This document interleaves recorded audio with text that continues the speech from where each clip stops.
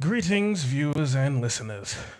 Welcome to Heroes of Thylea, an actual play, show, and podcast produced by Lionhead Gaming. This production is the Lionhead Gaming version of Odyssey of the Dragon Lords, an epic 1 to 20 adventure book for D&D 5th edition created by Arcanum Worlds. A blend of classic high fantasy with Greek mythology to create an epic saga of an adventure, combined with my own changes to create something unique and wonderful that I hope both you and my excellent cast of close friends enjoy. And so with that, I want to let the cast reintroduce themselves and their characters. Hello, this is John, he, him, and I play Mercury, the Siren Demigod Sorcerer. Well, I'll tell you what, there ain't no finer god on this entire realm than Kira. She gonna make the sun shine, and she gonna make that music just flow. Hello, I'm Brendan, he, him, and I play Sophia, the Stygian philosophy wizard. We are all just pawns in a game of which we do not understand the rules. Hey, I'm Kishi. I play Bartholomeos, the Minotaur Herculean Barbarian. May the Ancient Ones watch over you. I'm Nick, he, him, and I play Thamos, the human Dragon Lord Paladin. Okay, Sophia. What's irritating, doesn't go away, and makes you miserable? A lich. Get it? Because it's a play on It's Your No Fun. Mercury would have laughed at that joke.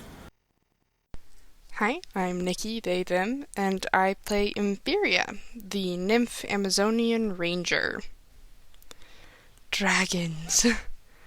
They're just such awe-inspiring creatures. I'm Mel, she, her, and I play Nyx, the nymph prophecy cleric. I've spent centuries asking questions, and the only ones who have ever answered me are the stars. Hey, how's it going? I'm Peter, my pronouns are he, him, and I play Trace, the human hoplite fighter. Remember what has been lost. Fight for what hasn't been. Excellent. And with that, I want to pass the reins over to the wonderful Nick for a recap of last week's session. So, last time of Thoughts of Thylea, we met our party with a few downtime conversations that we wanted to do for the stream instead of doing it a normal week of downtime. First, we started with Nyx, who wanted to have a conversation with the goddess of wisdom, Valis. Nyx was concerned that maybe her magic or her prayers weren't directly reaching the goddess, and unfortunately, Valis confirmed that she does not love Nyx enough to give her blessing, and unfortunately, her magic seems to stem from maybe someone else, possibly Lutheria, who Nyx's group of nymphs, dryads, nymphs, all worshipped before a strange calamity happened, which, remember kids, don't stick your faith in crazy, alright? After speaking with Valis, we moved over to Thamos, who had to have a conversation with his father. At first, it started off with asking about if Thamos was going to join the games and to kind of practice some wrestling moves that would happen during the games. Pythor put his hand on Thamos, and though the party, the sick fucks decided that maybe Thamos was about to receive Daddy's cummies, instead Thamos got a short blessing. And cancel. All right. Yeah. Do we break any TOS with it? It's fine. We won't. All this is kosher. Maybe.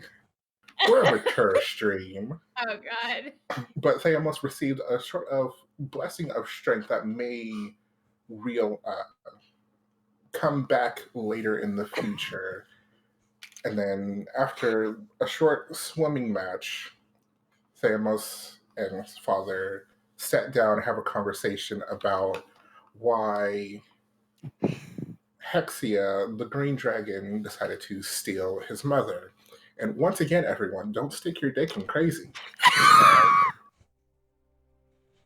Though Theamos was somewhat irritated, forgave his father. People are human, even though he's technically not human, but people are human. And Theamos decided that he will save his mother and bring the family back together. After which, the party kind of got together, sans Atreus, who was sticking his dick in crazy fire, that is, and was not with the rest of the party, but the party decided that they were going to meet up with him at the base of the mountain that they were going to have to travel through. Uh, but before they left, they conversed about a possible issue. Not really an issue for the party, but an issue for Minotaur slavers who were all being turned to stone. Unfortunately, the party had pressing matters to deal with, but they would shelf it and come back to it when they complete the trial. After which the party left, and during the 3 days of travel, Nix and Furia noticed a large group of wagons that may have passed through the pass, but nothing really came from that. We don't really have the time to deviate from that. We have shit to do, people. So we moved back to the base of the mountain where we met Atreus and our favorite slave, paid stable master, Meneus. And that's where we left off.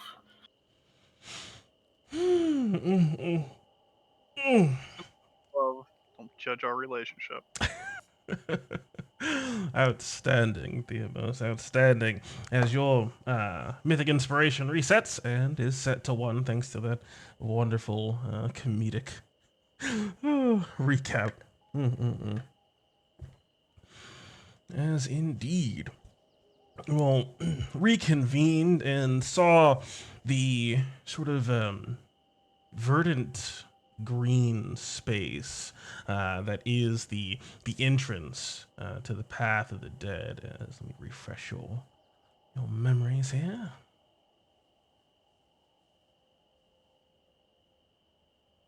Titanic statues jutting from the mountainside, almost forming a strange sort of welcoming gate, it seems, to this so-called path of the dead.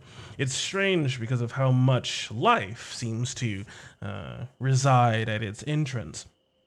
It struck you all as strange that with this bounty, all of this good tillable soil, abundant presence of wildlife, everything was present for a possible sort of small town or really any sort of minor civilization to be here, but it wasn't.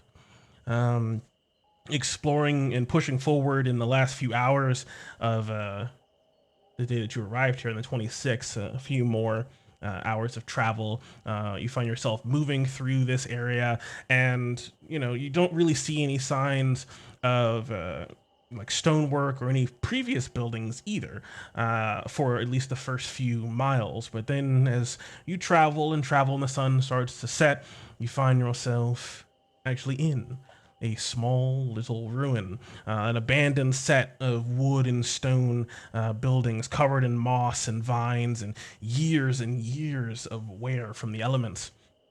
As nighttime wildlife resounded all around you, Nyx and Sophia throughout this night had an interesting sort of philosophical discussion on, well, what did you two talk about exactly?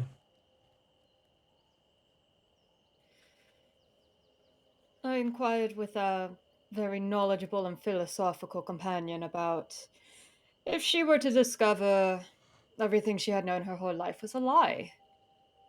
Of course, Sophia doesn't answer anything the way I expect her to, but that's also why I ask her some of the toughest questions. She'd be happy to know the truth, even if it wasn't a convenient one. It doesn't get a little more inconvenient than realizing Lutheria is the source of your magic, though. Sticking Not your faith sure. in crazy. Not sure how I'm going to tell the rest of the group that just yet.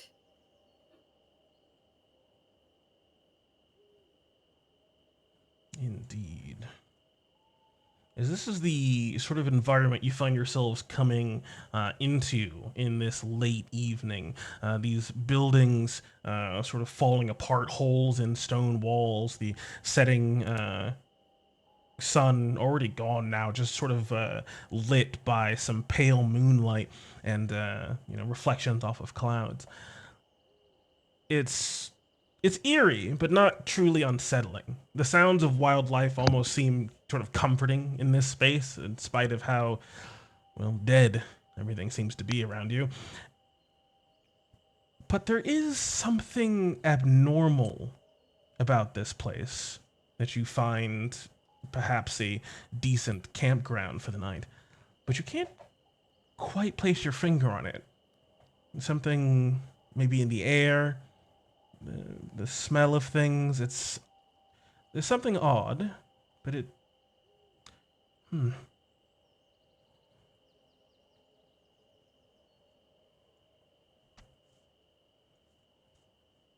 Can Imperia wander around investigating? Yeah. Or Why not? perceiving? You can always do a little investigating or perceiving, looking around, trying to see what you can find. Let there be light. That's my lantern. Lantern. What should I do? Should I do investigation or perception? Can I do perception? Yeah, go ahead and give me a perception check. Torch. Yes. Did it work? Wait. You got a Ah. 14. You are in your favorite That terrain. helps. 14. Yeah, sort of looking around, you notice the ground here is pretty packed and barren. You don't really like it. The ground is pretty tough. Like it hasn't seen rain in some time, or like maybe there's some underlying stonework you find yourself stepping on, and you don't really notice like any real tracks. You see like some game animal tracks, like maybe some rabbits or like a deer or two or something, but no signs of anything sort of passing through. But something you can't ignore as you move deeper into this space, Inferior and Mercury now, sort of moving into the sort of a middle area, is a strange smell sort of wafting through the air, piercing through it. Foul, but familiar in a. Smells like a farm. Interesting. Y'all, smells like a manure or pig pen around here. Does Ivis see anything? Yes, Ivis pushes forward. He's a bit high, but he is relatively sharp-eyed. Moving over the trees, though. Give me a perception check from him. Ivis does a perception check. Where is perception? Ivis does a crap perception check. Oh, poor bird. Wait, I think, doesn't he have a thing with sight things? I believe Is he has it- keen senses. He has advantage Yeah. but disadvantage because it's night. Oh. So normal? Yeah. You have disadvantage Even though from he has dark vision? In dim light, you got disadvantage on perception checks, baby. Yeah, that's right. Even though he has dark vision? Yeah. Okay. So then he rolls a 6. Yeah, a 6, sort of going up through this space. The only thing Ivis notices is like a small, like, sort of pile of hay, like right around there as he's sort of flying over through this open area. This building having no roof on it. He just notices like a couple strands of hay up there, but nothing else. Is this a fancy crumbling fountain? It certainly seems that way. Is there water? Can I play in the water? It is bone dry. Are there any significant markings, or does it look purely decorative? Give me an investigation check.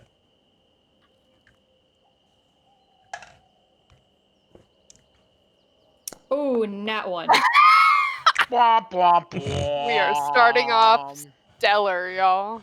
Get them out the way early.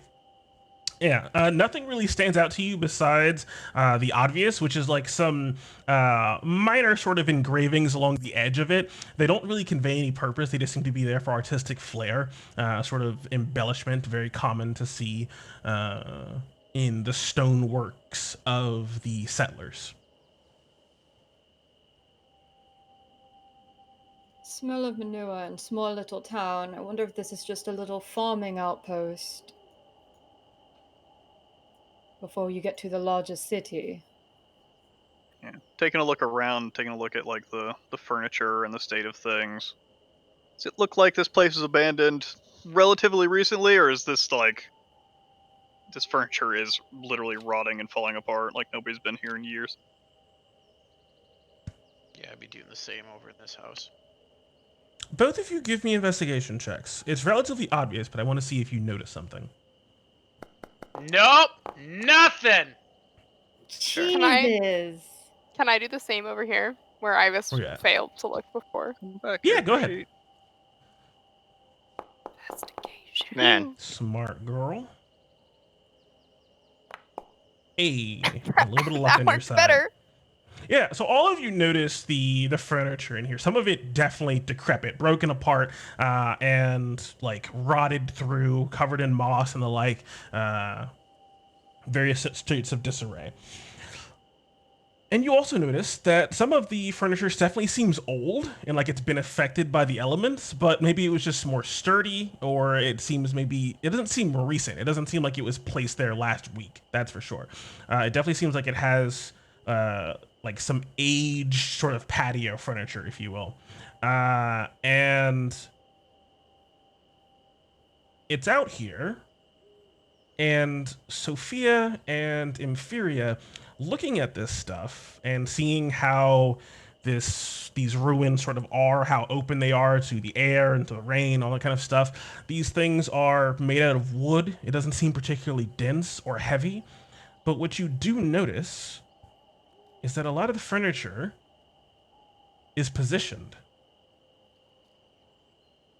Not all of it. Some of it's definitely decrepit on the ground, but you notice a table with a chair tucked underneath it. Things sitting upright and in positions that seem potentially comfortable or of perhaps recent use.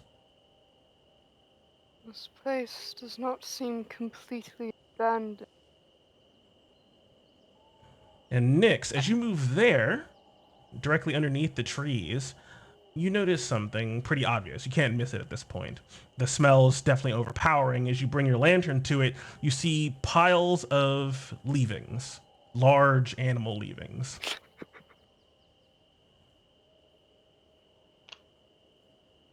Deep dig in, or Yeah.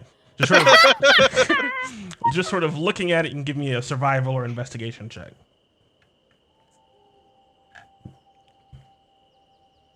We're gonna do survival. Yeah, pretty easy check.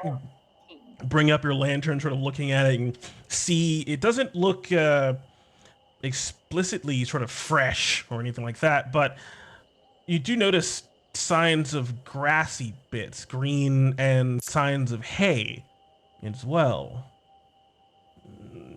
Your expertise and experience tracking animals, this would point to pack animals, not natural wildlife.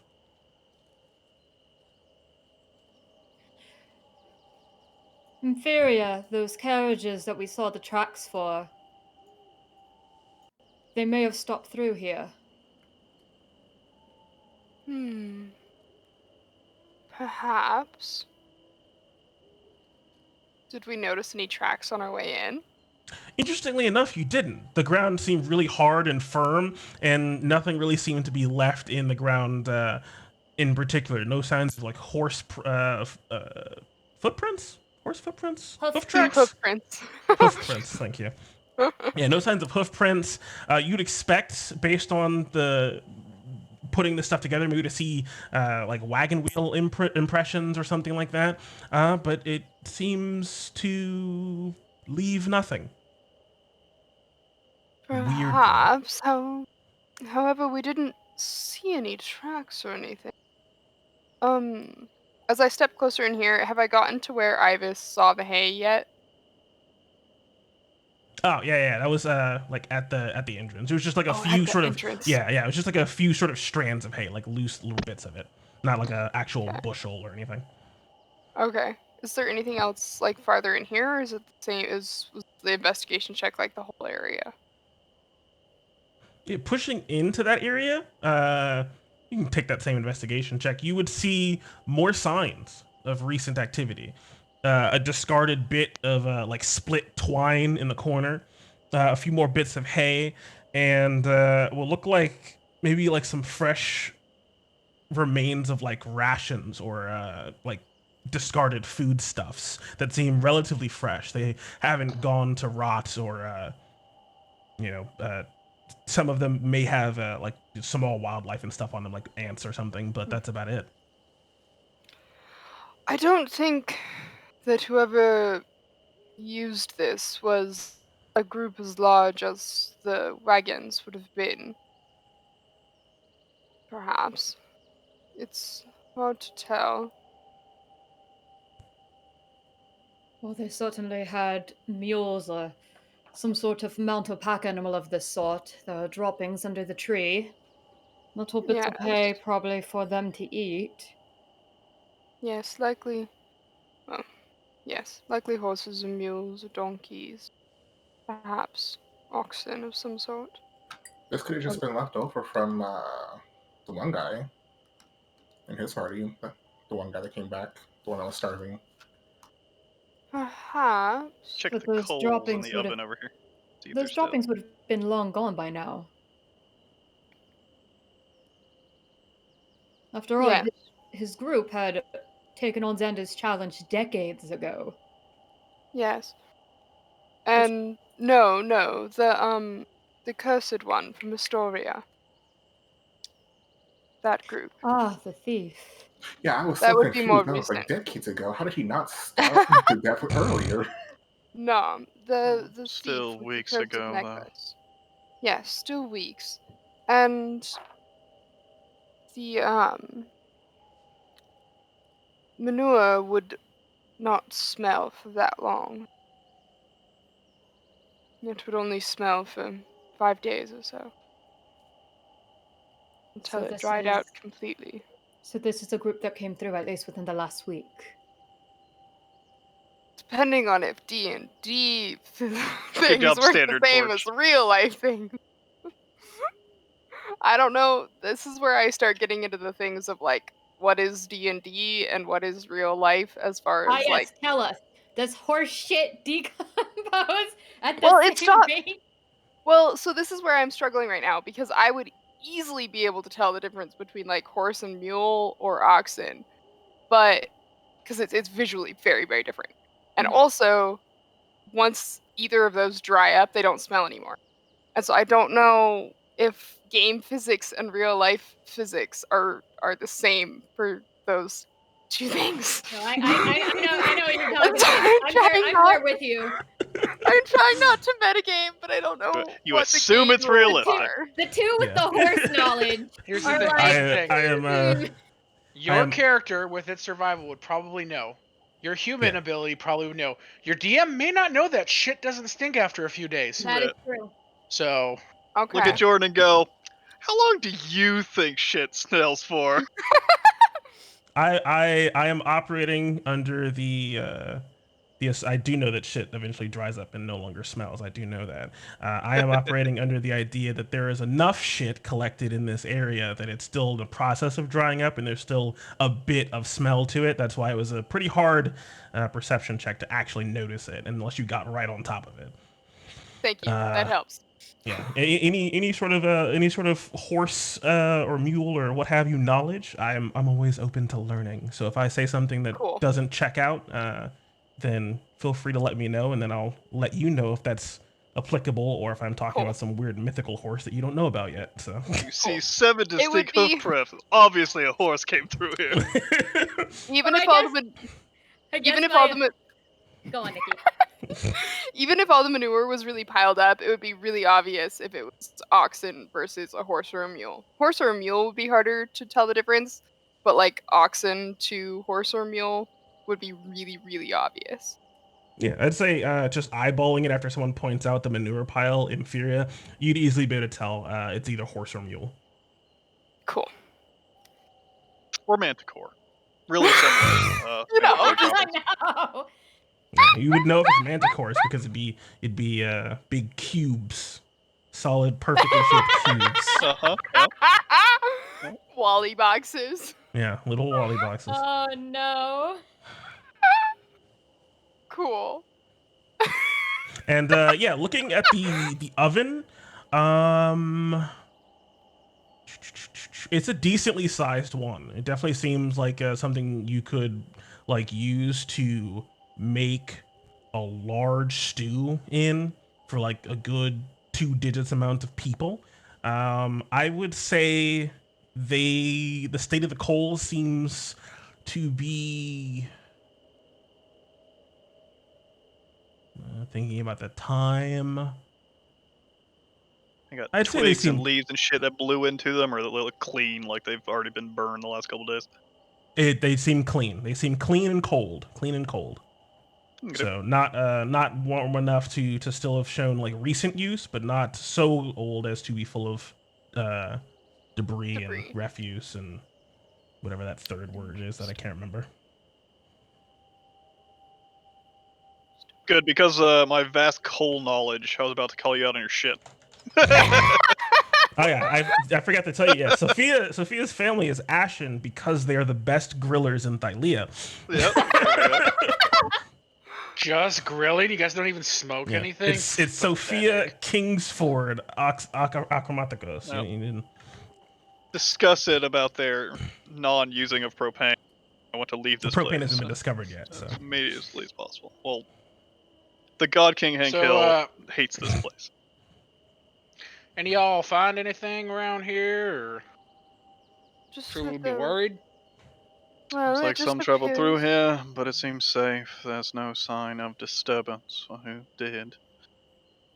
There is a chance we could run into them further up ahead on the path, though. I would be wary when we travel tomorrow. Well, they're at least a few days ahead. Meet up with them Agreed. tomorrow. There doesn't seem to be any wagon tracks, but there is manure, so they're probably riding, so they might move faster than we do.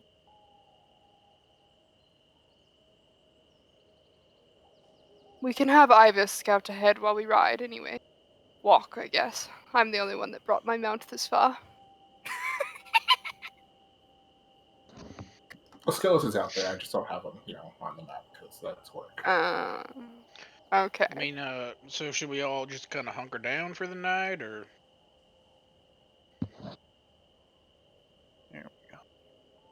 I will set Ivis to a perimeter watch, just in case. But I do believe this is probably a safe place to spend the night. I'll keep Darius out.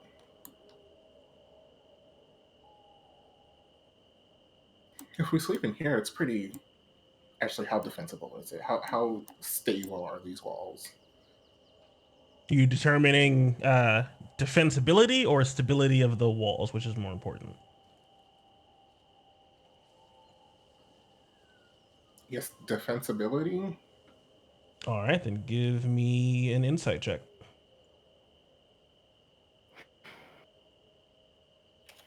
Guys, I'm so wise. Oh gosh, that 9. That 9, though.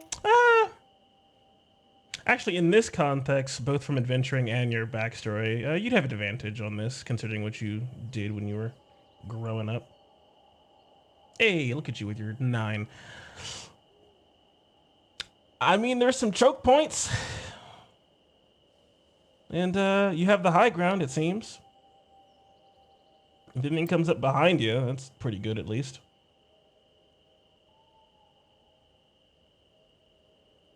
I punched this wall. Do you actually? I do. All right, give me an attack roll if you're just punching it with all you got. As you have summoned the Lich. I guess I could just roll a strength check. You soundly connect with the wall. And what's your maximum possible damage as I look at the damage threshold of this I believe ruined it's stone 6. wall? 6? Yeah, 1 plus strength. The maximum and minimum of a punch. Yeah, the stone itself does not really seem to take any damage. You don't notice the wall flex or buckle. You do hear like a slight sort of rustle or like vibration or jostle, if you will, of the wooden door next to the wall, assuming you punched south. All right. Well, the walls won't come, tumbling down with some little effort, so we should be mostly fine in here. Understood. Let's stop preparing then. Yes. I send Ivis out to just kind of like perimeter scout. So he'll spiral around until he's a mile out in a circle and spiral back in. Focusing like low or high altitude. Trying to see things like from a distance and see if there's anything around you that's obvious, or just sort of casing the actual ground around you in a mile. Up until the last circuit, casing the ground, and then go up and then look out the Okay. last circuit. What's his It's just that he can only passive? go. What's his His passive passive perception? is passive Since he has an perception. abundance of time to do this. Yeah. How do you calculate this again? You would just take his perception score, like his modifier, and then add 10 to it. Ah, it is 13. That's what I It's thought it was. calculated for me on the side here. That's cool. Okay. 13. All right. So it's going to take him like, I think it was 10 minutes for him to make that circuit, according to your class? It's 10 minutes to go straight out and back a mile, I think. Okay, He you're is done doing the whole. definitely not going in straight lines. Gotcha. Yeah, so probably about, I'd say an hour to cover the whole Yeah, probably. bubble.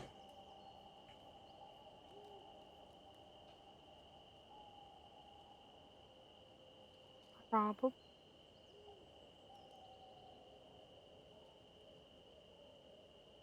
Well, Ivis is gone, so Vyrix will keep an eye on things. Spot on the top of this.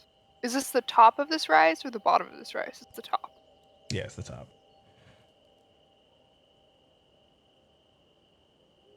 When my animals do my watching for me.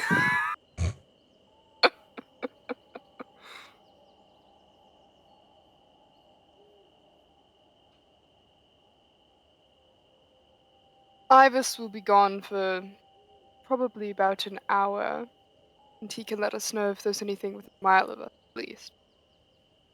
In the meantime, we should probably work on our watch schedule. I will I'll take the first. I'll take the last watch.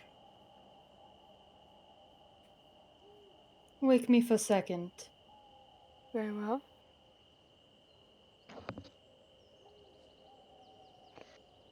Atreus third and Mercury fourth. Mercury third, Whatever. Atreus fourth. All right then. Very well. I must admit, Amos, it feels would you- good to be on the road again. Amos, would you mind taking second watch for me? I'd like to switch.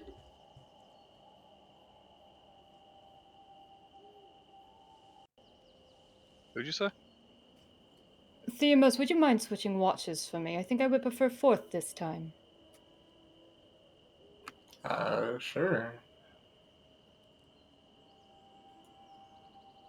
Is this a table? This looks like a table. It is a dresser, Oh. but it's certainly usable as a table. It's not very tall. It's like 4 feet. Yeah, she's gonna sleep on the table dresser.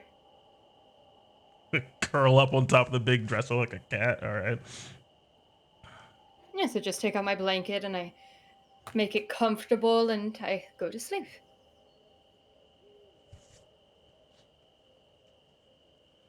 I keep targeting myself. I'm probably holding Alt. Yeah.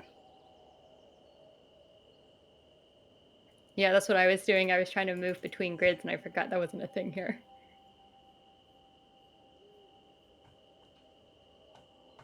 It is. You just use Shift Set up my alchemy stuff. to use Shift to break snap to grid.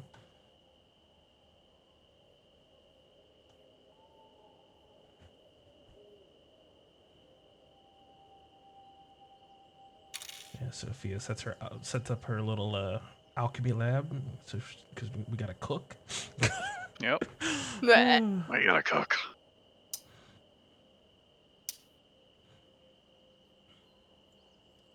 And first watch starts. Seems to be mostly uneventful. Yes, what are you alchemying? That third No, I'm taking the peridot. Peridot? pair it up. Taking the peridot and grinding it up. You'll go to sleep to the sounds of a mortar and pestle working diligently. It's very soothing. All the If you're ASMR. into, yeah, it's all the ASMR.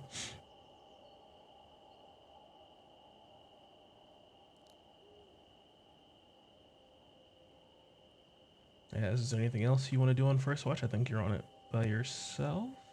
No, I'm also on it And because fair. I'm waiting for Ibis to come back. Ah, okay. So I am standing out by Sylvirix, looking broody at the top of the cliff. Vigilantly, that works better. Are you doing the elf pose or the Spider-Man squat down pose for your vigilant night watch, or the Batman one knee pose? What's your The elf vigilance look pose. like? The elf pose, okay. Just standing perfectly still and tall next to Sylvirix. I look a little bit like a tree. Yeah, a little bit.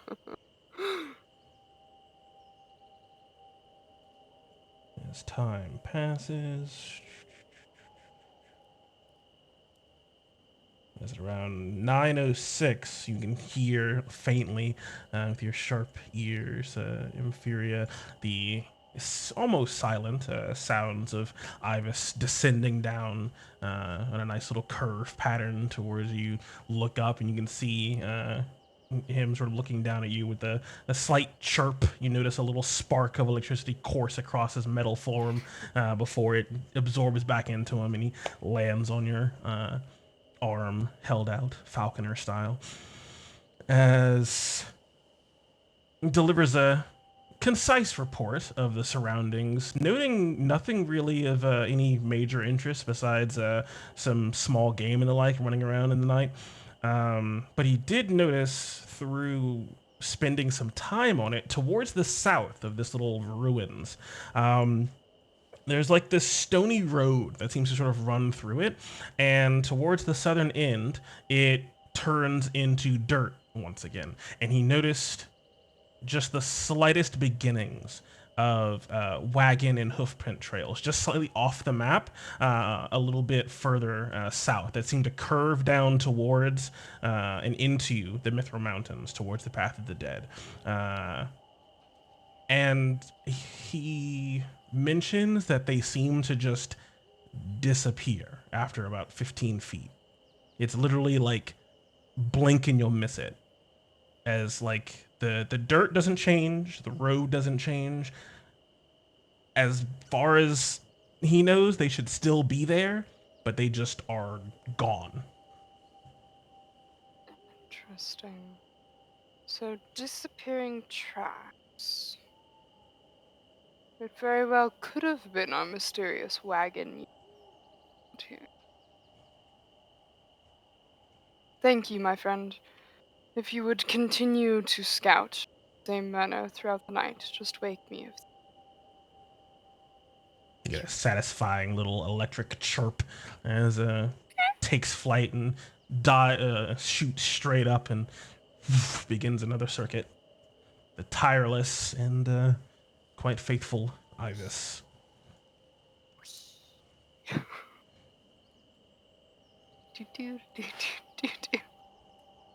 Definitely just walk through.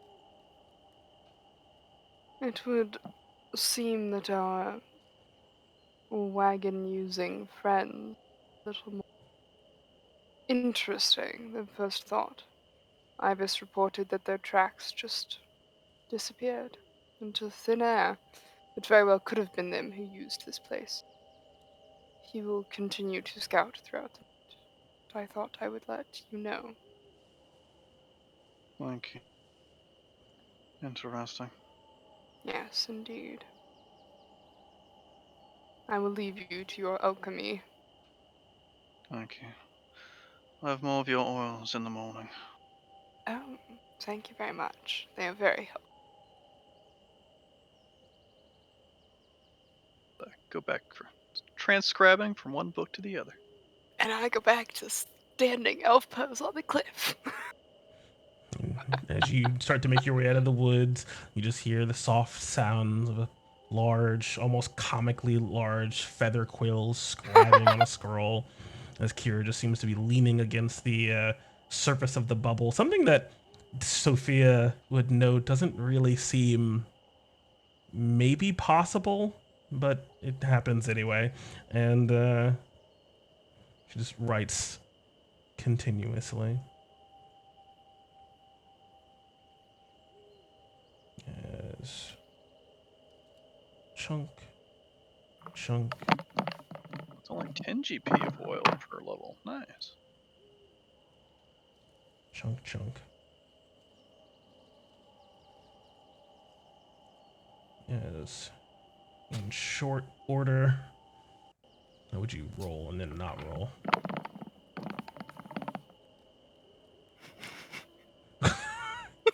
You really went and got a giant quill? Oh my god. Yes, I did.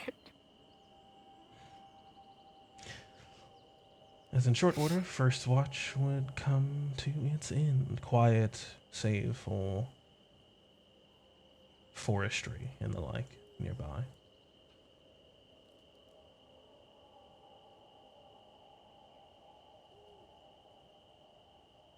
Who's on second watch again? Thamos? Thymos. Yeah, Nick switch with Deimos. Thamos, it's time for your watch. Alrighty. Things were quiet. However, our wagon using friends are perhaps more interesting than first noted. Ibis is keeping an eye out for them, but their tracks completely disappeared. That sounds magical. Indeed. He will come and wake me if anything else is noticed or if anything is approaching us. Alright. Get some rest. Will do. Thank you. She goes and climbs up on Spyrex's back and falls asleep. Finding a Check comfy, my brewing. soft part. Stick the top back on it. Pull my bag over. Stick my head on it. Go to bed. Seems to be set. Seems to be perfectly configured to its little crock pot setting now, ready to rest for the next 6 hours until you wake up for the final preps and slapdash of seasonings that it requires. That's when you put the love in. Indeed. See, you're ready for the next Pokemon game already. Let's see.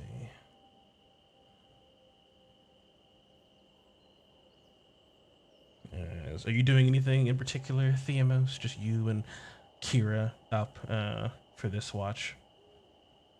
She notably takes your chair that you vacated. I wrap my egg in a blanket, put a hat on it, make some hot cocoa, and put it in front of it. That's it. I love watching Themos nurse this egg. Yeah, as you sort of take some time to swaddle it, you notice the egg, oddly enough, and you sort of felt it on your. You've been carrying it on your back, or you've been like sort of front carrying it? How big is it? That's a pretty good point, because what you notice is that it has grown in size. The egg itself has grown. Like new material seems to have formed on its base. It's no longer this solid green crystal. It has grown to be different shades on the top and a strange sort of pervasive, like dirt crust on the bottom. It seems much more like a chunk of raw ore, and it has gotten much larger over time as you've been pouring energy and your own thoughts and things like that into it over these past weeks. Probably would have kept it on my back then if it got too big. Yeah.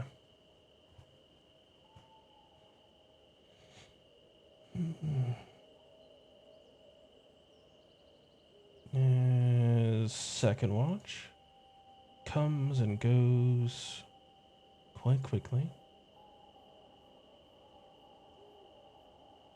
Before you know it, it's time for third. Which is Atreus, I believe. Indeed. Who I know Atreus has pretty good internal clock. He's already probably awake. Probably. One moment. No.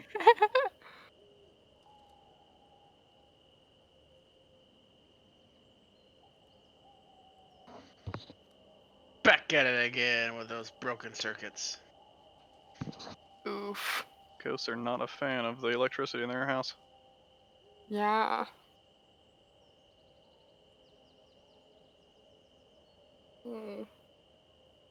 Let that be light.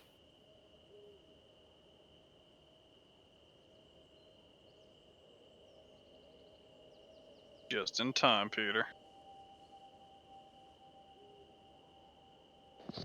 What watch is it? Fourth? Third. And is ye? Why am I getting up so early? Whose idea was this? It's all Mine. Inferior's fault. Ugh. My sleep schedule. Muffin. All right, note to self, buy Mel a power supply. Plug into the generators. Right? As Mel gets that sorted and gets that back up and running, Atreus, you find yourself on the third watch. You doing anything? Groggy. Groggy. Groggy indeed.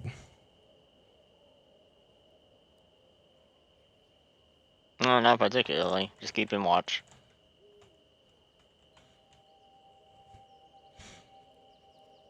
Yeah, keeping watch indeed. Seems to be continuing quiet night. I can't access my stream stuff. Awesome. Bear with us here. Power go out? Yes, having some Yeah. technical difficulties, so I can't keep it moving, so give me some time, please. No. Cool. I'm just gonna stream without you. Bum, bum, bum. Are there 3 levels of spells? Do I want to switch? Boop, boop, boop. My third monitor refuses to turn back on.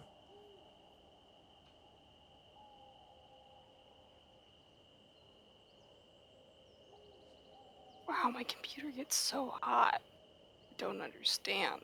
That's what she Ouch.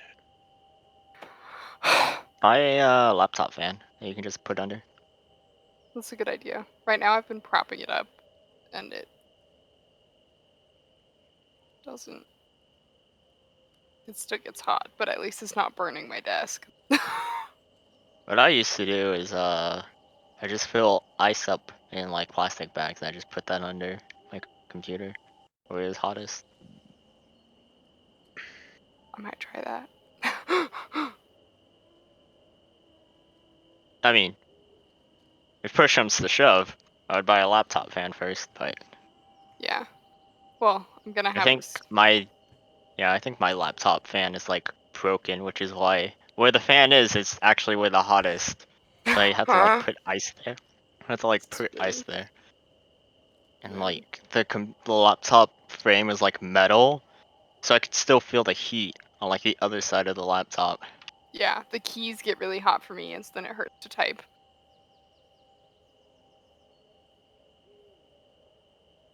Fun time. Out here oofing. Yeah. With like half opened eyes. Patrice is keeping watch.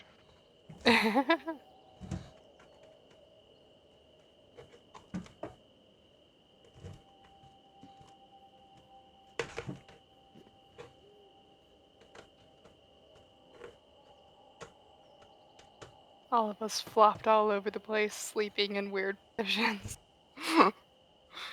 Nyx is curled up on top of the wardrobe. Inferior is curled up on top of Sylvirix. Jordan, you're streaming your desktop right now, just so you know. I know. I can't even get But that. I can't change it because I can't get to Streamlabs because it's on the other monitor. So I'm trying to reset the monitor. Click on the icon in your little taskbar and then Windows Shift arrow key to move it to another window. That's next level smart.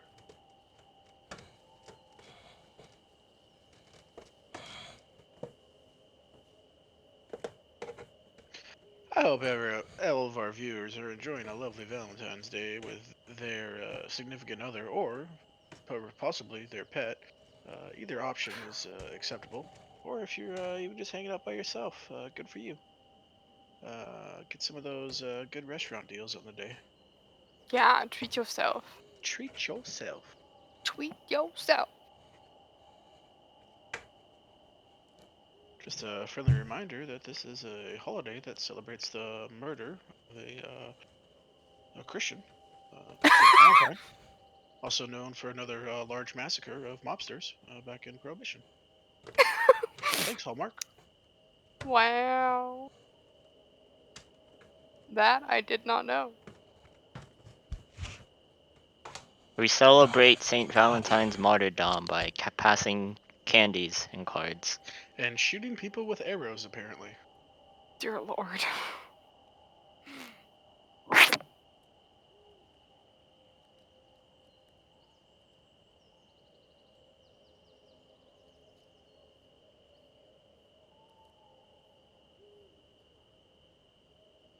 Oh, yes. Sometimes you have to resort to shadow puppetry.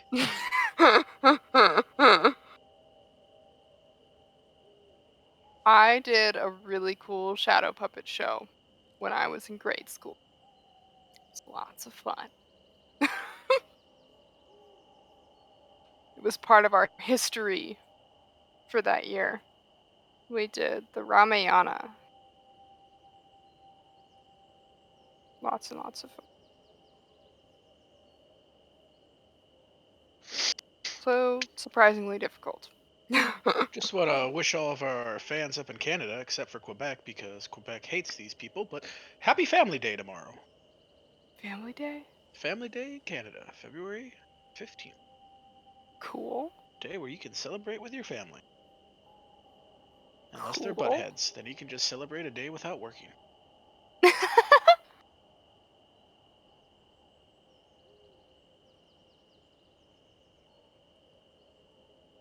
Your mic's off, Jordan. You're trying to talk. That's right. All I said was son of a bitch. Friendly reminder, this is a mature channel. Tune in on Thursday this week as the I don't even remember what the heck's our group's name in that game? The Valiant Vanguard. That's right, Valiant Vanguard. Seeking out the heart of a Fey Lord. Should be an interesting adventure. Oh, Certain doom goodness. and destruction.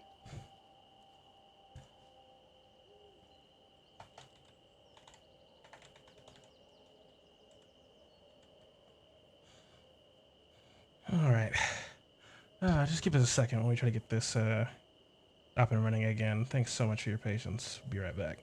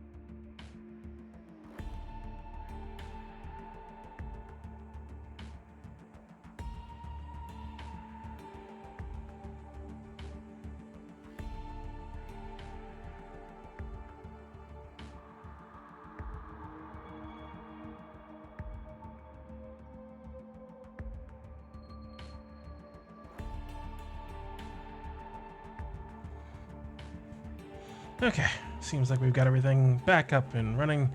We're ready to go ahead and continue with Heroes of Thylea, episode 33.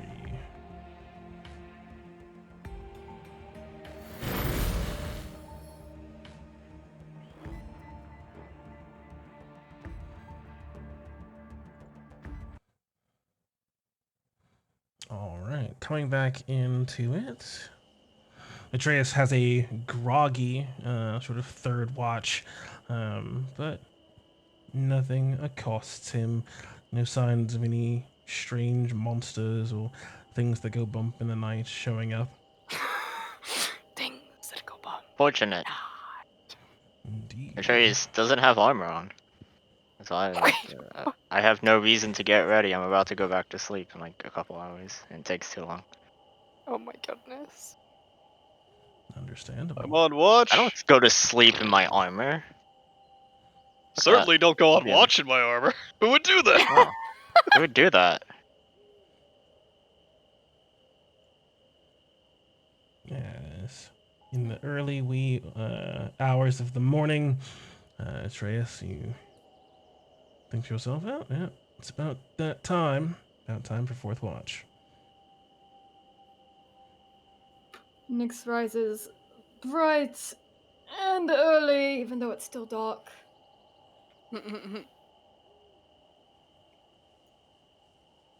And she's gonna check around this wall to see if Mercury is rising. No, I'm sleeping.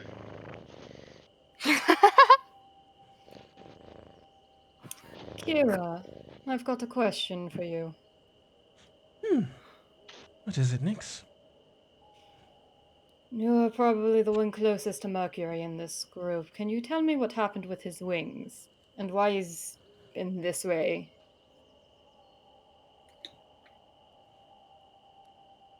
Just tell him how you broke him.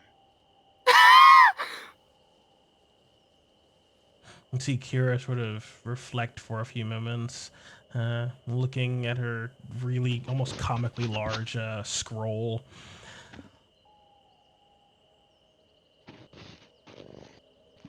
Something changed, it seemed, the night of that celebration. But what exactly that was,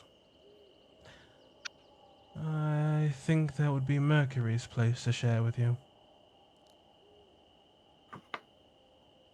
Wonderful. Thank you, anyways. I understand. As Nyx goes to wake Mercury up, just tap him with the end of my staff or lantern holder. Yep. What do It's you fourth want? watch. Wake up. All right. Savage.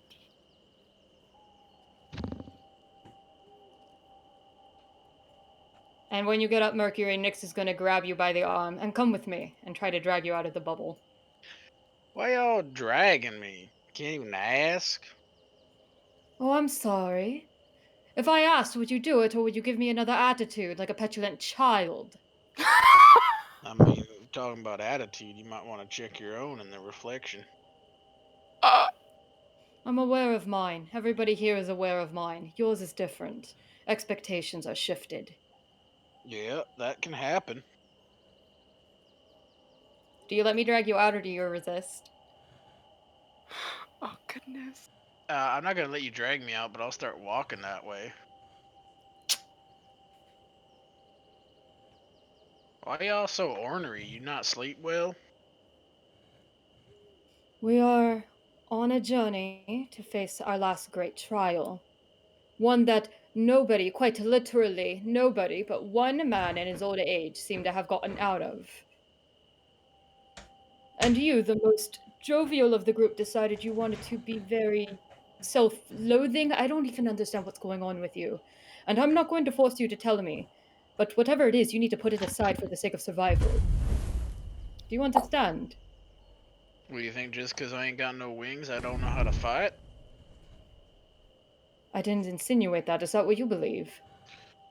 I mean, it sure seemed like it. You said I needed to go back to my old ways. I think you almost even said become jovial again. No, I Do you not listen to me when I speak? Oh, honestly, Nix, not really. Well, perhaps you should. Out of everyone here, I'm one of the few who's also been through a lot of tragedies in her life. And that's several centuries worth of tragedies. Then why don't you cheer up?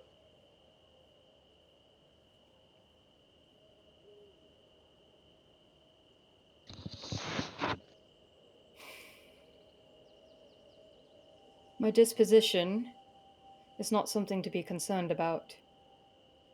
I find moments of joy when I see my friends, when I am around those who I care for. But you look like you're about to give up. And that's the problem. Well, looks can be deceiving.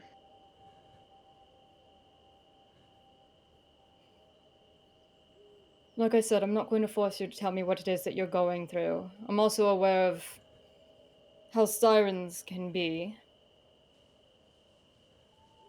So I'm going to ask. What do you mean how sirens can be? I'm talking about the nature of your wings. Us Thylean races, we are very unique to the settlers when it comes to our emotions and our very way of living. I imagine being a race of Sidon and also having Sidon rip everything away from you, surely that's taken a toll. Well, you ain't as dumb as you sometimes sound.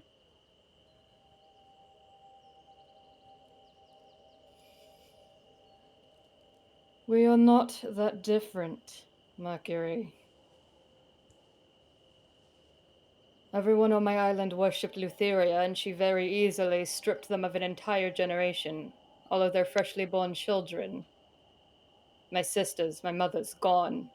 On a night that is supposed to be one of our most celebrated is now one filled with dread. I know about loss and grief. I know about the darkness you can dwell into, and the hopelessness and the spiral. I'm familiar with it. All too familiar. So I know how very easily you can let your grief get in the way of your judgment, and how very easily one could get themselves killed. We still need you, Mercury. You're still a valuable member of this group and part of the prophecy. So whatever it is that you're going through, it cannot interfere with our success.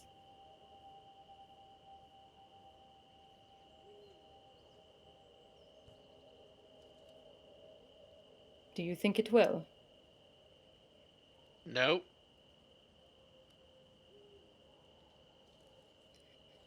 Very well. I hope that is the truth. Snyx pivots and goes back into the circle.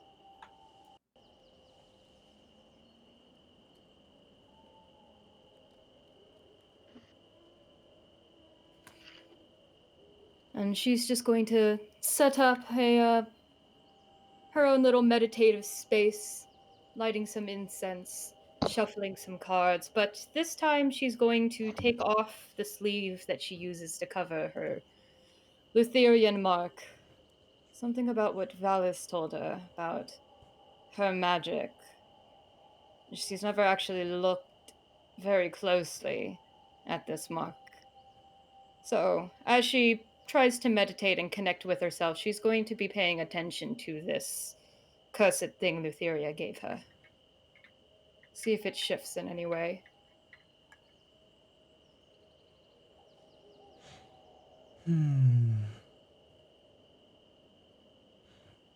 Looking at it as you go through these sort of meditative processes,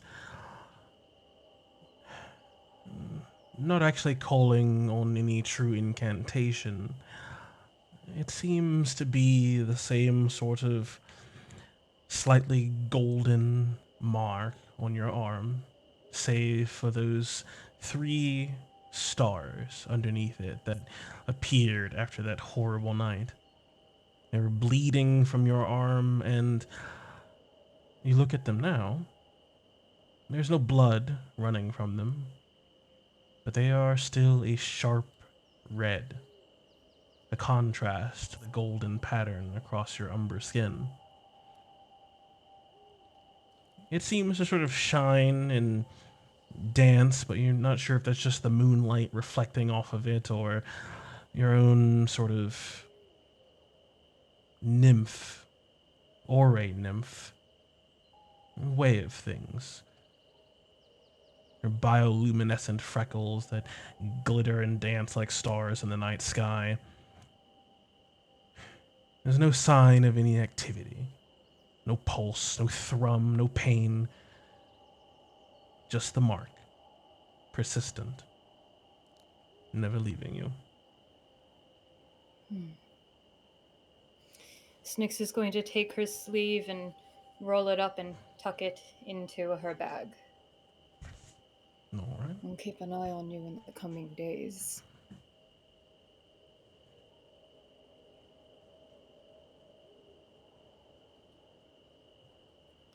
That's what I do on my watch.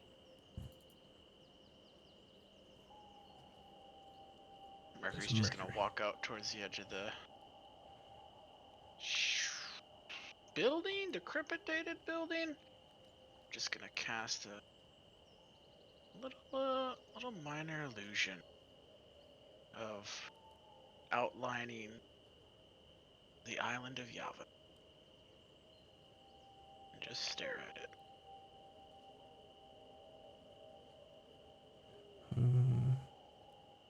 Its distinctive shape all too familiar, along with its massive peak at the very farthest north side of the island, Mount Hyperion.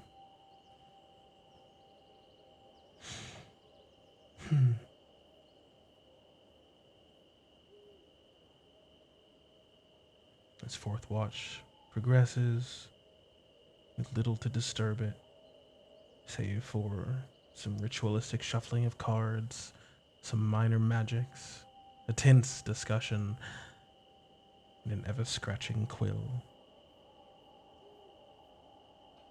As also, Nyx is currently maxed out, but Mercury, go ahead and get yourself a Laurel. Bing, there you go. Add it to your total, setting you to 5.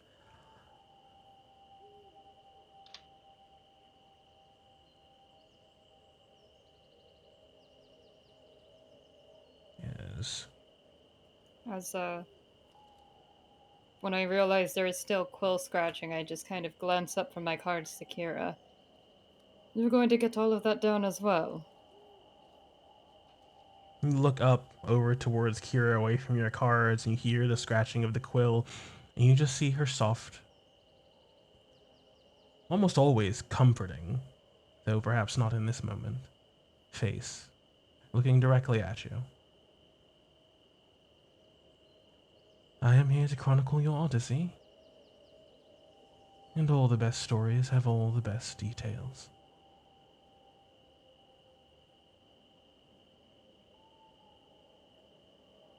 Very well. If it can't be helped.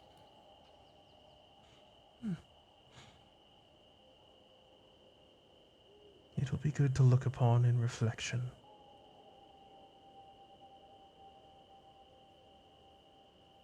As the sun begins to rise. Snick goes around, waking everyone. Not like how she'd done Mercury for Sophia, Theamos, and Atreus. She just like squats down and just gives their shoulders a shake. And tell them it's morning.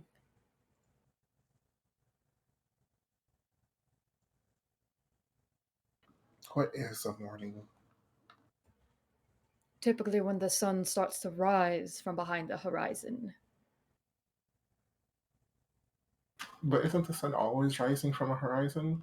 Are you trying to be philosophical like Sophia now? I mean, trying. I am a philosopher of the My God. highest regard. It's like I go over to wake up Sophia. I had heard you were a fortune teller, Theamus. I'm a man of many talents. He is. He's very accurate at palm readings. Nick says that with complete sincerity. Right. Right. I'd forgotten about that. Bro, I'm crying. Ooh, a 5. Perhaps That one- can't be good.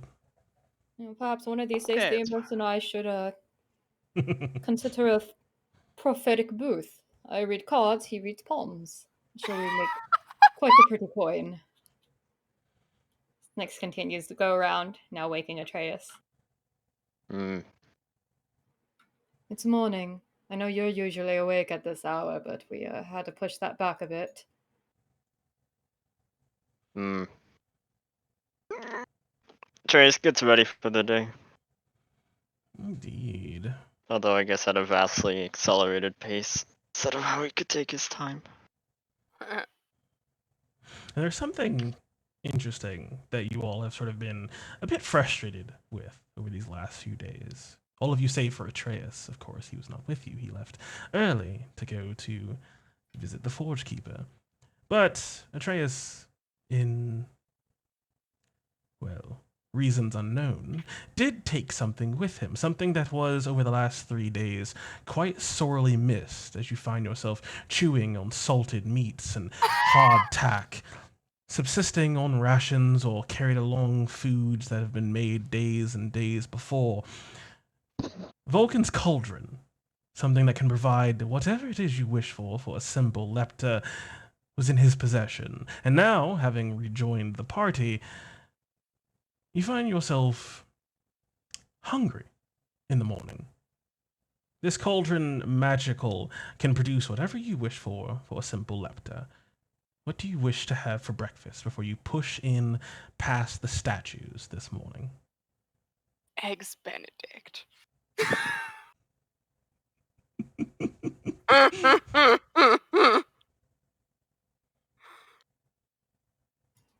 Well, the best part about it making anything is that Nyx gets to have a breakfast that her mother's used to prepare for her in her youth. Freshly cooked fish, whatever was caught that day, sometimes clams, if they were lucky.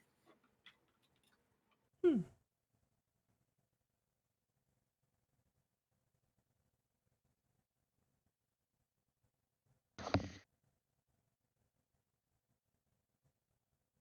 Yeah. 2 more doses of that oil.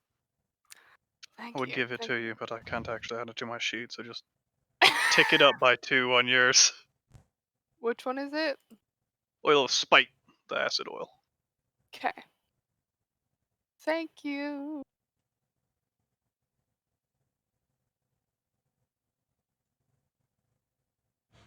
All right, as Nyx and Inferior conjure up, it seems, perhaps enough eggs Benedict and a assorted fish breakfast for everyone else.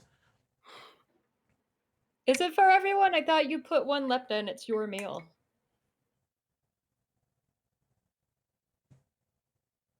It can feed more than enough creatures with a single lepta. It's just a matter of choice, whether or not anyone else wanted anything else.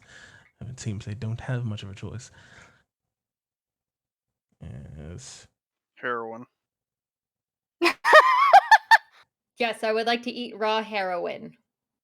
Dear Lord. As with that early rise and fresh food and the refreshing sun looking out into this area that you're in, it's rather beautiful. The sun cresting over into this valley, and Theamos, you enjoy breakfast with everyone else. You can feel a strange sort of compulsion, or like a nagging sort of pain at the back of your head, like someone's like rapping at the back of your head, just tapping you on the skull. And then you What hear, Atreus? you turn and see Atreus just scarfing down an Eggs Benedict sandwich. Everything comes in bread form for him. And It's called carbo loading. yeah. God. I need lots of energy. You know how much strenuous hiking we do? I would say you haven't I seen don't get a nothing yet. mount. I don't get any horse.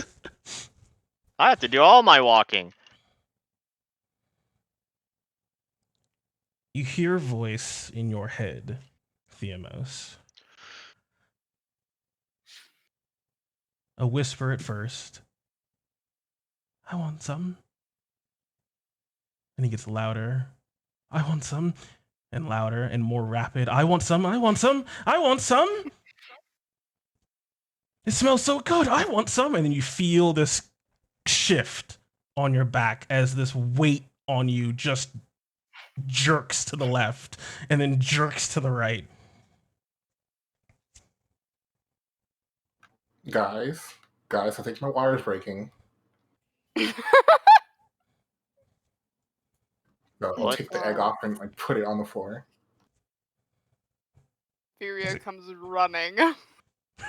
As it rests on the Do you dirt. need- Theamos, do you need somebody to rub your hair and tell you to breathe? Where it's like Nix reaches like down and just gently strokes his hair. That's okay, just breathe. You can see this large emerald gemstone egg with this crust on the bottom connect with the earth, and it just seems to sort of stand up still on its own. Kira quickly comes over and watches as well, scarfing down a little bit of that delicious whitefish. And once again, you can hear it in your mind, Theamos, I want some. And then Atreus and Nyx, I want some. And then Infyria and everyone else, you all just sort of hear it reverberating in your mind, I guess, except for maybe perhaps Mercury, who seems to be pretty far away now, as all of your compatriots Kill the dragon. seem to be gathered on top of the hill watching something.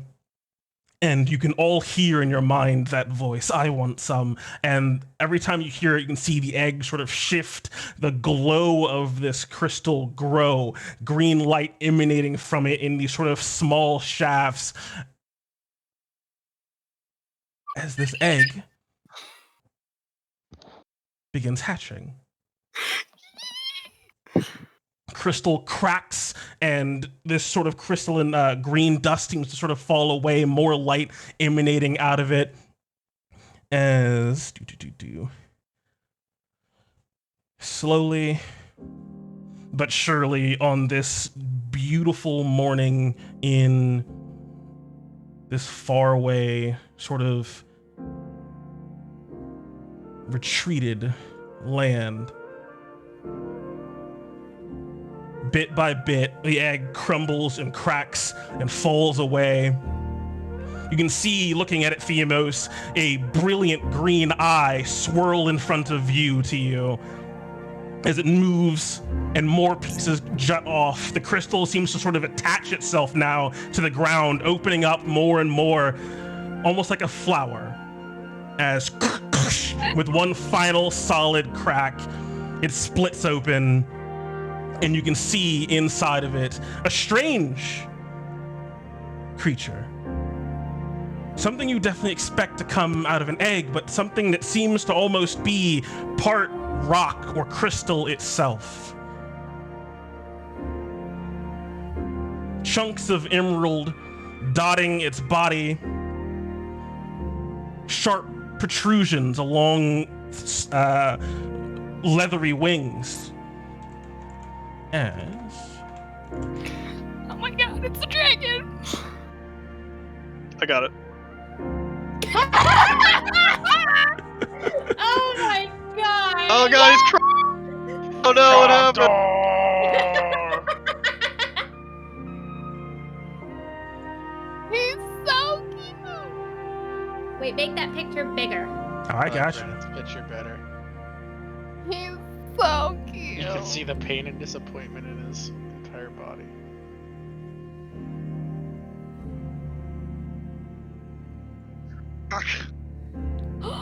Aw. Hey. emerald Shit, color you already all poked. along the wings, a brilliant sort of dazzling frill underneath his chin and along the back of his head, and a sharp emerald eye of this little dragon wormling.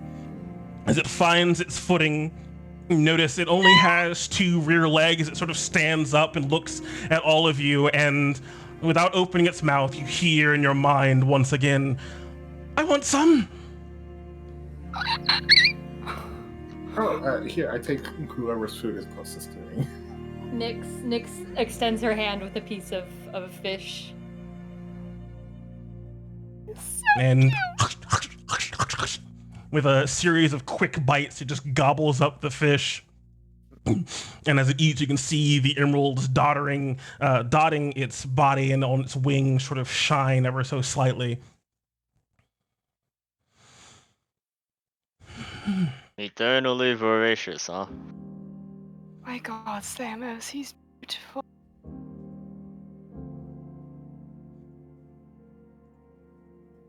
Thanos gonna get down on one knee. Actually, how big is he? We're only talking like medium-sized creatures, right?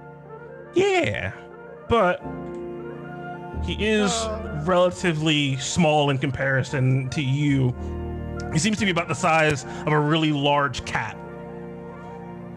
Like one of them savannah cats. Yeah.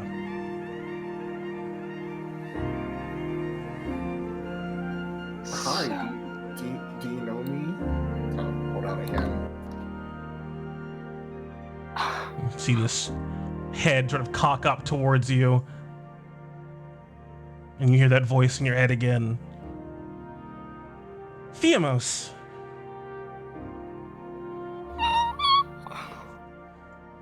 Yeah, I'm Thylea. How long do I have? It's like 24 hours. Actually, how long do I have before I have to do this?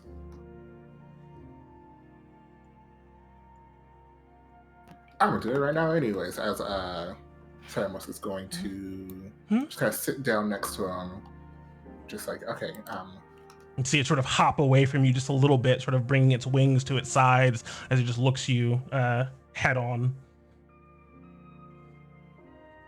I just hold out both of my arms, kind of inviting him to like sit on my lap.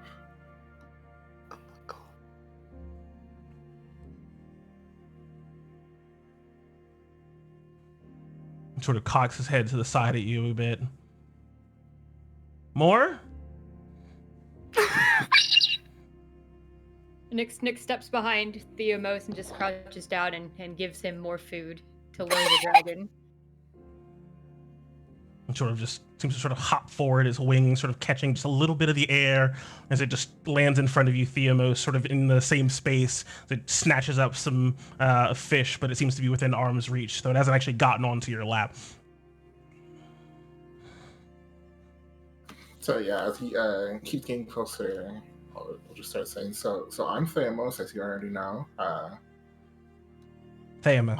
I'm not your dad. Your dad is Kristrax. But he can't be here anymore. He told me to take care of you. Is that all right with you? No. Just keep offering food. Kristrax. Kristrax not here. Theamos here.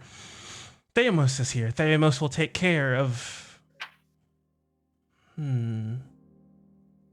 It's a sort of unsettling feeling because this thing just broke out of this crystalline gemstone, which you can see is just sort of stuck in chunks now on the ground. All of the color seeming and light seeming to fall away from it. Just this dark emerald chunks, no light in it anymore.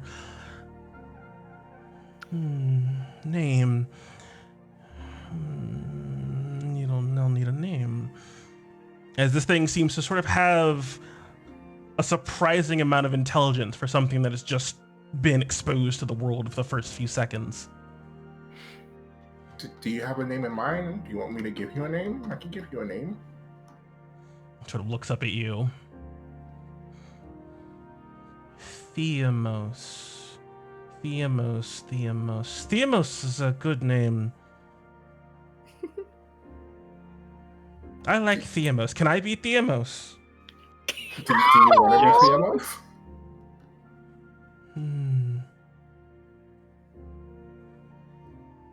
You can see its head sort of cock back and forth, and then like it shift. You can see the glitter in the emerald on its body as it catches some of the early morning sunlight. If I'm Theamos, you can't be Theamos. I mean, I can be Theamos and you can be Theo.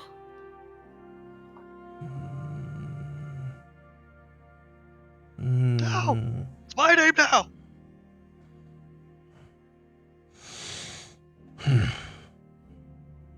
I will think of a name. Unless you have a name. I was thinking of naming you Eos. Eos. Eos. The Y. With a Y. Eos with a Y? Eos.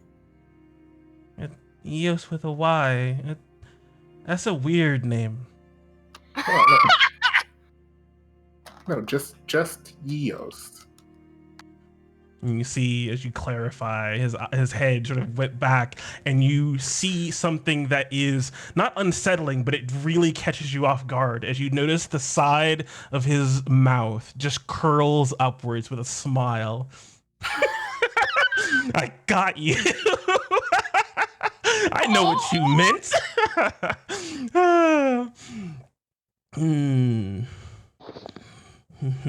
Toddlers, huh? Tries takes another bite of his sandwich.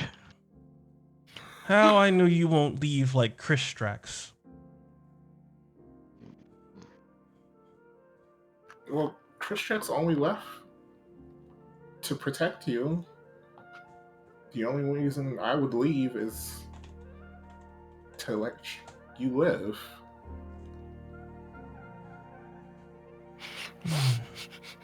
So if I can stay alive with you, I won't leave you.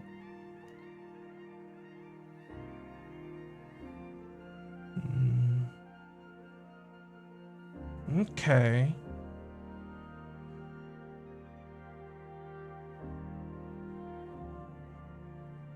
Sort of just looks around at the ground, sniffing, it seems like, for more food.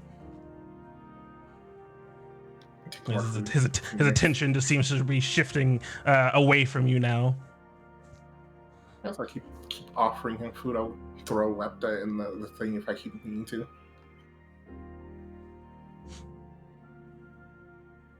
Is what do you conjure for him then? People. What can I conjure in this?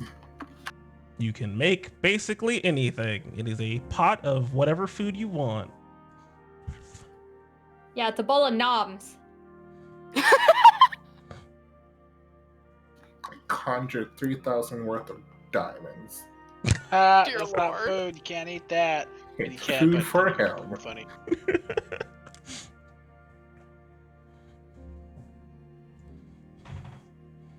Organic food, you butt. I mean, we have to clarify that. So I will turn to Sophia. Hey, Sophia, do you have any gems on you, since you usually keep most of the money? I do. Why?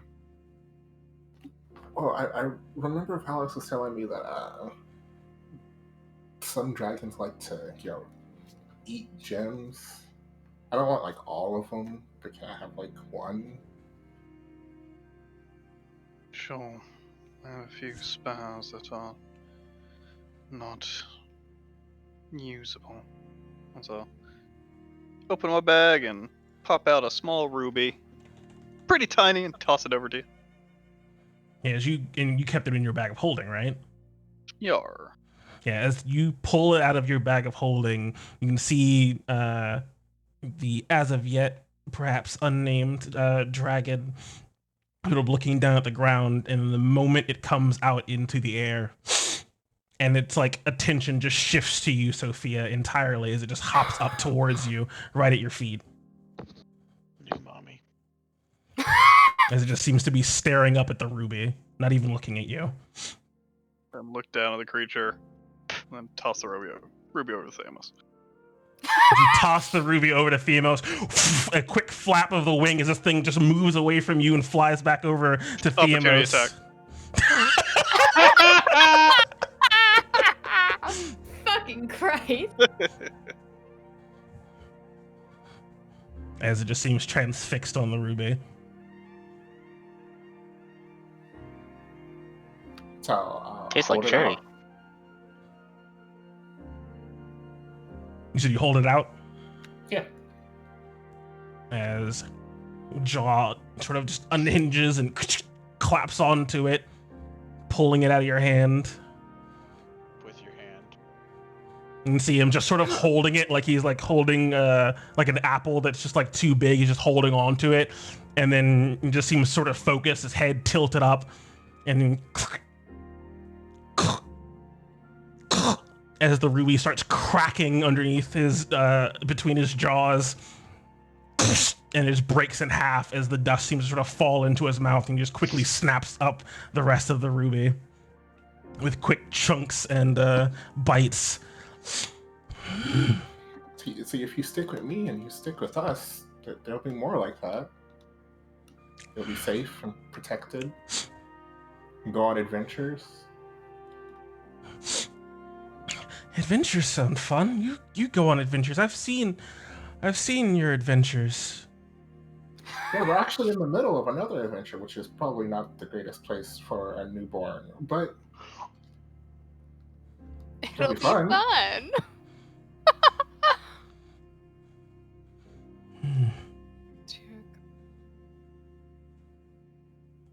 Hopefully that satiates him. Although small, that crystal was still worth enough to feed someone for a month. You see the head sort of tilt up towards you. You have more? You can see like a tongue just sort of dart out and lick at the front of its jaws. Look up at Thebas. We can find more where we're going. I want to go.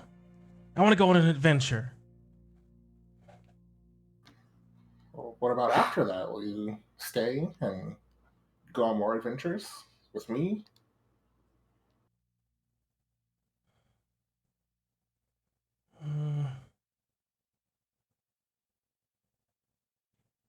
Maybe. I want to find my own things, though. I'll get big and strong. I know that. I mean, it's not like I won't keep you on like a leash. Called a harness. You're your own person. Dragon. Dragons can be people. Being. It'll be like a partnership. I don't own you or anything, but we'll be like really close friends. We'll help each other.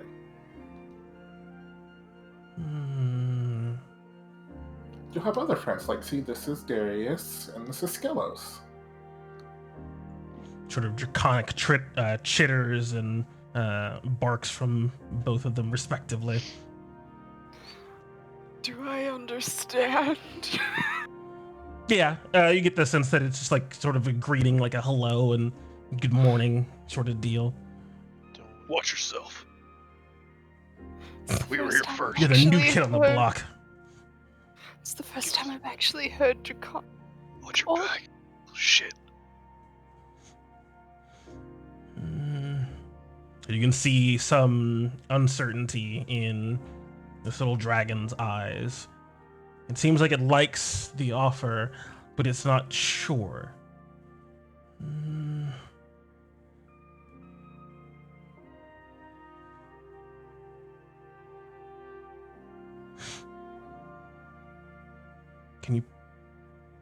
Can you promise me you won't take advantage of me? Okay, I'll tell you what. There's There's this group of people called Dragon Lords. I won't be your lord or anything, but they call the Dragon Lords. They have like an oath, and I could swear that oath to you. An oath? That's... You can see him sort of think for a few moments, and as he's thinking, you can feel almost like, it almost feels like someone's like tousled your hair, Theamos, but it's inside of your skull, as you just cannot help but like recall every time you sort of talked about oaths. And then after a few short moments,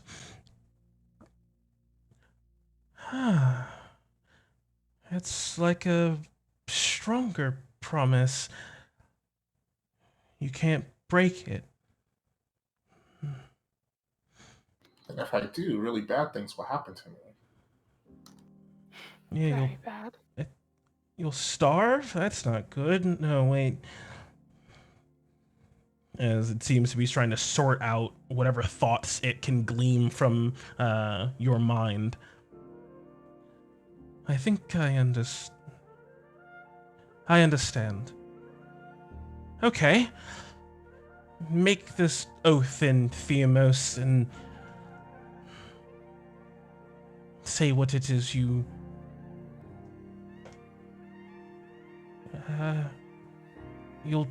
do for me, I guess.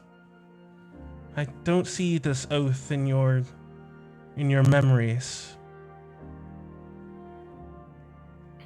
I'll turn to Kira. Kira probably knows the oath.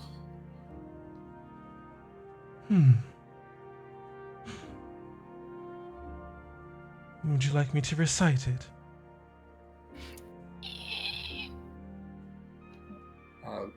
Sure, I'm pretty sure Or I know. bear witness? Yeah, I'm pretty sure I know the spell, I just don't know the oath.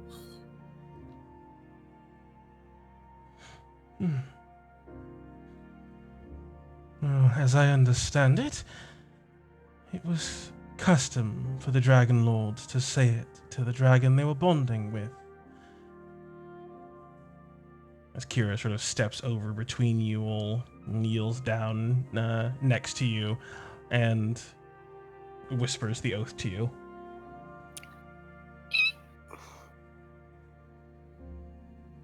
Alright. Still in that sitting position, Theamos is going to reach a hand out and just kind of generate this light that seems to form into like a very yellow glowing crystal. And he starts to say, I cannot possess you, for you belong to yourself. I cannot command you, for you are a free creature. We shall serve each other in ways we both require. We will increase our wealth by righteous means. We will achieve happiness and harmony through knowledge. We will aid those of our blood to achieve their greatest destinies. We will avenge those of our blood who have been done harm. I am blood of your blood and bone of your bone forever, all in Draconic. Immediately, as you start to speak these words, you can see this dragon's vision seem to be transfixed on this crystal and just moving back and forth as you go through the rhythm of this oath. And you can see the green crystals all along its body almost seem to sort of thicken and grow a little bit stronger. The yellow glow shining off of your hand seems to shine across his form and start to be channeled into the crystal as I cannot possess you, for you belong to yourself. I cannot command you, for you are a free creature. We shall serve each other in the ways we both require. We will increase our wealth by righteous means. We will achieve happiness and harmony through knowledge. We will aid those of our blood to achieve their great destinies. We will avenge those of our blood who have been done harm. I am blood of your blood and bone of your bone. Forever. As it says forever, and you can hear it sort of reverberate in your minds, all of you. It seems to sort of straighten up its posture.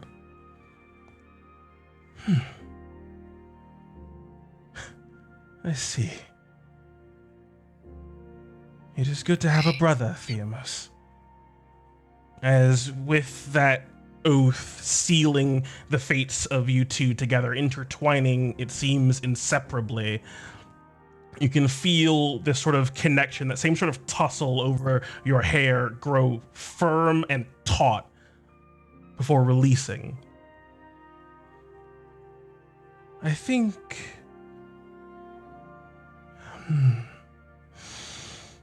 I can see the sea. Stars glittering in it, purple and blue, on so many colors. As it seems like this dragon's cadence and speech just seem to be evolving rapidly, catching up to your own, as it seems like it's just gleaming more and more knowledge from you now with this oath solidified between you two. Fire. Cold. Lightning. Yes. I can feel them. As you can see all along its wings, just a burst of flame, a slight little gust of wind, a chill, and just zapping off of a crystal onto the ground, a bit of lightning. Can you feel it, Theamos? Can I feel it, Mr. Krabs? Indeed. That strange sort of odd energy ever since you took this egg that you could call upon seems to have changed. It seems to be much more solid now as your boon evolves.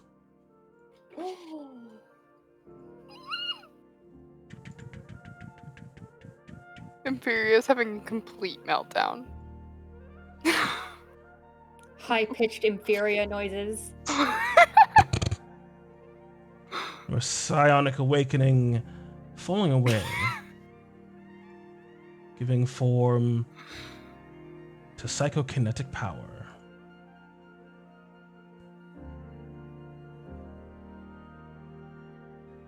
Look, Dad, no hand. It was once a flitting and only possible future has now been solidified into reality. He has hatched, and in swearing your oath to each other, a friend for the ages has been gained. With that friendship will come challenges, adventure, wonder, and because he's a dragon, power. Glorious, terrific, potent power.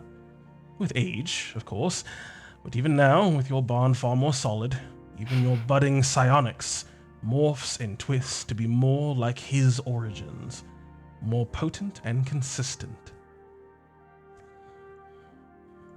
As you gain the telekinetic feat from Tasha's Guide to Everything as a bonus feat, and your energy manipulation solidifies into something much more consistent.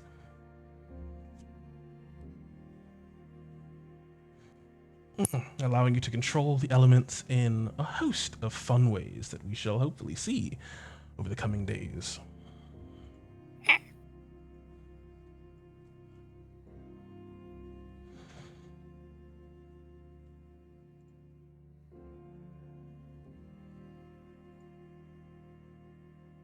So, are you gonna stick with Eos, or do you have something else in mind?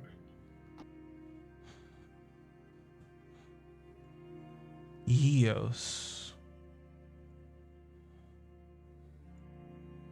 Yes. Spell that for me in the chat.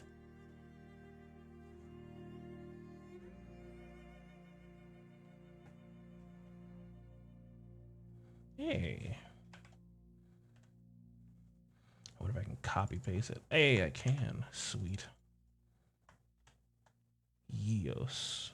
I'm going to capitalize that Y.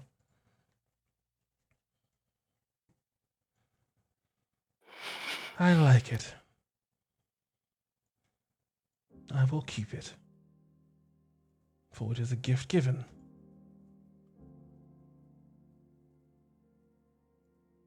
Well, so welcome to the family. As you see around you, we have Nyx, Mercury, Atreus, the tree nymph over there that's passing out. That's Inferior. Hi. He sort of waves. He brings up a wing and just waves it at you. Hi, Dear I'm gods. Eos. Hi, yes. We're talking to a dragon. Dear gods. And this over here is your great aunt, technically, or Kira? Aunt is fine. You don't have to be specific about it.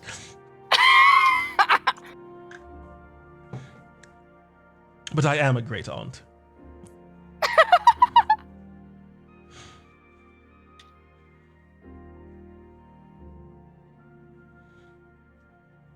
As in short order, Yeo sort of takes in each one of you. And then looks at Themos. So we have an adventure then. Yeah, it's actually a very dangerous one. We're about to go mountain climbing through treacherous undead towns, I guess. Which I guess we should probably start getting ready to go. I am ready. As with soft flaps, Eos quickly takes to the air. Now I don't have to worry about climbing. And flies and looks over towards Ibis and then flies over towards Ibis. Ibis is a lot more chill than Imperia and just kind of like flies with the baby dragon.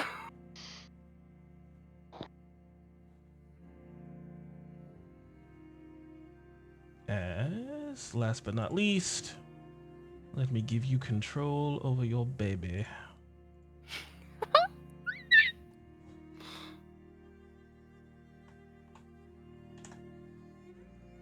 My son named Sun. Wow. Yeah, I looked it up. I was like, why this name?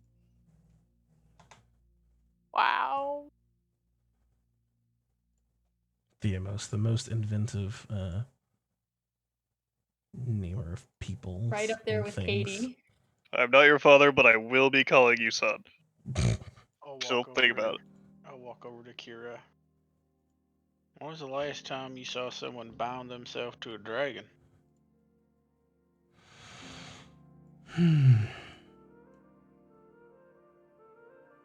He thinks for a few moments. I don't remember. Meh.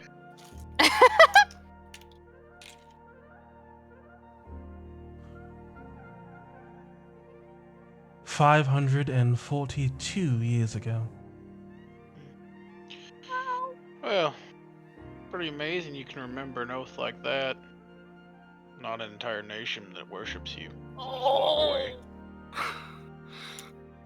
Oh. Nyx just like gives Mercury a very cold look as he walks off. Damn. See Kira just sort of sigh before finding her smile. It is a beautiful morning. Let it stay that way. Imperia is the embodiment of discomfort. Do you have control over your baby?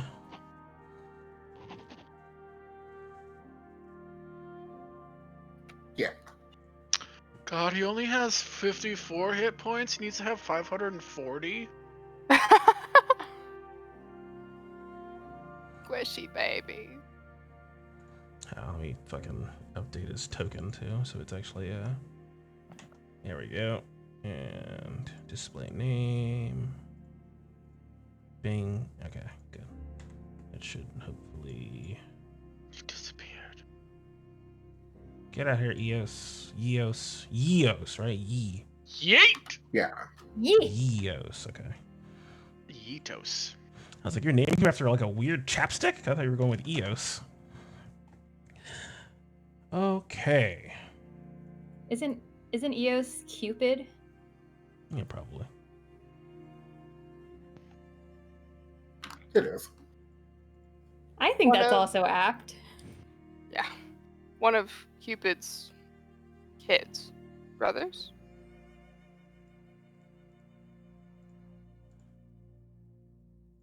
As hitting the road again, you find the signs that Ivis pointed out to you towards the southern road, Inferior. Those short, like 10 to 15 feet worth of tracks that quickly flare out to nothing, just flat terrain once again. Your assembled group of the six of you, the goddess of music, Kira, Ivis, and Eos, both in the air, flying, it seems, almost circles around each other, as Eos seems to be in a playful mood, and Scalios and your horses and Menaeus, this whole entourage making its way through this early morning dew. Just give me 1 second. Didn't we leave Menaeus at where him and Atreus were camped? To tend to You- the horses that we brought with us. Okay, so you're leaving them at the base of the mountain. Okay, cool. So the rest of you are Yeah, on his foot. entire besides, purpose is to watch the horses at the base. So Okay, the I only... Yeah. Yeah, The I knew only you guys are gonna mounts have that them are watch with the us right horses, now. but it's just the fine steed boys then that are with you. Cool. Smaller entourage, but still like 10 fucking creatures. Let me see here. We collect strays. Yeah, I'm sorry, Theomos. Your child cannot stay in the bubble. What? Why?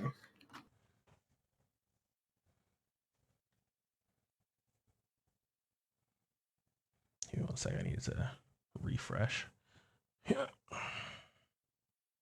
It's alright, we'll just kick Kara out. Hmm. I don't know. He might actually be able to fit in. It's 8 in total, Ibis- right? Ibis doesn't need to be in the bubble. Neither does Sylvirix.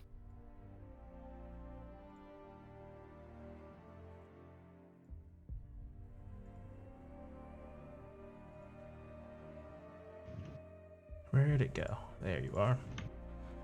All right. With 9 creatures. Okay.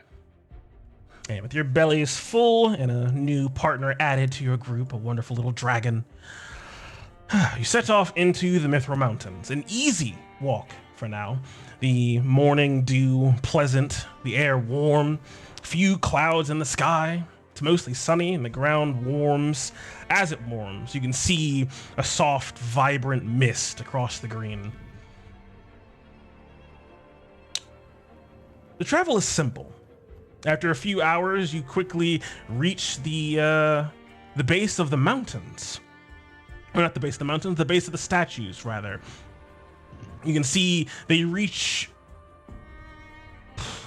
quite high into the sky. You'd wager maybe almost 1,200 feet into the air, towering into the clear blue sky up ahead. And they are far more impressive up close. You can't help but feel small under their towering forms. No kidding. Even for you, you 9-foot-tall monstrosity.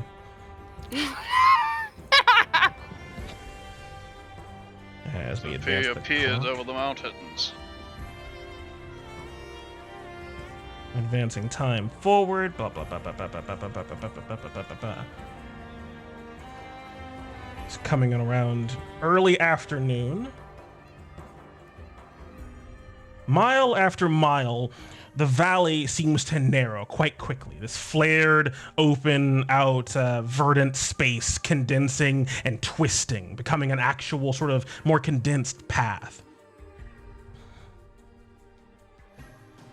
You start to see now more and more trees as opposed to this open plains, a small forest building in front of you, Inferior, indeed. Looking ahead at it, though, and as you start to move into it, it's nothing compared to the old woods. Nothing can hold a candle to their majesty, their might, and size. But this forest, smaller, is still an obstacle to vision and the like. Some of these trees reaching 20, 30 feet in height as you start to actually weave your way into the proper forest. But thankfully, and oddly, there's a wide, worn road weaving into the trees. Tufts of grass and foliage pop up here and there, but the road is open. Entering into the forest, in theory, you cannot help but feel unsettled by this. Doesn't Hello, tree! make any sense. You try to talk to any of the trees? Yes, I do. See, I take a moment. I am unsettled. I am going to see if the trees know anything about this road. And I hug a tree. You hug onto the tree, you can feel the life within it. And I hum. I do my hum thing. You hear nothing. What? They did. They're all Complete dead. silence. And you realize truly why none of this makes sense to you. All of these trees, as you come up to this one, you find yourself stepping over intertwined and intertangled roots. All of these trees are squeezed uncomfortably between the mountains, growing on top of each other. A host of different kinds, all sorts. It's way too dense. And what makes even less sense is the road. Over the years, some of these trees should have roots extending out into it. This road shouldn't be a thing with this many trees. It should just all be forest. But still, it's there. I don't understand. You hear the soft sounds of various sort of wildlife, birds and rabbits and the like sort of bounding between the trees. But the trees themselves, as you sort of, you have this this way of passively even being able to hear and communicate with trees. And it's something that you have had to sort of like Superman, train yourself not to hear all the time when you're in a forest. Otherwise it'd be, sort of overwhelming, especially with this many. But as you sort of let that subconscious training fall away and try to open your ears to any of the trees around you, nothing. I don't understand.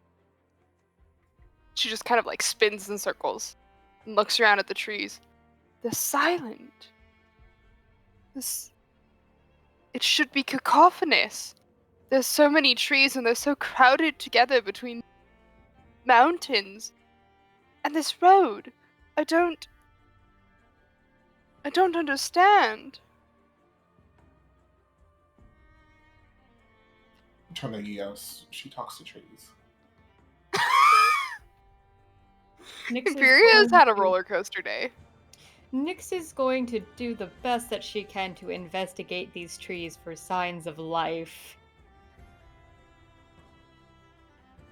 Give me a relatively simple investigation, survival, nature roll, any of those. Doesn't get much better than that. With a nat 20. Winning! The trees seem intact. Their bark is healthy. Their foliage is green and vibrant. They appear to be in the epitome of health. Nothing tells you that they should be like dead or anything like that. You speak the trees that are alive, correct? They'd be silent if they were dead. Of course, except these ones, they're alive, but they thriving. don't have any voice. Well, they're not thriving, they're crowded. But I don't Maybe understand. they're dormant. Dormant? Like, I don't know, hibernation. No, you can still hear them when they're hibernating. They're just slower, quieter. Maybe they're hiding. I mean, this is supposed to be Maybe like they're a not trees. Not trees. What else would they be? I mean, rocks we are shaped going like to trees. a very Illusions? dead magical place. Maybe there's something fuckery going on. Can I make a perception check? What are you looking for? To see if they're actually trees. I mean, you were just hugging one. Certainly felt like a tree. And if it was But an I didn't illusion, you'd hear think you'd it. probably like fall through it or something. It you wouldn't be able to touch it usually. This is true. This is true. I begin to cast a ritual, baby. Ooh, what are you casting? Just want to take magic. I can Alright. do it without casting a ritual and having to wait for it. Because it is one of my things that I never get to use it, so I'm gonna use it. I mean, we could cut it down, see if it's actually a tree. No! That would take way too much time. And I could burn it down. No. No, Mercury. What does my detect magic detect anything?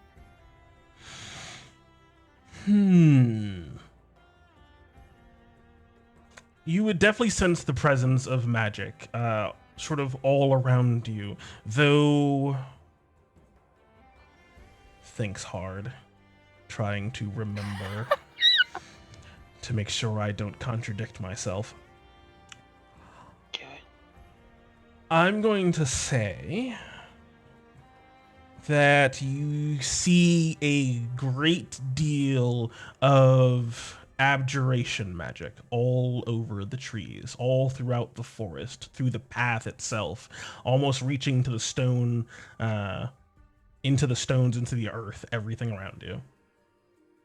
Abjuration magic. My only abjuration magic is protection poison, so I have no idea what that is. That's about it. It's protection. Sophia, Yes. it's full of abjuration magic. Everything is saturated in it. Most likely a ward of sorts, like we've encountered in the past at the Mossy Temple, and where our departed guest was.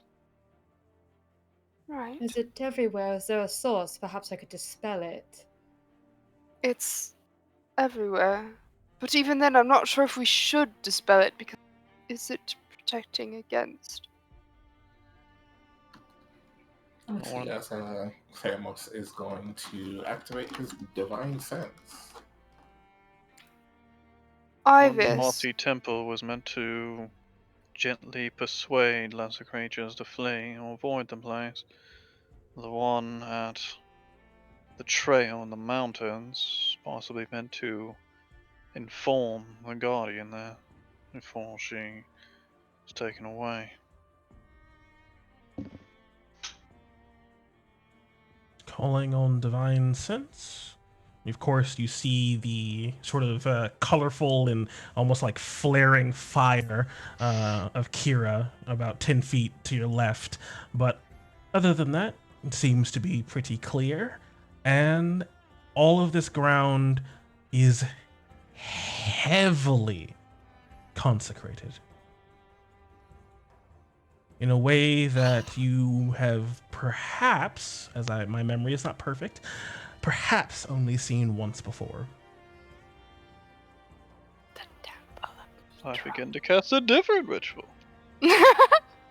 That's Ivis. interesting. I assumed this place would be relatively damned since we're going to some sort of undead town, but it seems consecrated. It's like a holy place. Yeah, it's the tombs of the Dragon Lords. Of course it's going to be holy. Well, And then yeah, maybe but that's why. Well, perhaps that's what it is. Something is protecting this place from completely disintegrating. There are no roots on this road. Wouldn't that be dangerous for the trees? They're growing on top of each other, but the fact of the matter still stands. They are still growing. Yes, however, they have no speech. That bothers me. Ibis, fly ahead, but try not to be obvious. Keep to the treetops along. You see, as Ibis sort of takes off, a bit of electricity sort of coming off of him, skittering through the air, and almost in just a few short moments, you hear and see the flap of leather wings as Yivos tries to follow after him. Oh dear. Be careful. Look after him. It's not being Ibis is stopped. just like- Yivos follows after Ibis as Ibis sort of comes around and sort of flaps backwards, looking at Yivos coming after him. And you swear, Impheria, just ever so slightly, you hear the soft mechanical sigh. Ibis has been turned into a baby.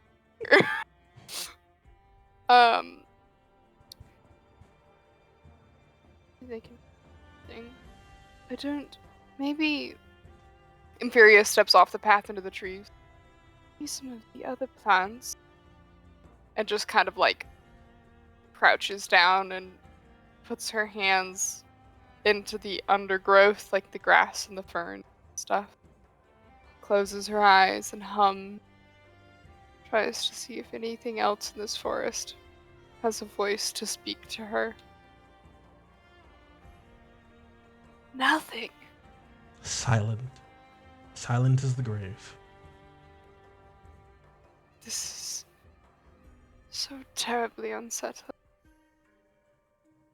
You see Kira walk up to you, put a hand on your shoulder, seeing you sort of in this distress, and she produces a small, ornate dagger and hands it to you. Dagger. Kill them. Kill them all. Oh. Perhaps.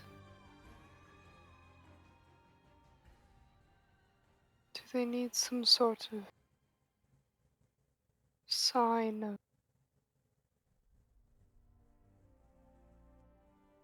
Impheria, like, mutters incoherently to herself for a hot sec and stares at the dagger, not even thinking to ask Kira why she was handed said dagger.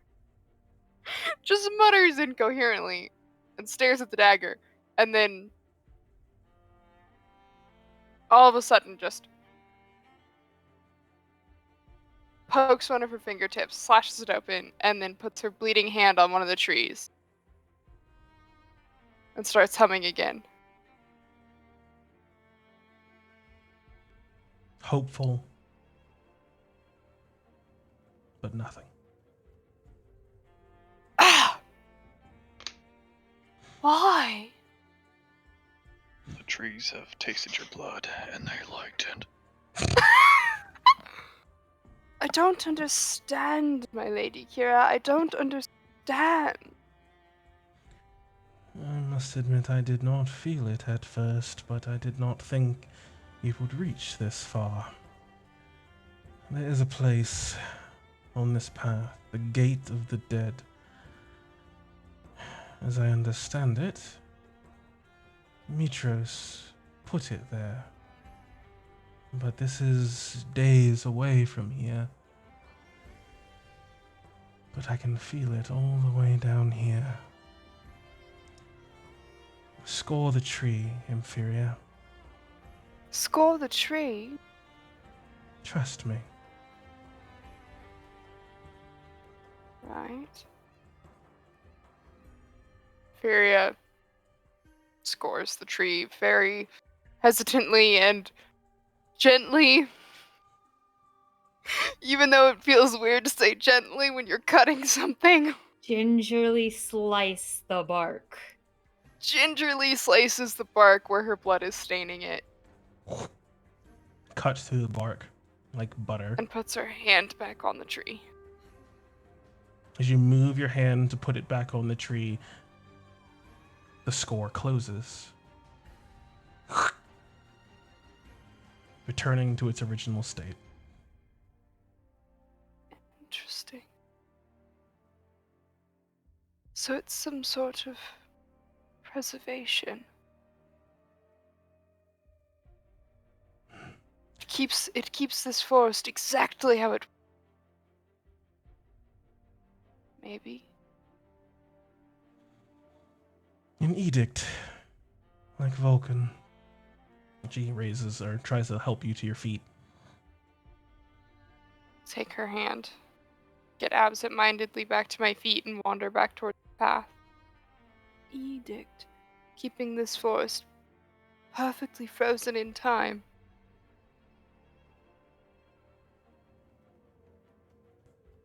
There should be nothing to stop us from traveling through it. Just odd.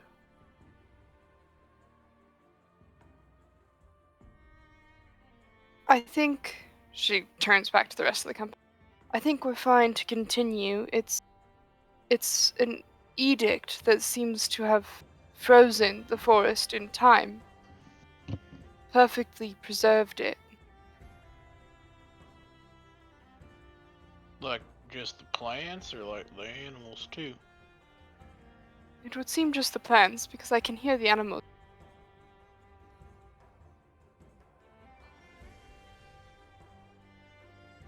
But perhaps the animals too.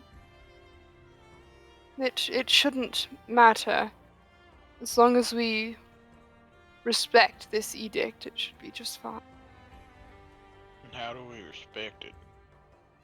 We just travel through the forest without disturbing it. Sounds simple enough. Puts my axe away. Jesus! Stops burning a quarter of the acre of the forest to the left. Jesus Christ! So we don't have anything to worry about. We're good? I think so. The only thing Turns that back to- unsettles me is the power. The edict should be days away, but it reaches all the way here. Something is strengthening it. This is a place I have avoided for a very long time. I've only been once, and that was when Damon first came here. The path of the dead is something I have not traveled. And if its influence is this encompassing,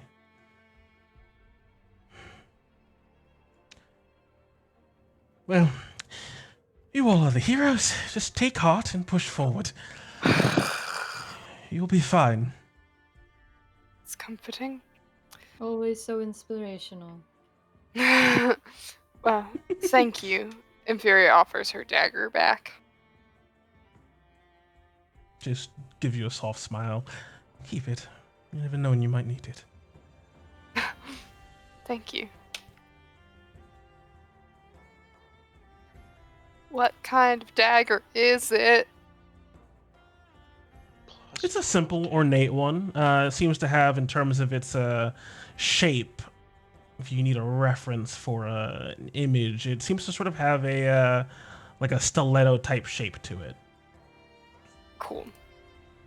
with a golden handle.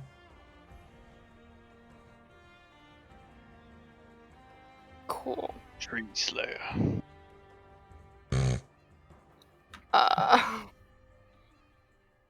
If we're good, we should keep going. We should continue. I don't like Eos being this far from me right now. Yes, we should continue. As pushing Alright. on. Over the next. Pull information out of the tree and continue on. What do you pull out of it? Pull the information out of it. with what you using? Identify, baby.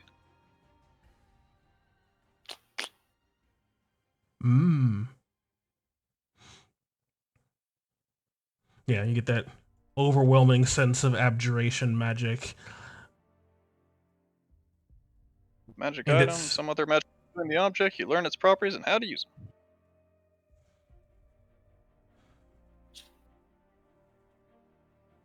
the properties that you pick up here and these trees in this section seem to not change, much in the same way that Inferior was pointing out, much in the same way as the Temple of Mitros, this divine edict keeping the world from changing.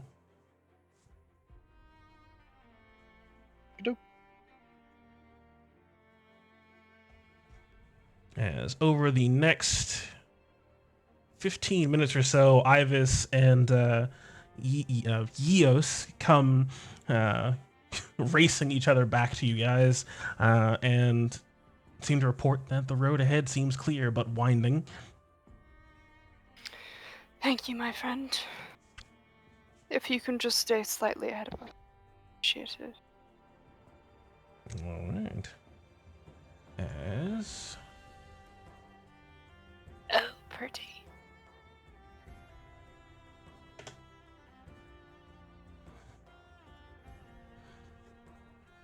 winding over the next few hours, the sun setting lower and lower, darkness starts to reach the valley, and this strange forested road, with only probably about another hour of daylight left. You can feel the burn from traveling all day building up your standard exhaustion and desire to sit on a comfy grass patch or stump. And it's in these final moments of your travel. A disturbing smell reaches from down the road. The iron stench of blood wafts through the air in waves. A gory sign, to be sure. Ivis. Sorry. You can go ahead and place yourselves on the map up in the spawn marker sign.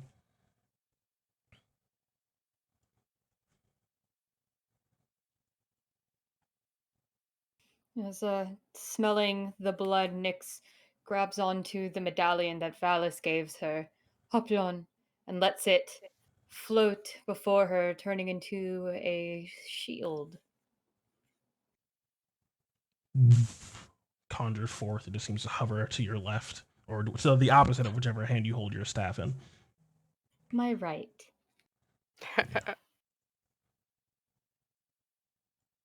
Theamos squad. Theo rose up with his dragons. As you guys are moving down the road, just about 50 or so feet further north, coming down when that smell first starts to reach you.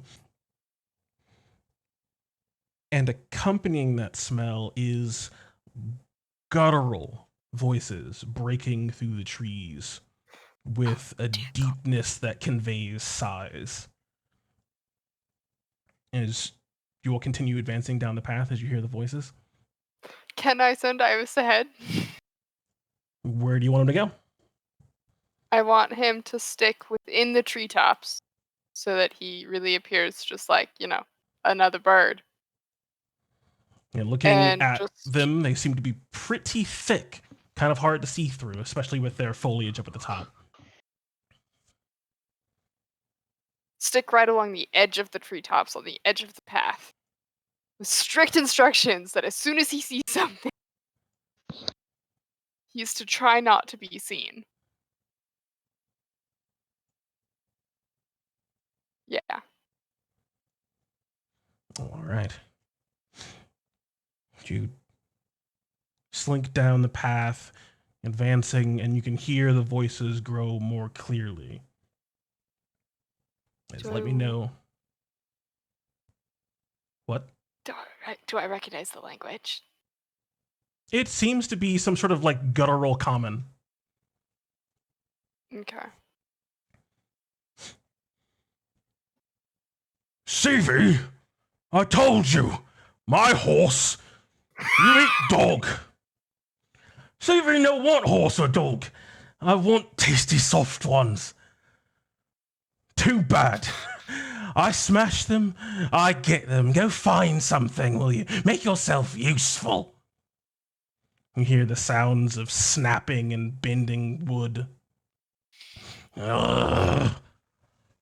Maybe tasty snack in one of these cards. I hope you got the good ones. I bet you won't find nothing in there. Ah! As you can hear this sort of guttural roar, and you see the source of these sounds breaking through a section of the forest up ahead. It seems to be bent in and cracked open from this hole. A half of a wagon comes flying out into the road and crashing into the dirt as another sound follows it. The shrill shriek of a little girl pierces the air like a knife. Infuriate just takes off running. All right. This is a small child. Yeah, Nick's But the DM wouldn't let a small child get hurt. I think she's fine. She's fine. Let her be eaten. Yeah, I run forward She still won't with be my eaten. shit streaking. Is And- Ibis close enough that he could like take an action or do something like that? Did he get far enough down the road? I would say he would get, because you guys are coming down from off. God damn it, Mercury, get back in the box. Coming down from off the map a little bit, so you're coming down into this area as this is happening. So you'd be sort of reaching the positions in the box as you're sort of hearing these noises actually reach you, and you start to sprint. As I'm gonna need you guys to add yourselves to the encounter. As you guys start running, still sort of echoing over through the trees. Looked at. A tasty. Little, though. No! Please, no! As... Ibis has 80 feet of fly speed. Oh, yeah. Yeah, he does. He's a fast boy. Can also, I can't click my character. Oh, I have advantage on these now. You should be able to. No, I'm under skill, so I can't get to him. Nice. I rolled good initiative for 1.5. I just needed to lose my wings. How do I roll this shit again? It's like It's on the in the actual combat sheet. tracker. Oh, I don't know if you can do advantage on the combat tracker. Oh, yeah, I don't know.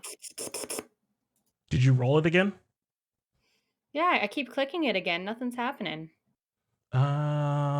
Go into your character sheet and look towards like the settings, like your special traits area, and see if you can just set advantage initiative. As it is pretty dim, with it being dusk, but there's still just enough light for you all to be able to see. It's just pretty dark. And just give me a second. That's a lot of them. What even? Okay, so I set it. How do I re-roll? Just try clicking it.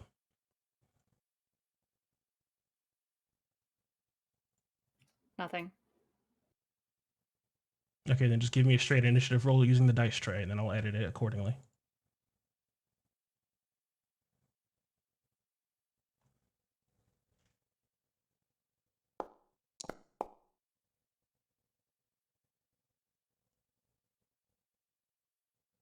Yeah, my first one was better then.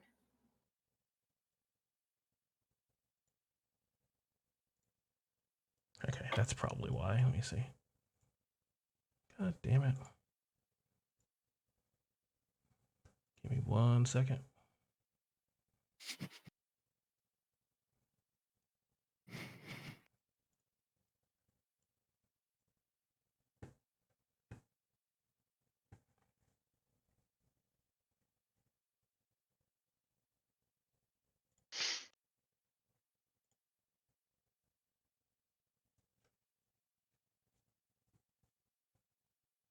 I just want to know why a little girl was in a wagon headed towards the paths of the dead. Hey, did the forge blow up for anybody else? Yep, it went kaboom! Kaplammy!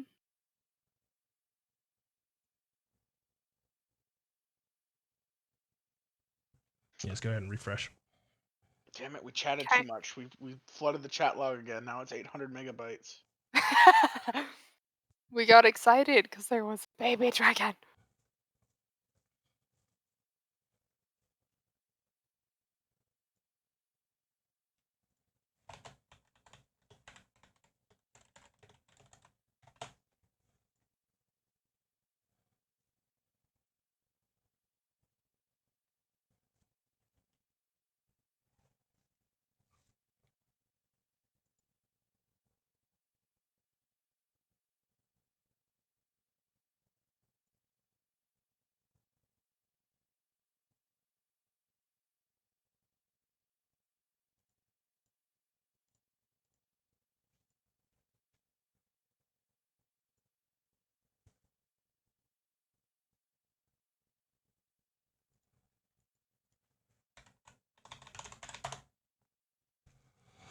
There we go.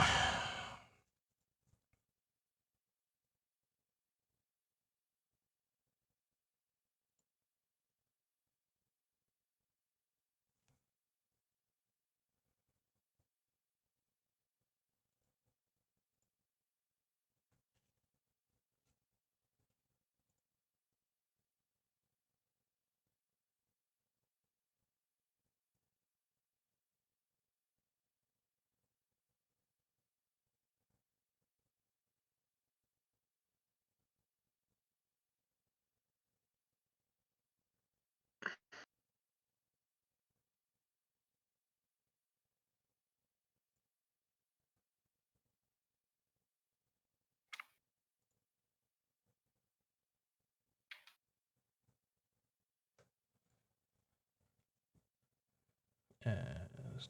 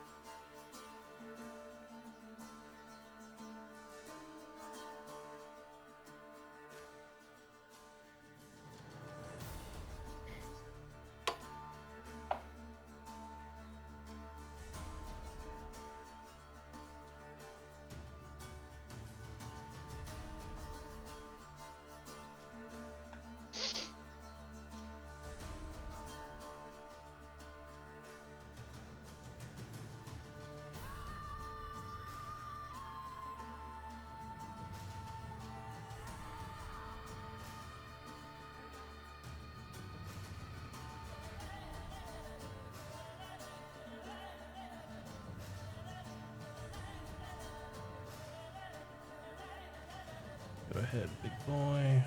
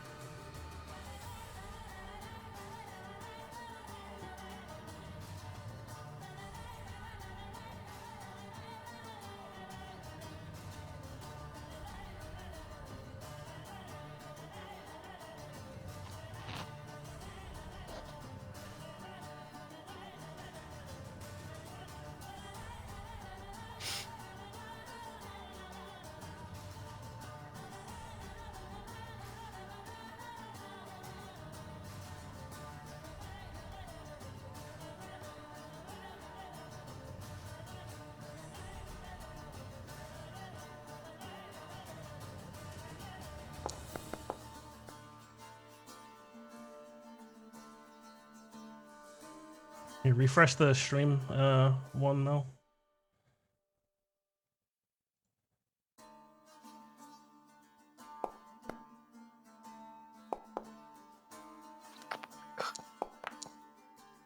Forest jungle troll. Here, I'm gonna re-sign into it. I told told you it was trolls.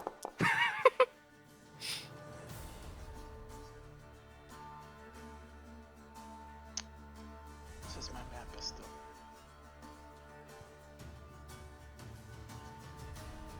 What about your map? Says it's still loading. 7%. Hmm.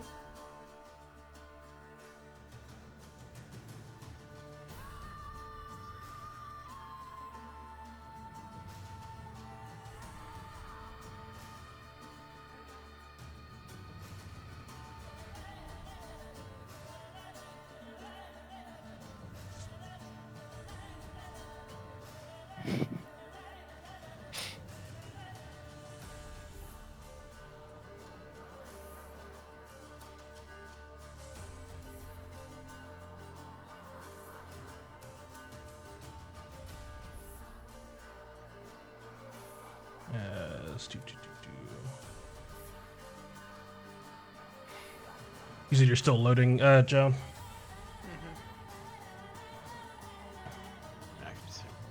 Yeah, try to close the tab and just open a new one.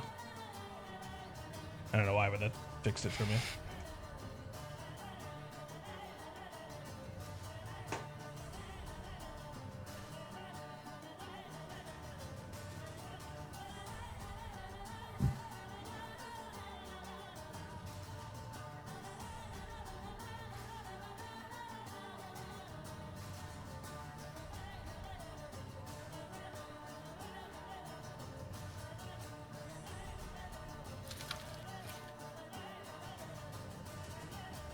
Okay. Looks like everybody's on here. Bing, bang, boom, bong.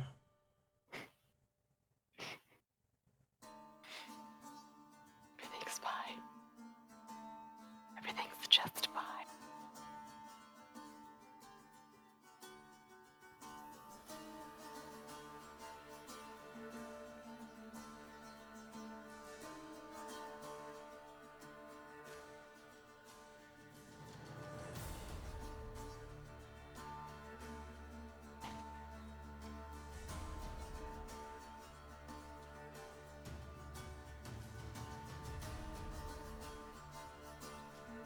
Alright, everyone good now? Still loading. Yes. Underdog. Yes.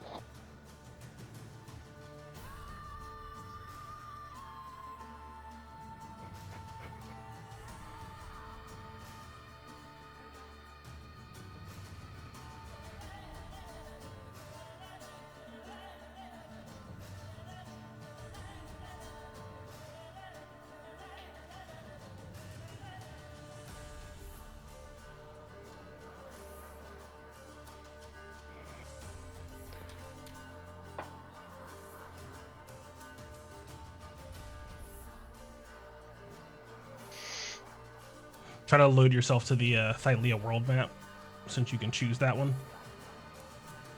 Oh, I did. Like, I can see the underdog now, but it's just all black and white.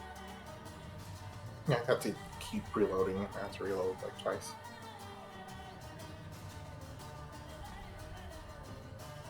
Trolls have shown.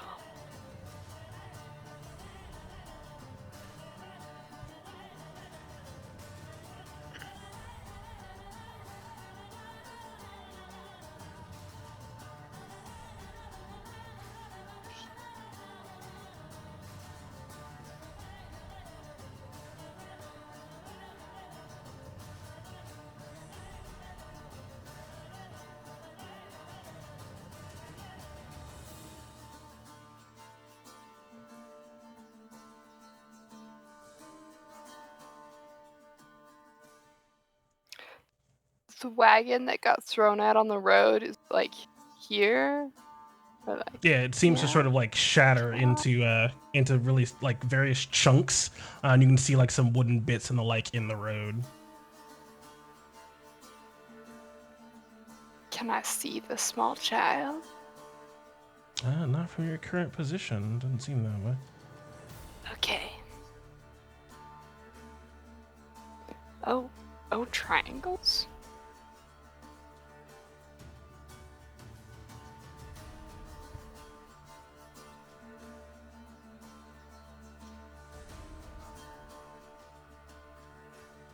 range, undead spirit.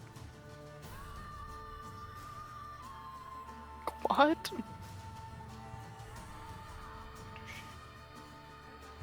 I gave you one that you should be able to control already.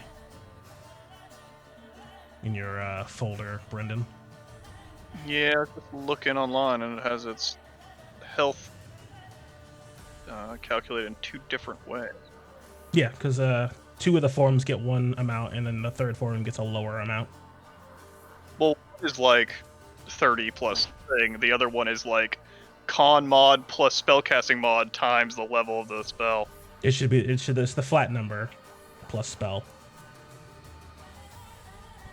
It might be. I think the UA version had it do all that math.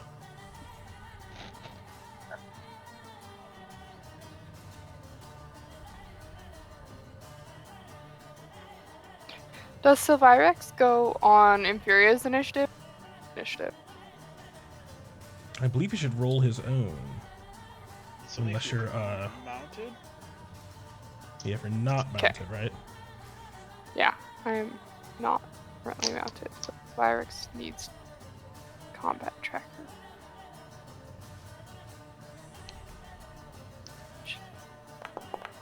Wow.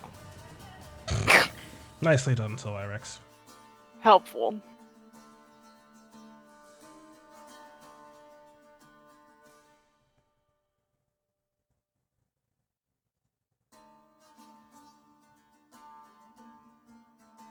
It's working. All that terrain map. Whoops. Nice. You ruined it! You're not +0. You in?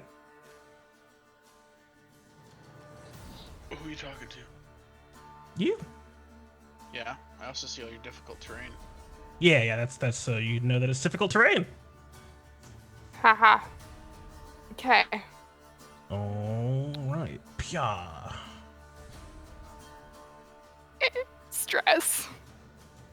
As with the shriek of that little girl echoing out, seems like you all spring into action. Though Mercury, the quickest, now on his feet. What do you do, my good sir?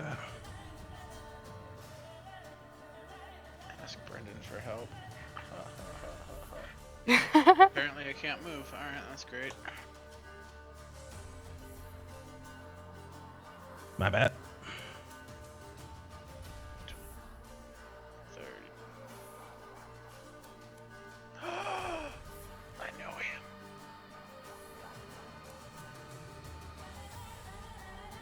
Okay.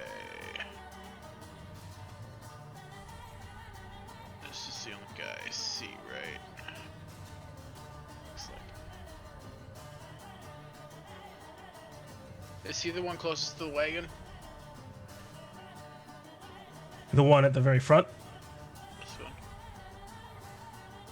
Indeed. You can see him sort of reaching down and holding on to this white-haired little girl.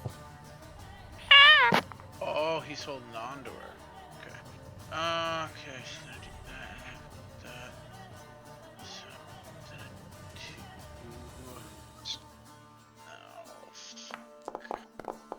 I will use... Calm down, bud. I will use Quicken Spell. I will cast... Maybe I won't cast a distance. Probably not. Nope, never mind. I don't do that. I don't do anything because everything's too far away. I just shoot a firebolt at him. That'll be my turn. All right. A streak of flame solidly connects with him as you hear this guttural roar across the forest. Ah, fire! Fire! As you see him holding on to this girl and with one hand and trying to put away, like, tap at this burn on him. Ah! As he looks up towards your direction where the fire came from. There's more of them! More soft ones!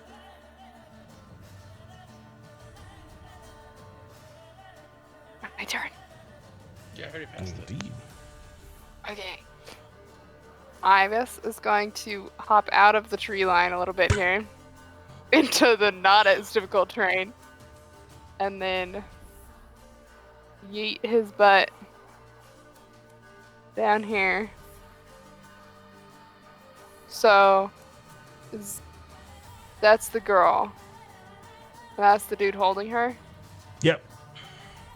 Is this difficult terrain also difficult to fly through? Nope. Okay. So set his height. Oh yeah.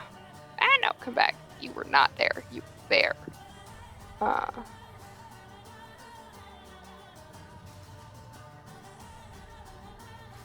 That work? Yep. He's 25 Cool. feet off the ground. No, it still's counting it as difficult terrain.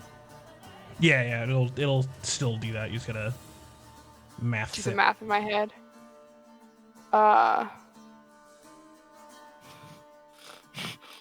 Why do you do this to me? Okay, 15.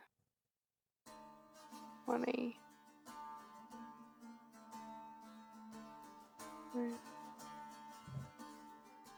50 plus 40. That's 90. So he can't quite make it all the way there. Ah! He can get to here. Quickly zooming down, taking the dash action. No, he's got 80 feet. Oh, true. Yeah, that checks out. That should be exactly 80 feet, if I can math correctly. And then is going to... Sorry, I still have to remember how this fancy Ibis works. Oh! I forgot that he can teleport! Hey! It can use this bonus action only if it hasn't moved during this turn, and afterward your speed is 0 until the end of the current turn, so he has to do it next turn. Yep. Can he carry something with him while he does that? No. No? Okay. He can carry like the potion inside of him, of course, but other than that, no. Yeah, but like not a person.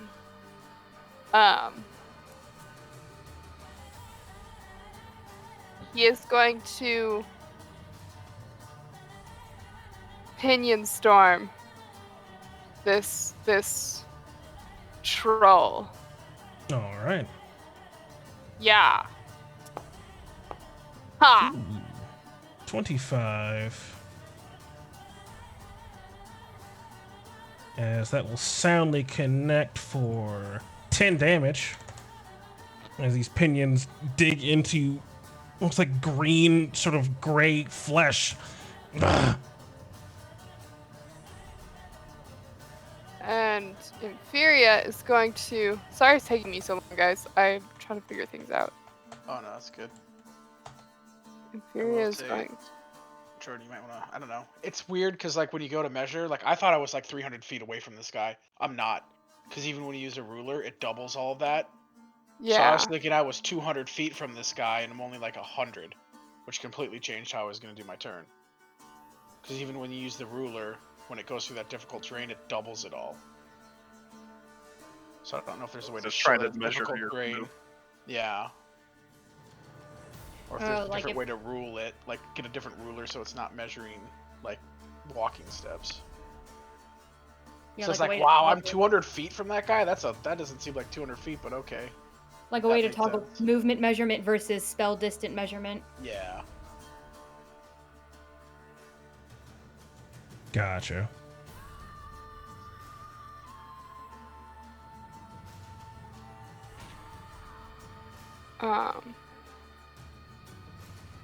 And then Inferia is going to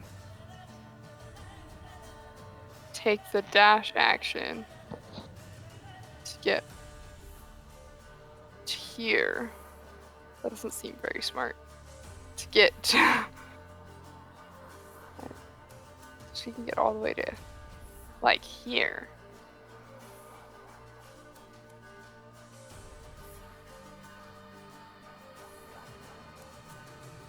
Why can't I? Oh, because that's the ruler. I'll go to here.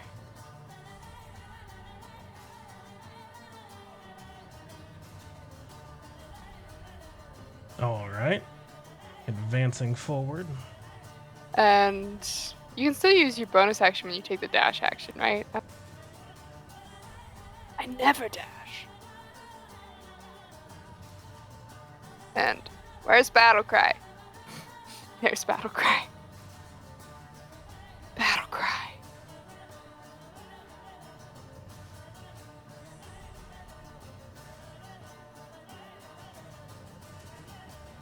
There we go. I think that's it for Imperia and Ibis.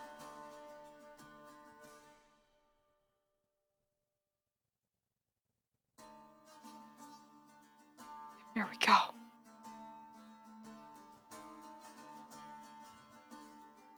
As Atreus. Go away, your turn, Icon.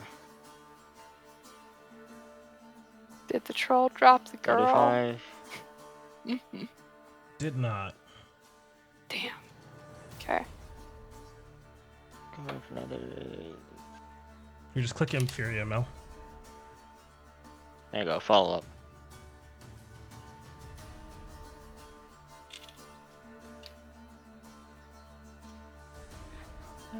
The vision won't change. So is that the girl, Bland? Whatever her name is? Certainly seems like it. Seems like a little girl.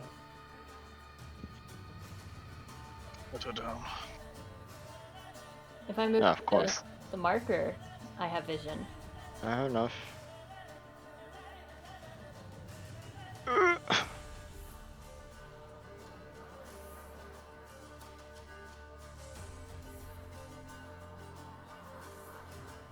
I could jump like 20 feet, but okay. As Trace will, seeing the little girl still in danger, will call upon his heroic and extra well of reserves. He will action surge and jump 20 feet. Hey, bounding forward. That'll be 20, and then basically taking the dash action.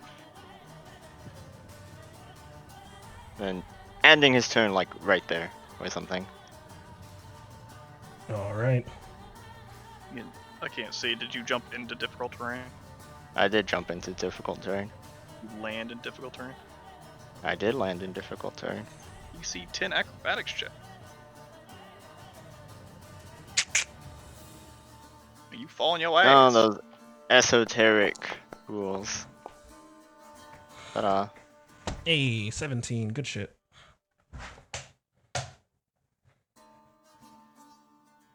Like, almost there, but not really.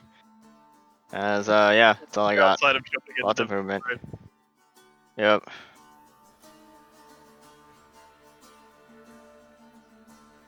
All right. Good thing I am, yeah, that's all I got. Eat. Sophia. Stop running upwards. So I can't see anything right now, and she sort of just shuffles her way across. Can't I select myself? Alright, yeah. Pushed up.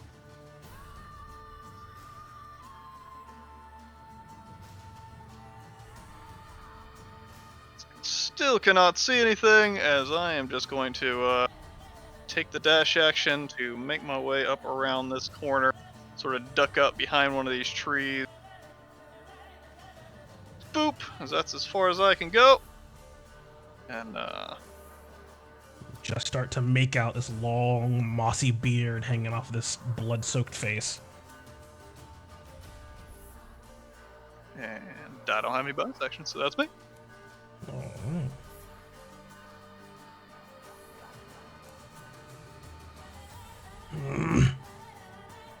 As you can hear behind the trees, footsteps and calls to each other. We've got more food, more things to eat.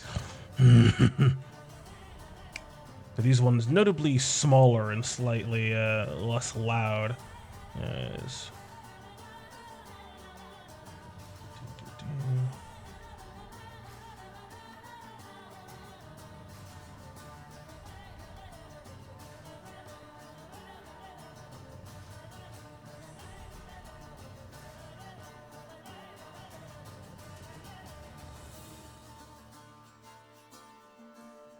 As you see next to you, Atreus, a couple of these strange, like, mushroom and this green energy swirling sort of monsters. They look like men turned into, like, half plants. It's hard to tell. Maybe they're covered in just fungus. They don't look natural at all. But their clubs look quite sturdy. Oh, weird. As these guys make their way towards you. Get you out to that. All that metal. As winds up an attack. It's magic. It's just a sparkly boy. He's sparkle. Them with my sparkle magic. As he's going to try to chomp out at you and stab you with his spear. Bite. 15. Block. And spear. Stabbing out. Nope. Yep. Simple. These guys are about as subtle as a troll, I guess. Wow. How topical. Wow. And I'll take my anti-joke, as he's ready for it with his shield raised. Is that the best you can do?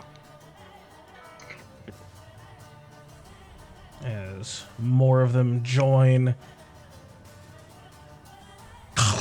16. No. Spear. No. As bite and spear. As these three trolls come up to you trying to get past your defenses, this big bronze shield, your thick armor, and all of your skill, your talent, and your training, and each one of them fails. These crude spears bouncing off your armor, or not even getting close as you move out of the way.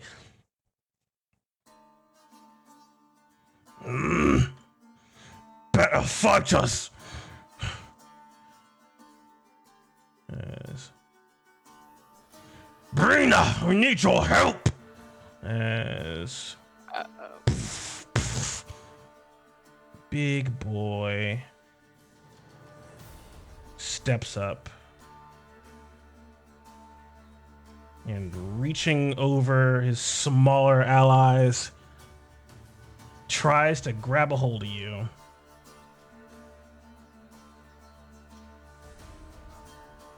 With an athletics check. Mr. Atreus. 13.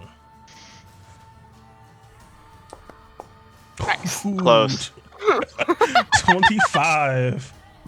You see this big, sort of moss-covered, almost stone-like hand trying to force his way onto you and grab a hold of you.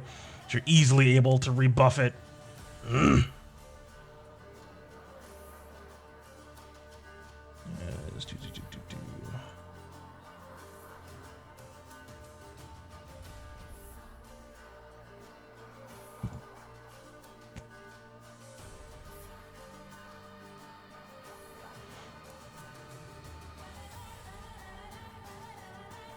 As another one comes up.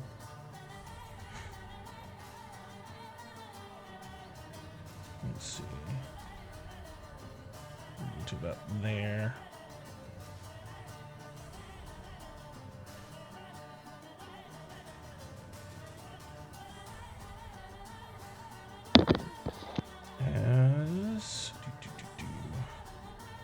Yeah. Just going to double move, dash to get to there. these big lumbering steps. That's all he can do.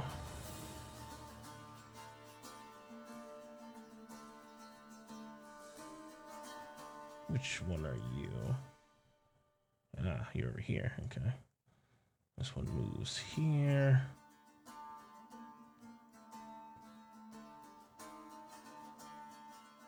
And this last one, scorched up by some of this fiery magic from Mercury. You can see him still sort of reeling from that wound, a blackened scar on his gray and green flesh. Help us! He turns back to this strange looking being with this weird orange-red moss. They have fire! As he is going to pull back and away, nursing his wound and taking this small girl with him. No, damn it. Opportunity attack on the go. Just kidding, it's force movement. To grapple her away? No, I was joking. It's forced movement on her part, Oh. so you can't react to it. Yeah, you stop squirming! As he just seems to kind of clench down harder on her, and you hear this soft yelp. No! I'll have your head for that. Come and As take Atreus it. is currently being beaten down by everything. Spitting an insult. Fire. Can't have that. As this thing, you notice Atreus and I guess Ivis, this weird sort of long-necked creature seems to sort of move in a strange serpentine pattern quite quickly, and you notice its feet hovering off the ground, blood trailing off of its body as it's just been munching on a horse, and comes to right there. She seems to sort of just fly forward ever so slightly, hovering off the ground. And she has this wicked looking staff, twisted wood, as she begins an incantation. By Zirmalog, let us hide away. Come, pray. You will rue this day. As underneath your feet, Inferior and Atreus, you can see mist building up all around you. As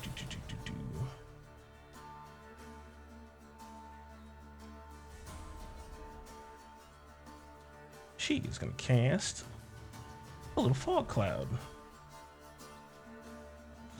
Oh, come on. As all around you seems to be shrouded in fog, Inferior and Ivis, unable to truly see which way is forward or backwards, and hiding away her allies.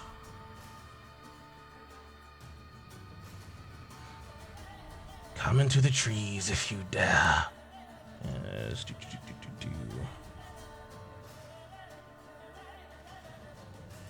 Nyx, it comes to you. Because Nyx was getting ready to sprint forward, but she... Yeah, that's what I'm going to do. Nyx is going to start by making it as far as she can. Meh. My lantern should be on because it's like dark. Am I able to see the fog cloud when it was cast?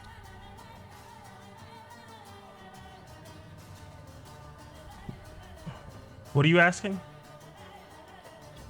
As Nyx is running along the trees and is approaching her allies, was she able to see the fog cloud as it was being cast? Like, did she see it appear? Yeah, I mean, you can see it in front of you. Okay, that's because I know spike growth isn't that way. That's why I was asking. No, it's a and seeing big bubble of fog. You can't miss it. And seeing this fog... Fuck, I was hoping to get closer. Alright then, she's going to use her action to cast Dispel Magic. Thank you. on the Yes. fog. Just as quickly as it appeared, He's you gone. hear a guttural shriek from inside the trees. "Ah! More of them have magics. Get off your ass, Yimmy!" Uh-oh. And with... Oh god, this is supposed to be bonus action, I think, if I remember right. With my bonus action... Yeah, with my bonus action, I'm going to invoke my Sun's Glow and Night's Suffering. As what is the distance on that? Like 15 feet. Yeah, not very far. 15 feet. Nah, everyone's too far. I don't do that. And instead I cast, with my bonus action, I cast Spiritual Weapon as far out as I can. Cast spell magic. Can't. Oh yeah. My bonus turn action. is over. Indeed done. it is. As you can hear just the sound of what looks like rocks sort of smashing together or stone grinding on stone. Yimmer handle problems. Yimmer always handle problems. As You could not this time. That would be nice. where are they? As Inferior and Atreus, you can see this strange sort of caster just sort of point her weird sort of broom twisted wood staff sort of in your direction, but also just past you as well. As Nyx and Sophia, you could hear this. It sounds almost kind of like an avalanche or just rocks just cracking into wood as you can see the trees ever so slightly bend and then snap back into place as something seems to be forcing its way through the trees at you. Oh, fun. Slowly but surely. As Darius.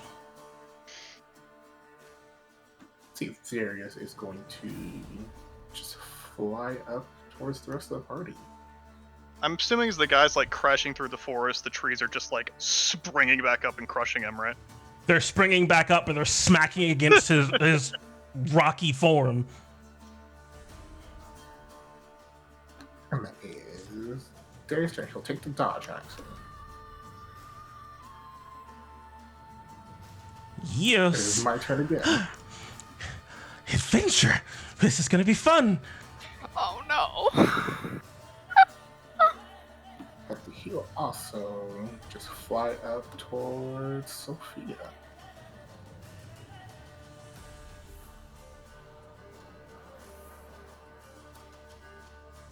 Keep high.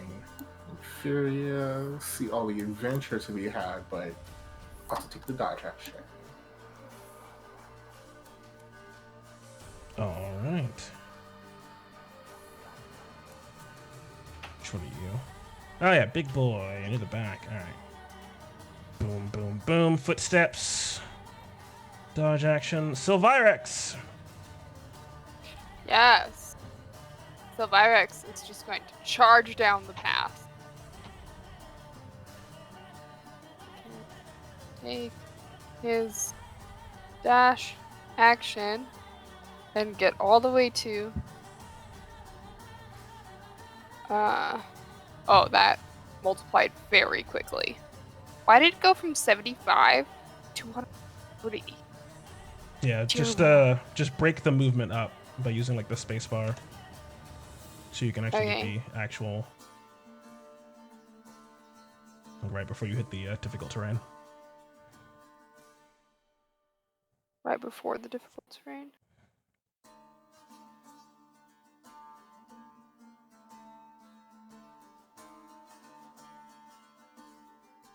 So, like right there.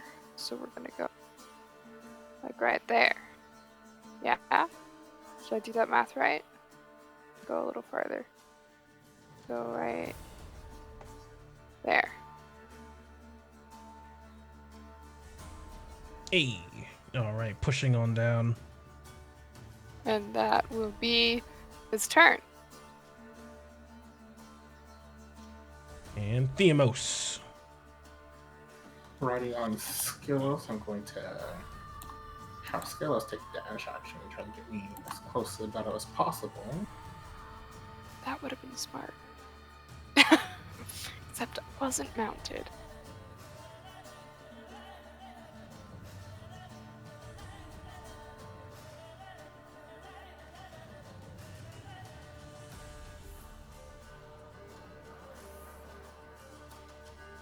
Let's see, that's as far as I can get. Seeing the guy barely injured with the little girl in his hand, Thams is going to raise up one of his hands and just start conjuring just this little orb of fire. He's trying to put more energy into it and shooting it out at that creature. Does he look like he's not wearing any sort of like armor or anything, or is he just a big trolley boy? It certainly looks like he's a big trolley boy. You can see, like, it looks like some, like, wood kind of, like, maybe tied to his arm and, like, a weird sort of bit of metal tied to his upper shoulder. But he seems to be, like, he almost looks like a big mossy rock. But he doesn't seem to be wearing any actual proper armor now. Sure, let's risk it for the biscuit. I'm gonna overcharge it. So I take 4 damage. Indeed. And I'll just shove as much energy as I can into this. Nice. So That's a take away 21. 3 from that, so that's 18 to hit. 3 to that. 18 will connect. As what does this elemental blast of fire look like? I said it's just small bolt of fire, maybe like a little firebolt, as it just kind of multiplies into like 4 other flames and then shoots out at this one creature. Nice. Dealing 17 plus twice my proficiency, so another 6. Yes.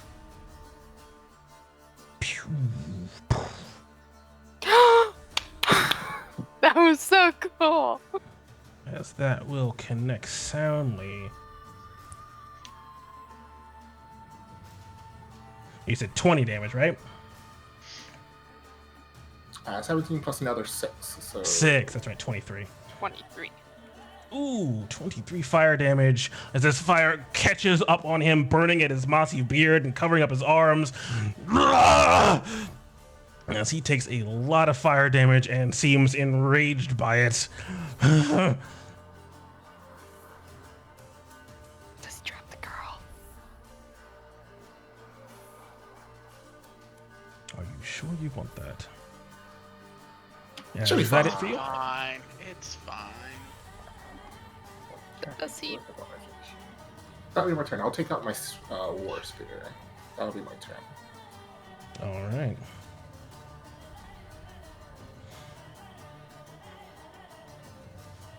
Mercury, it comes back to you.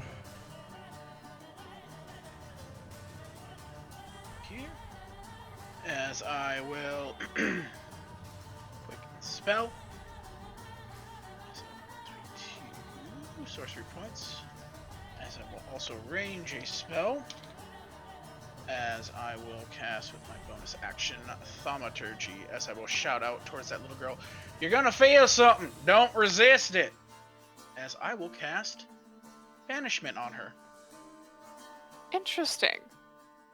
to get her out of harm's way.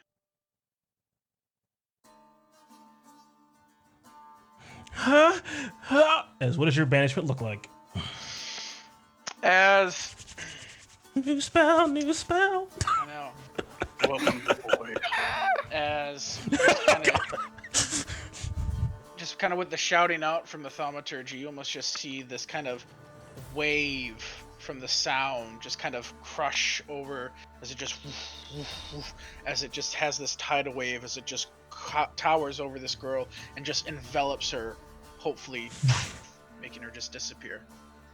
The sound of your voice reaches her ears, and seeing all of you charging forward, hopefully to help her, she does not resist.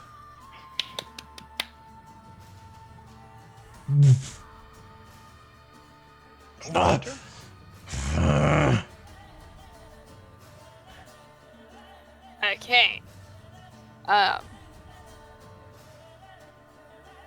Ibis is going to fly over here.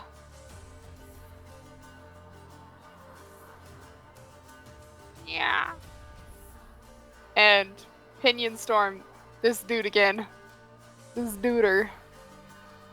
Ibis's sheet. There's Ibis's sheet. Yeah. Ooh, 23. That will connect. And then he is going to yeet straight up into the air by 60 feet. That puts him at 85. Hopefully that is out of the range of a lot of the shaman lady's spells. Maybe. And then Thylea is going to use her bonus action to splash some light oil on her chakra. Her dominant hand chakra, which is the one that gets thrown twice. All right. Blight oil, inventory. Blight oil. Or oil of spite. Not blight, spite. Yes. They're very similar words. And then she is going to run. Okay. Foot train. She can run to here. And then she can throw her chakram. And oh, it's so. How do I? Okay, that is 30, 35, 40, 45. Yeah, she can reach this dude. Actually, she's gonna do it at. She's gonna use her bouncing chakra Hey, all right. at all of these dudes around Atreus. She's gonna aim for this big duder, and hopefully she hits, and then it bounces and hits people. I'm gonna put it in the chat so that we remember how it works, because this is brand new and I don't know how it works.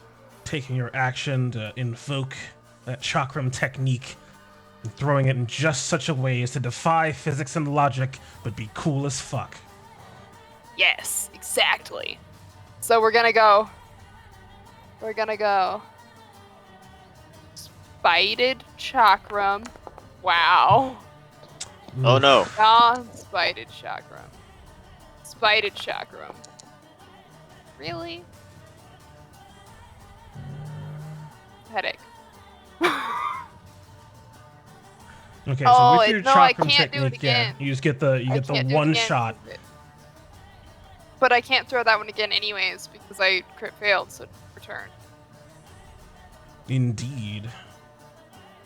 So that one's lying on the ground somewhere. That chakram is just on the ground. there, stuck into the ground, and that takes your action, so you wouldn't be able to follow it up with like bonus action attack, because it's not taking the attack action; it's like a special action. The chakram technique. So I can't do my like extra attack thing. Mm-mm. Sad. So I totally wasted that turn. I mean, I wouldn't say that. As Atreus, it comes to you. It's set on all sides. Hey, that just means more targets. As focusing. Let's see, was it alt left click? Yeah. And the Atreus will stab out one time with Phoenix too.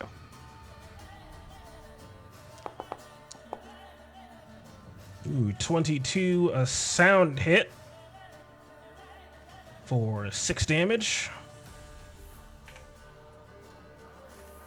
How's he looking? Is he like, oh no, my kidneys? Or he's like, ha. He's like, you see the wound as it pulls out, just a trickle of blood. As he pulls back his spear. Seems to be quite the tough boy. Oh boy. As, yeah. Strike him again. And then, when he least 15. expects it, Just barely, as you can see the spear coming out towards him. You can see the strange surge of this green, like, energy over his body as it just barely gets out of the way in time as it takes off a chunk of fungus off of his shoulder. as when he least expects it, reeling from those strike attacks as a bonus action, he'll clip him in the face with his shield. Wow. Hey, is that will connect? I didn't add my strength. That's so weird. 5 damage? Unless that... Did that roll a 1 or is that just a 1? No, it rolled the d4, it just didn't add the strength. So it should be Okay, 6. that's weird. 6. 6 bludgeoning.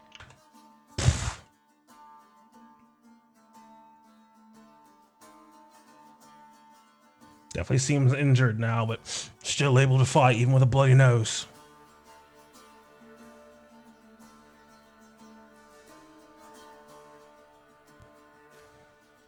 Yes, that's it for you. Yep, that's it. All right, and at this moment, as you bring back your shield to defend yourself, Theamos, Atreus, Ivis, you see a very strange sight as bounding between the trees, and Nyx, even though you can't see it, you feel a chill down your spine. A large black wolf enters into this forested area, bounding out of the trees from the south, sprinting whole hog towards the troll that had Blanchette in its arms.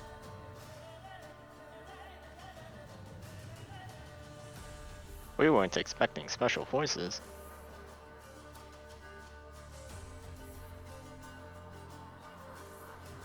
As I'm just going to try to bite him.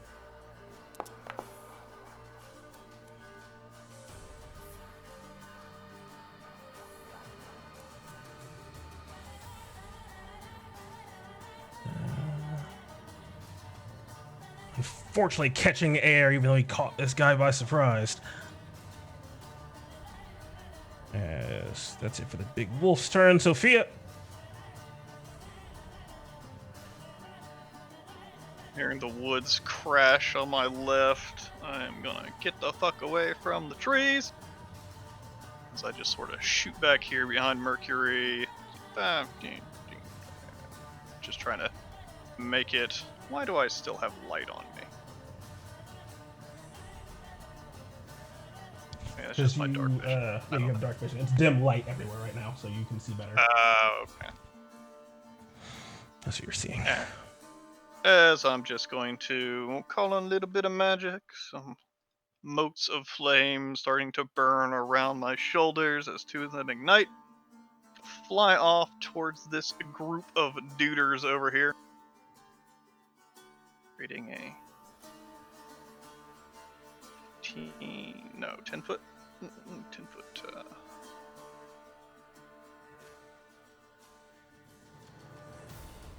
Foot radiosa. Oh fuck. How do I select this again? There we go. As they explode. Fuckers. As I'm sorry, Jordan. All the saving throw. No, it's fine. As long as you actually click the button, it's easy for me. Oh, why is it down here? But it's also bigger than that, because my thingy. You're using your thing to make it bigger, so all of them have to be big. Yep, all of them are big. Alrighty. Cool. Let's see. Boom. Boom. Yeah, as long as you actually put the token in the chat, this is nothing. Okay. Because it tells me, like, which ones failed. Alright, so 15, So he top one failed the first one, 12, succeeded. then 6, then 12, then... And What's my so, save DC? Then 6, then 6. yeah, so the top two take 12.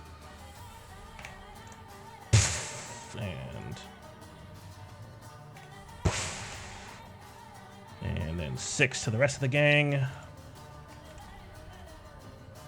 Oh, wait, what am I doing? I can actually just do that, and then half damage, bada bing. All right, and then give me the next one. It's in there already, 7. Oh, okay. Cool. Okay, so I just have to roll the saves again then, right? Bam, Yeah. bam. Bam, bam, bam. So 6, 6, 6, 6, and 6. They all take 6. Bada bing. 6, no, bada. 7, sorry. They all take 7.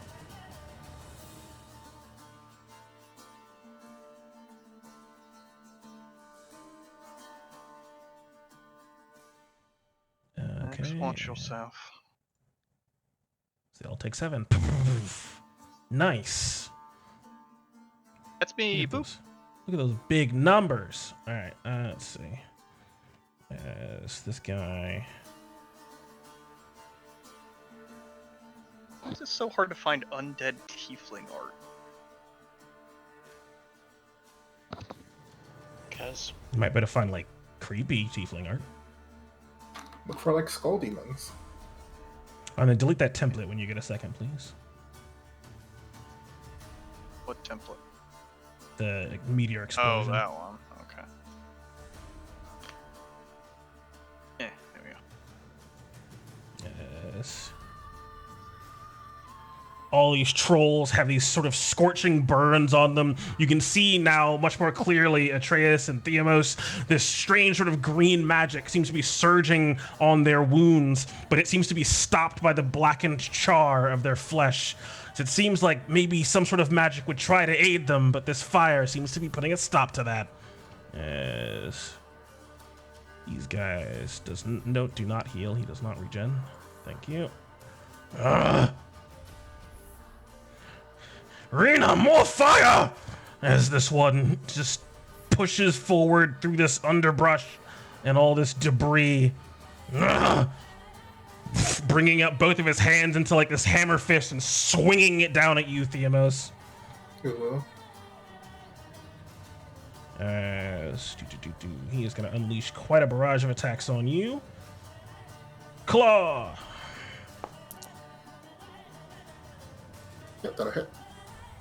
As you take 9, and you can feel like your armor improved a bit by your grandfather, and this extra padding and protection, your technique's supposed to sort of protect you and cut into this damage a little bit with your heavier medium armor. But as these claws come down towards you can see this green energy surging across them. Obviously magical.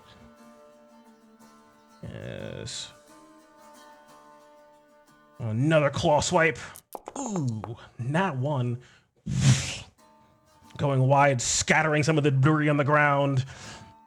But just as quickly as the arm comes back in towards it, just tries to reach down and just chomp on your shoulder. It's a 19. Yep, that'll hit. Crunching in. You have 19 AC? I have 18 AC. I don't have my shield on. Oh, okay. You just have the +1 half plate, which puts you at 18. Yeah, okay. Checks out. As more of these angry semi-rock, semi-nature creatures move forward. Ugh. Rena, no good. Just smash them! As this one comes around to you, Atreus. Same situation. Claw, bite.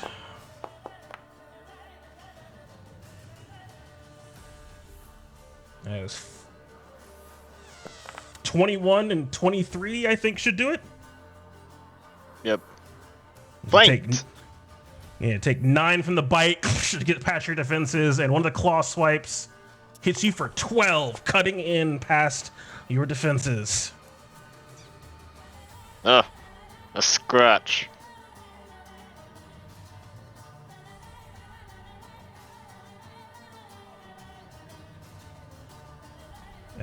He's not injured, so he doesn't need to heal.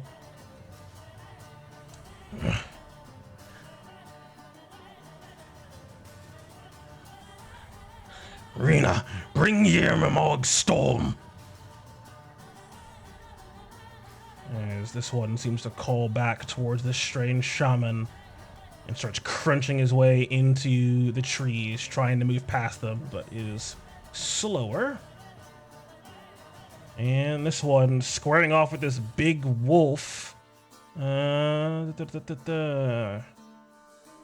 don't believe anyone hit him last turn. This dude? Yeah. Ibis did. Okay, but Ibis is doing like lightning, so you can see some of these wounds, especially that strange burn on his arm, get surged over by this strange green magic as it starts to heal. Oh, come on. And he lays into this big wolf. Claw. Wait, that big guy? I hit him with fire. That's the On the one that last- had the... Oh, that's right, the elemental burst. Good shit. Thank you.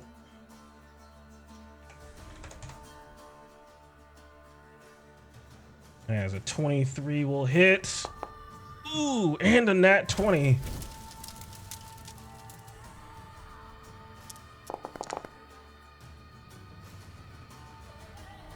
As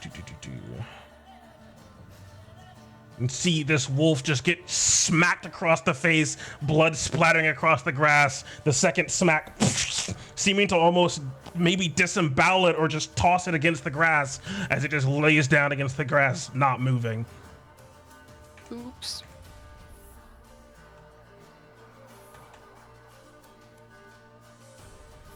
Blood splattering across the grass.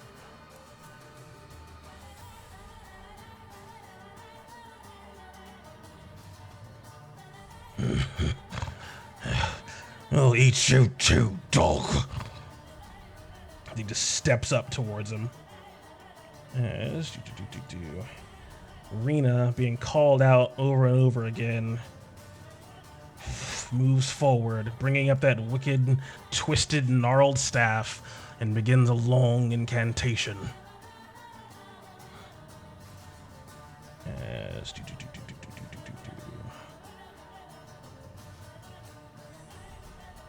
almost a traumatic sound, you hear the clap of lightning. Yes. Does this scale? It does. We'll use one of those then. Cast at a higher level.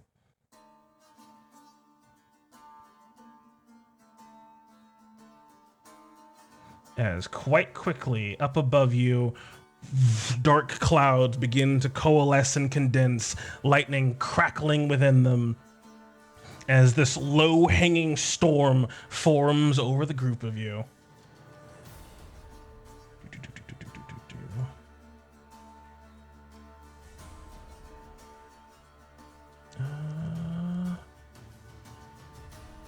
Ooh, and we can do a bolt right now. Let's see.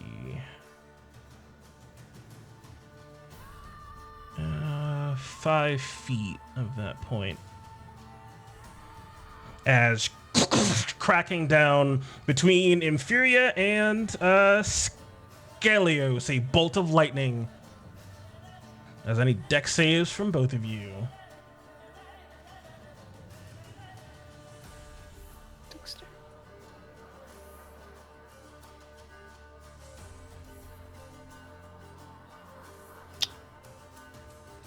Ooh, that does not make it Scalios. That is 4d10 lightning damage.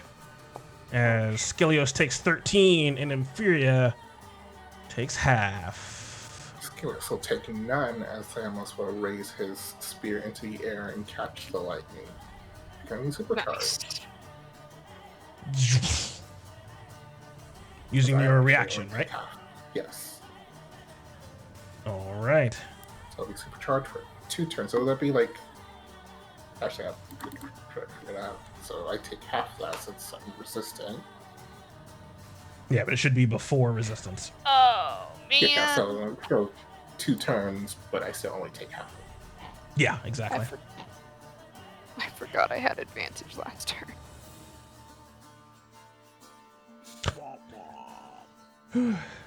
We live and we learn. It's all right.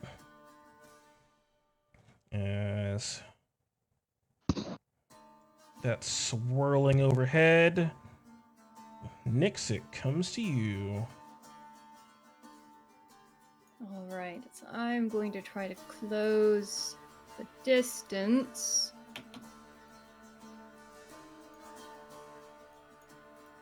Oh gosh, how far out does my dark vision actually take me? Can I just see all of this? Yeah, it's dimly lit. Like the sun is literally like cresting its dusk right now, so it's really dark. Besides, if you don't have dark vision and stuff like that, but you can still see. All right. Let's see if I can take care of the caster.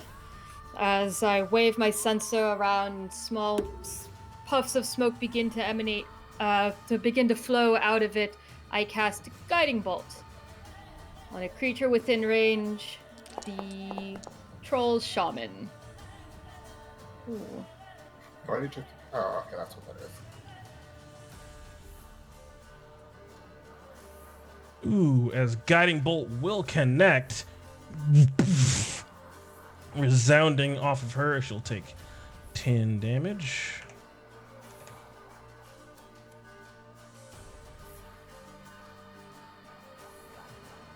And she begins to glow with the mystical dim light, like stars glittering, making her a little easier to hit for a little bit. Yeah, she can make a con save. Ooh! Hey! Nyx shutting this shaman down 2 for 2 as the storm begins to build and grow out, lightning bolts crackling down. You move ahead, conjure up this star. As it connects with her, the lightning seems to fizzle away as she loses her concentration, and the storm dissipates just as quickly as it came. Target the mage. And that's going to be my turn. It's enough of this. As more trees crunching out of the way as pushing all the way out.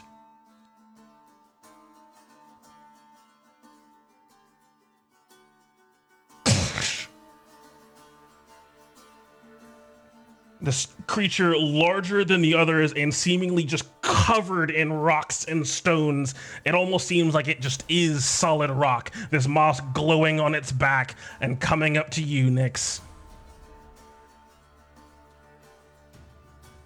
As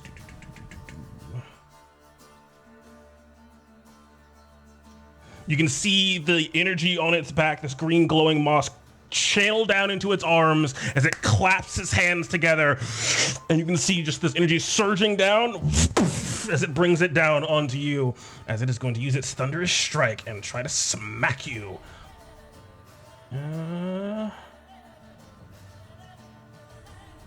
As it makes a maul attack. It's a 24 hit. Ooh, yeah. As thunderous strike goes on top of it, you can feel all of this energy pump into you as you take an additional 21 damage. Yikes. And give me a strength save. Strength save. Hey, spawn marker coming in clutch. Good job, Mark. Oh, god damn it. Here, I'll move it.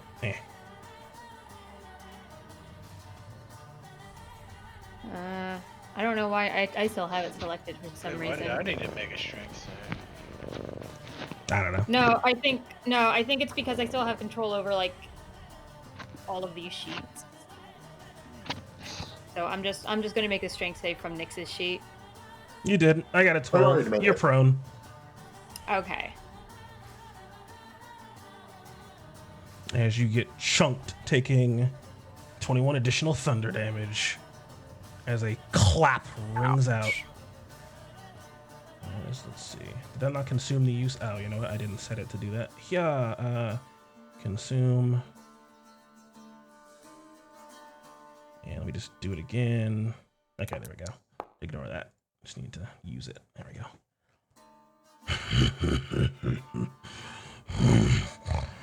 Ymir handles everything. As Ymir seems to sort of look down at you. Yes, Darius. Darius is going to fly up into this creature's face and pee in his eyes, giving Eos the help action.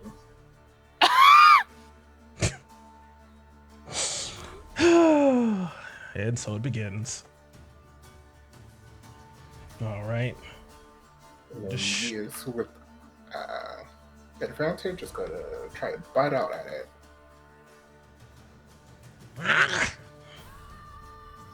Hey, a 17 will connect.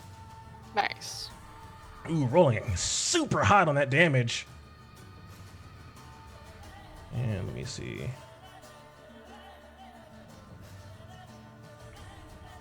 As his bite crunches in, this earth elemental troll thing seems to be much tougher than that ruby crunching earlier today. As boop, boop, boop, and takes half that damage. And then with his bonus action, the emerald sort of crystals across its scales will start kind of glowing, and his eyes will just kind of shoot out this strange beam of mental energy as using...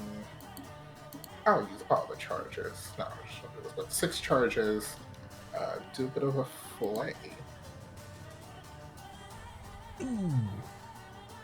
All right, just channeling all of this psionic energy into yourself and into this creature's mind in a huge 30-foot cone.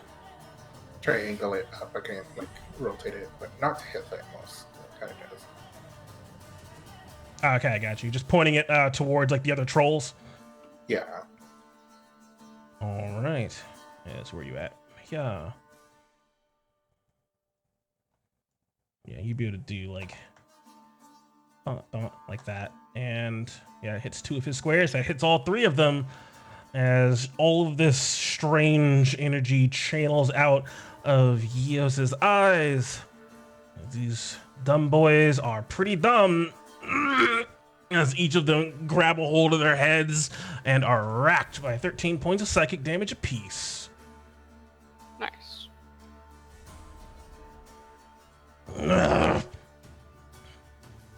All right. Nice job getting rid of that temple. Proud of you. Anything else? That's right. Which troll are you?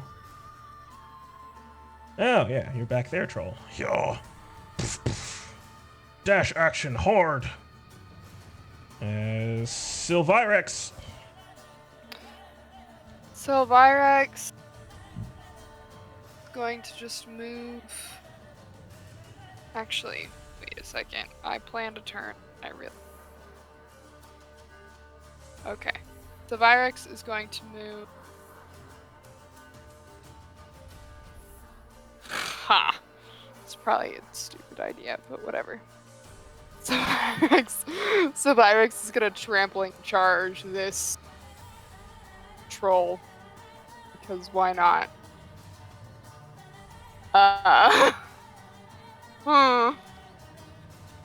Wait, come back here. Trampling charge this troll. Yeah. All right. Lots of overlapping. Right. Give me a hoof attack. Yes. Back here. Ooh, 21 will connect.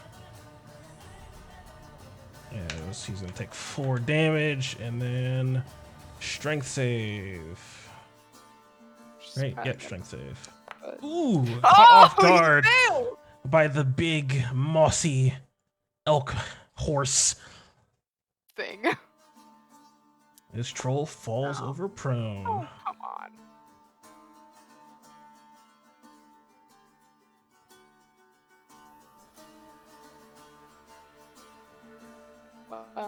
My bonus action has only have a 9, so. Well, no, he'd be prone, so it'd be with advantage. So go ahead and click that little plus sign. Hey, a 20! Dirty 20 for another 12 damage, reduced to 6. Good shit. Just boom, stomping on him on the ground. And it definitely seems like Sylvirix has earned this troll's ire. As Virus. Theamos. Oh, sorry. So Virus has a little bit of movement left, so he's gonna retreat this direction a little bit.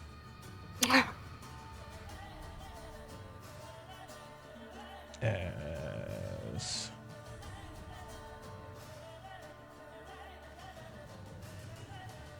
staying just within reach, you can see these long, sort of spindly arms, or muscly arms rather, sort of stretching out towards you, but not too far as to not be without outside of this troll's reach, even down on the ground. Oh dear goodness. As Theamos.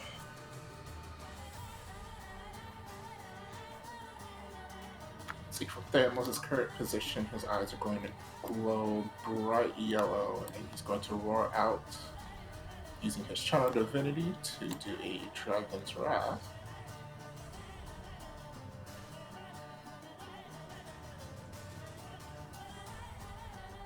So, every troll-like creature and stuff needs to make a wisdom saving throw within 60 feet.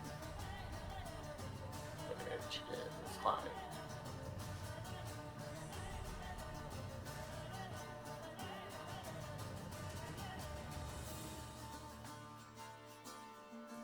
How many squares is 60 feet? Because if I try 12. 12 squares. if I try to ruler it, it's going to count all the Yeah. difficult terrains.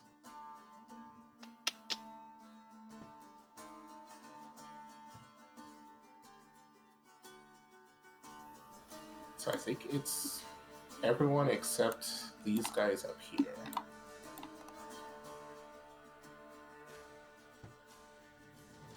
These guys all the way back here. It hits the shaman too. Nice. I think the shaman is the last person that'll get hit.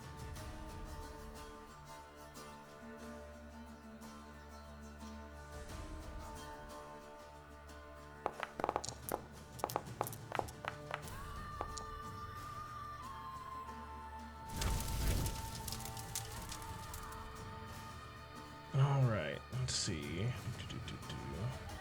Well, not Solarix. Didn't know I had him selected. That's rather fair too. Alright, this guy makes it. This troll fails. Frightened. Donk.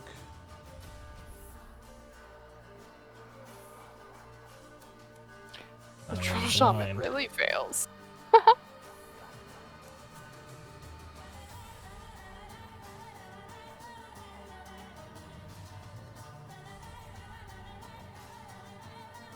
Oh, there it is. God, it took me forever.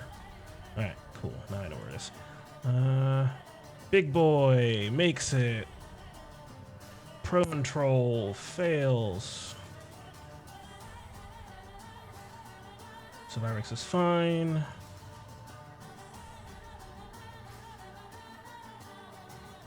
Just this jungle troll fails.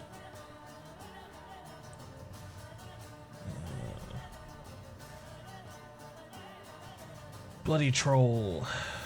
He fails. Shaman lady. She fails. Where is it? Bang. Hey, you're no longer concentrating. Get that out of here.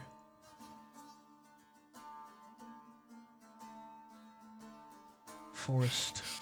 Fails. Okay, so all three of these guys are also afraid.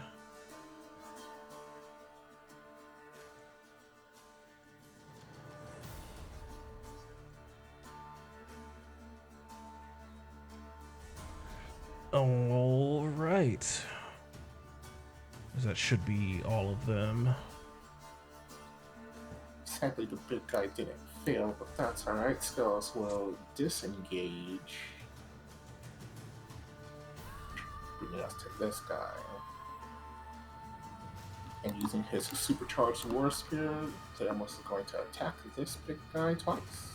This is bonus action. Nice.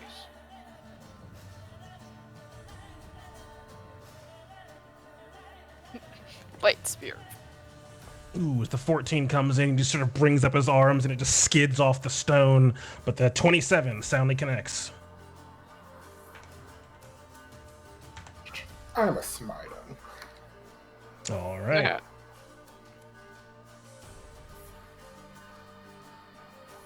He takes an extra 13 damage. That'll be my turn.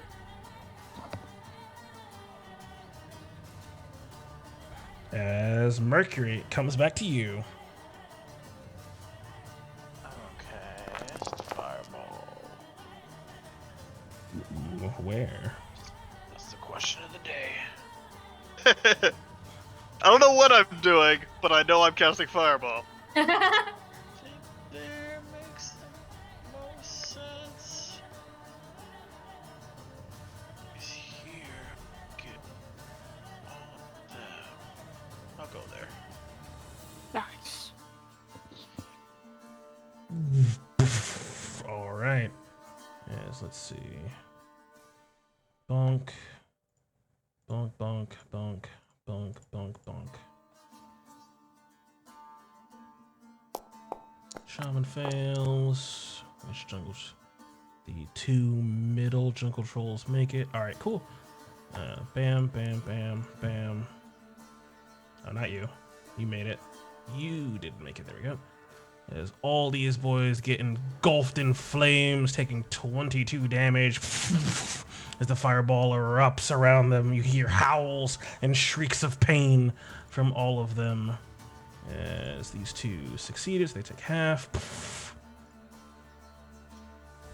And as this fireball disappears, the fire does not, as the trail around them ignites.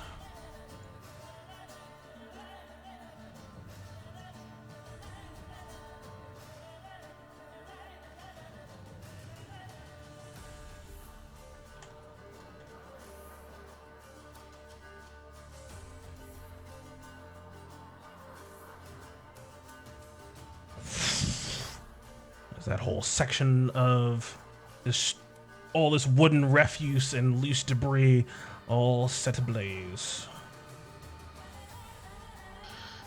And with my bonus action, I will call out towards Nyx. Maybe use a little bit more of your right hip when you throw next time. So I'll give us some inspiration. You mean Inferior? Yes, Inferior. My bad. Gotcha. Cool. So that's my turn. How does that work again? A D6. You can add it to an attack roll, saving throw. I don't think Cool. damage, can you? Or an ability check. Oh, ability check. Okay. Ibis is gonna go first, and he is going to take. Okay, so how do item interactions work with the dash action? Because what I want to happen is for Ibis to take the dash action to dive down and grab the chakram and bring it to Inferior. And he has enough movement to do that, but I don't know if he's allowed to grab something while he's dashing. Yeah, that's perfectly fine. Cool. Ibis is going to bring Inferior her chakram. That is the ruler, not the movement. And yeah.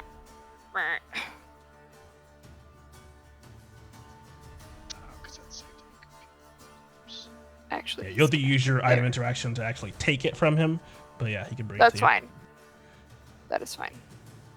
No wait, go away. Sorry. Nope, that is drawing more lines. I got it. Sorry. Okay, cool. Thanks. Both of her chakram in hand again. This dude, she would have disadvantage against because prone, correct? You'd have Yes. yes, with range attacks. Yep. Well, actually, you have normal because he's frightened. Mm-mm. Frightened doesn't confer advantage. So he has disadvantage if he's trying to hit anyone else. If Inferior moved here, would she provoke an attack of opportunity from this dude? Just looking at him and his reach as he's trying to grabbing on it, Sylvirex, you wager probably not. Okay. And what's the rules again with ranged attacks on an enemy if there's another enemy reach? You would have disadvantage. Okay. It's not reach, it's 5 feet, isn't it? Oh, yeah, it is. Isn't it? I don't remember all the rules. I know if you're trying to hit a target within 5 feet with a ranged attack, it's disadvantage. Yeah. But I think it's just 5 feet. What's it go? Let's see.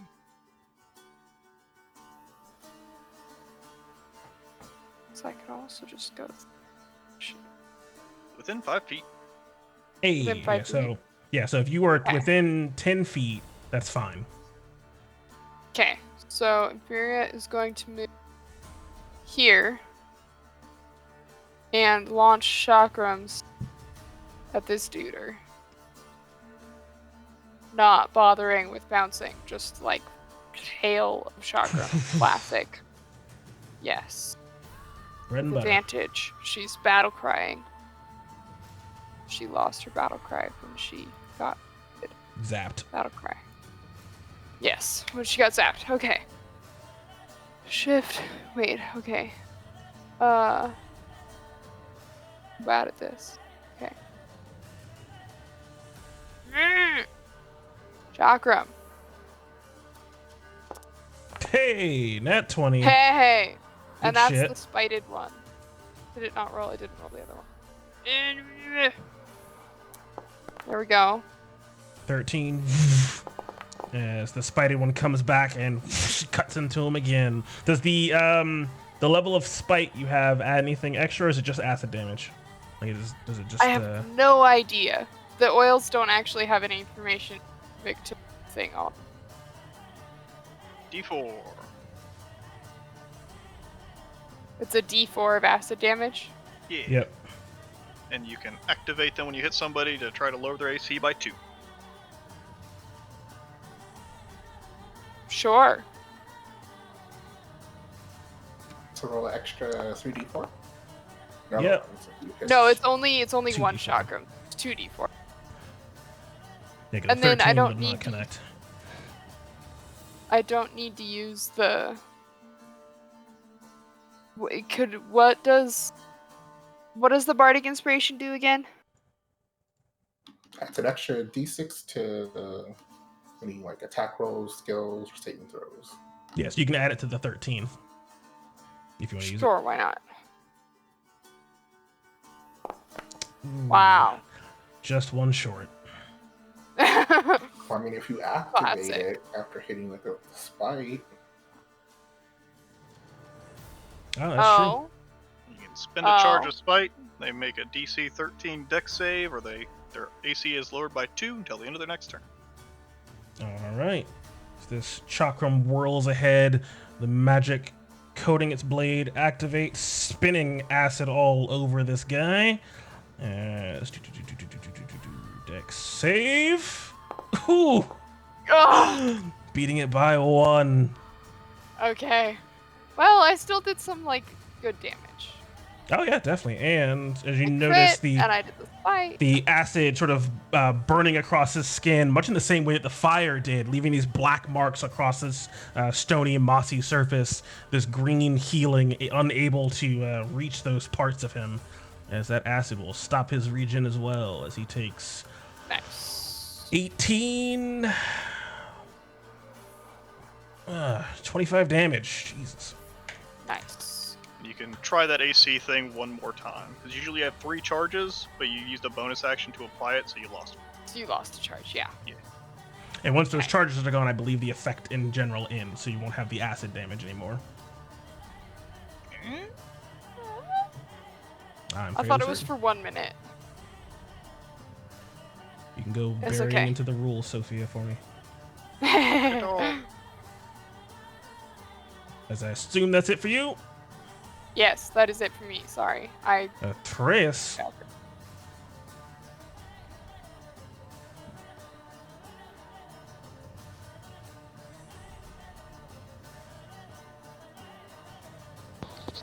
does the skull mean?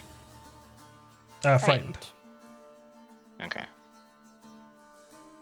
I'll be frightened no longer. One attack.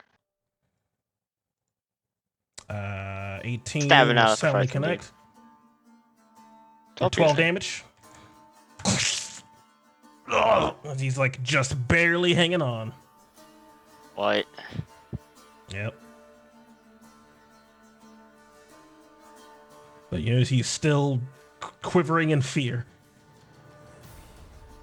As this frightened from Theamos does not break from damage. As... Oh, I can't remember the exact rules, but... Okay. Bonus action. Bop him with the heft of my spear. Hey, swinging the spear around. Still doesn't have the That's what strength. it's that's like fine. 1. Yeah, so you hit him for Feel like 6. 6. As that will take him down, cracking into the side of his head. He crumbles to the earth. What? The whack? The oil stuff. Yes. Okay. Should also be in the rules reference guide. Yeah, it doesn't really say enough. Hoping there's more information here. Otherwise, it just says when you apply to last a minute, then it loses a charge. Gotcha. And then I'll attack the bloodied guy.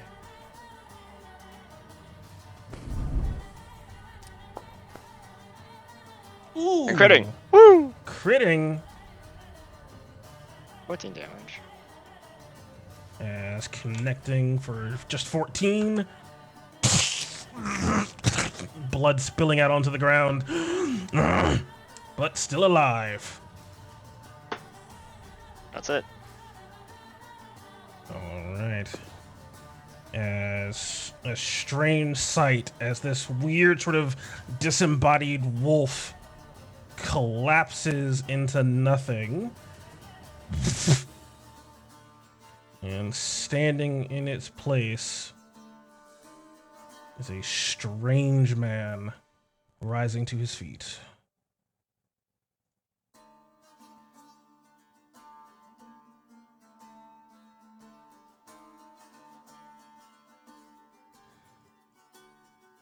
As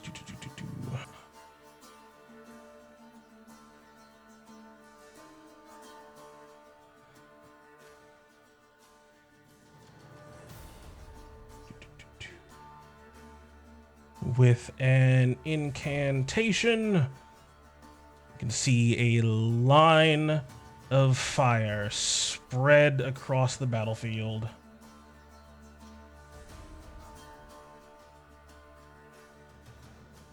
Yes.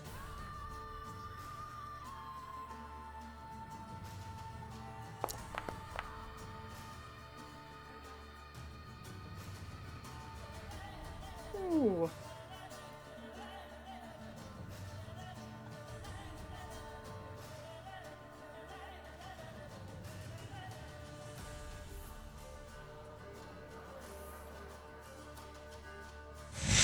Catching those 4.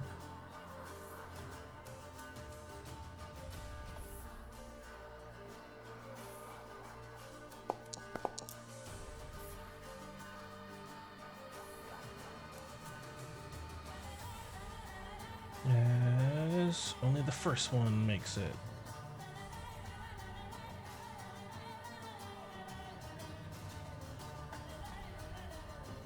These guys taking 28 fire damage.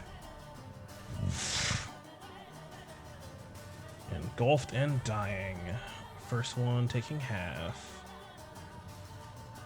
Barely up. So point the damage aura south. Remember, that's only a 1 foot thick line. Not a 5.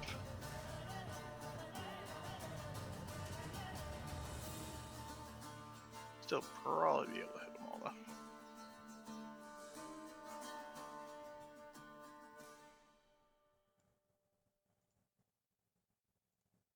I am not going to shrink it down to finagle it now, but good point.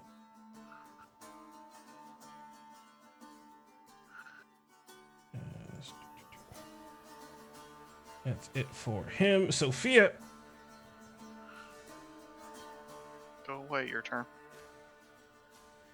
As Sophia sees this thing crushing out of the forest to go after Nyx, as she ignores Sophia's warning.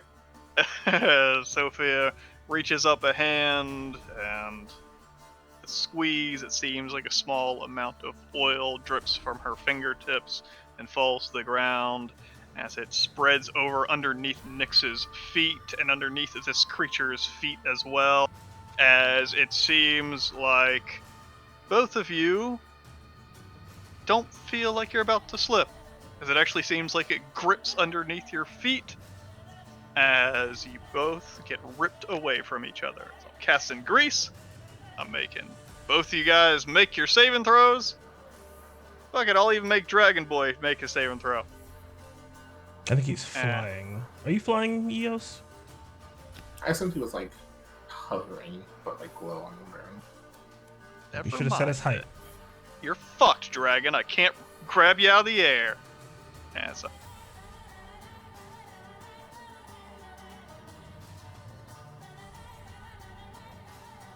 in.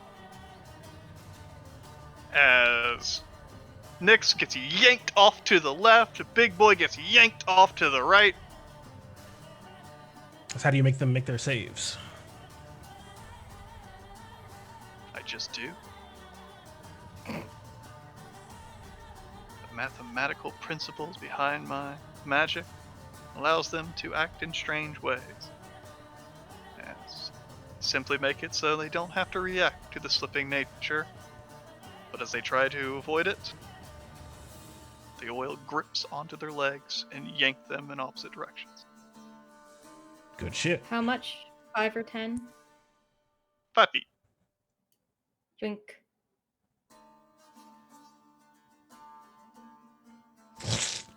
No, to the right. To the right. Straight to the right. There you go, and then boom. Meteors come crashing in as he gets yanked into the explosion range. Alright. I'm gonna take some creative liberties here because I don't remember what that spell actually says, but I'm doing it anyway. Because I really like this effect and it's fun. Yeah! Kablooey! There you go. Yeah, I don't think it actually ignites anything on fire. They're just little explosions. Not a wave of flame. Fair enough.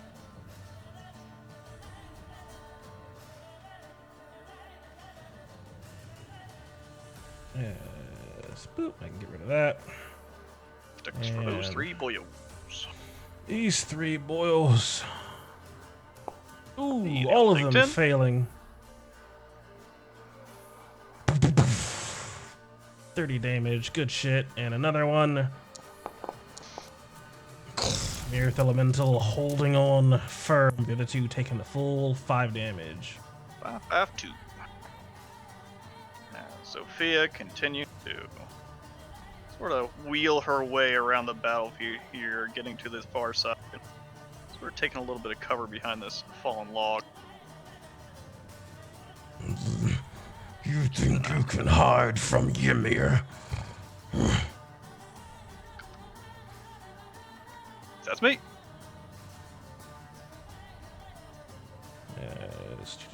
Oh, hey, it's these guys' turn. Are any of them alive? Let's find out. Dead. You're alive. You're frightened. You're alive. All right, so they're going to continue to swarm Atreus. You're frightened. Your Dragon As Roar, you is it a do. compel or is it just a disadvantage frighten? It's a regular disadvantage frighten. I don't think they can just move towards me, though. Yeah, they just can't move towards me.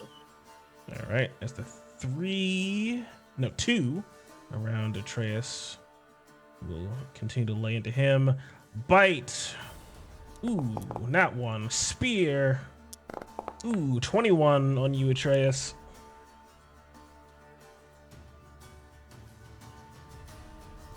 Six damage. And 5 poison. No save. No save. And it's used with 2 hands, so it's the 2d8 damage. So 8 plus 5.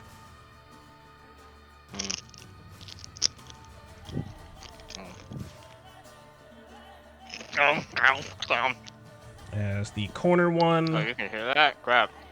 Chomp. None of them can bite you, but maybe they can spear you. Nope, an 11 is not going to do it for that one.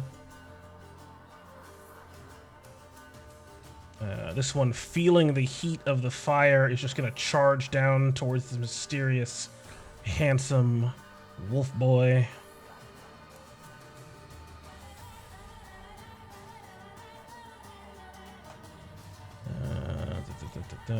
He is frightened. This one is also frightened, but he's just going to run as far as he can away. No, he doesn't want to stay in the heat. There you go. You did it. Oh, but actually, as he's trying to get away from the wall of fire and trying to get away from the source of his fear, Mercury's fireball, having lit this section aflame, is going to burn him for a d10 damage as he moves through it and take him out. Fuck.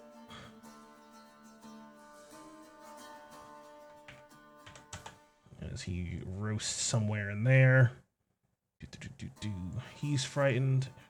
This guy can charge forward, so he will do that. The 20, and then does not have enough movement to step into the difficult terrain. Who is left? There we go. Greased up.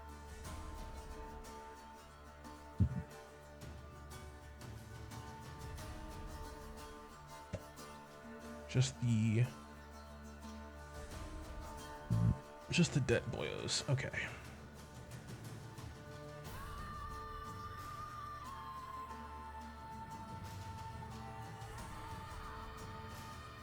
Yes. That's it for them. This guy gets to make a wisdom save. 5 is not going to do it. Dead. That's it for that group. Trolls. He just took fire damage from Sophia. Yes. He is going to try to get past this line.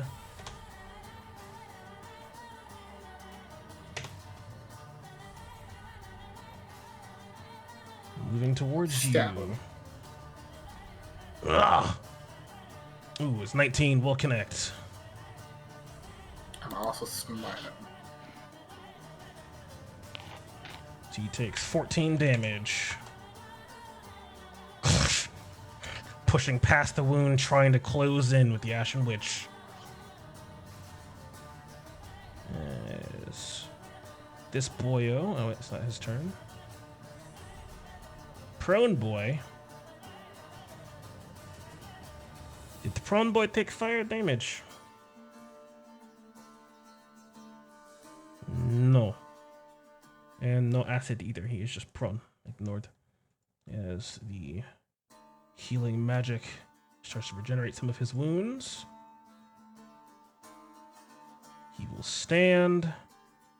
He cannot advance towards Theamos, but he can come towards Inferior with a whole lot of anger and hunger. He's going to try to eat his veggies. Bite attack. Ooh, 10 is not going to do it. Veggies. But 2 claws trying to smack you into the ground. 14. 21. Denied. As the claws come down, you bring up your bracers, protecting yourself at the last moment. Nice job.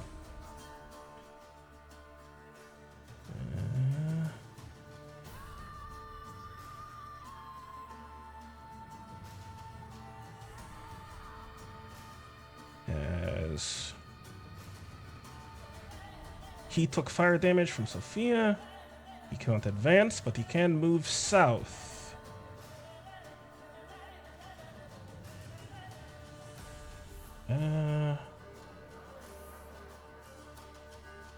Actually, he doesn't need to move south. He can go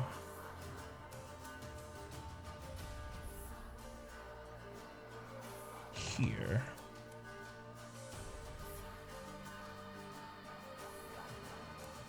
Yeah, because it's a stretch, but Atreus is still within 10 feet. He's going to move some of these guys out of the way and try to chomp down on you, grab a hold of your arm. Ooh, nat 1. No one's getting a bite out of Atreus. Smack, smack with 2 claw attacks. See what I roll. 19. Block the 17 and 12. I don't know why the first claw doesn't work. It's weird. Probably clicking too fast. oh wait, he was just trying to. Oh, I thought he was trying to grapple me. Nah, he was trying to take a bite out of you. Okay. No, those miss. Able to Southern. fend him off with my burning spear. Nice. Back. Southern Troll took acid damage from Inferior, so he does not heal.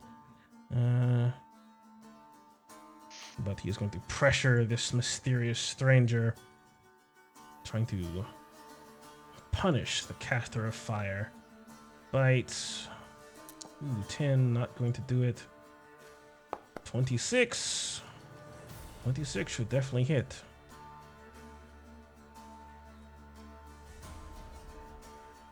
Poor wolf boy. Yes. He takes 13 damage.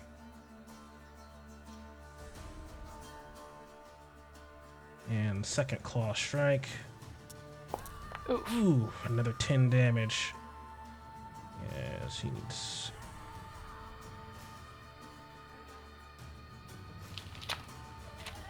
Makes the first save. Barely makes the second. As the wall of fire continues roiling. Close that. Close that.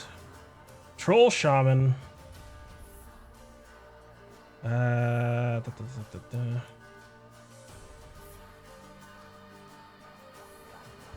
Guiding Bolt. Oh, they get wisdom saves. That's right, thank you. Did Troll Shaman take any acid or fire damage? And she got hit by the... Fireball. Ah, she did get hit by the fireball. He is still scared. Southern one, still scared. And the one at Atreus, still scared. Big scary dragon, man. Okay.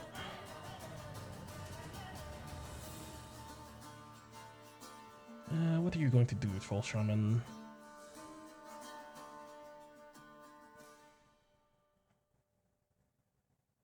Ooh, 120 feet. That's not bad.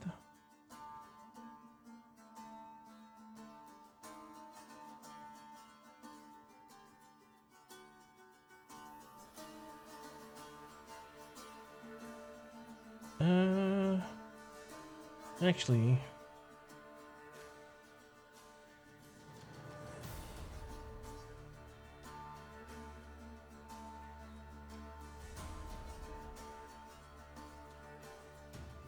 yeah, we're just gonna upcast that. As you can see, a series of strange, unerring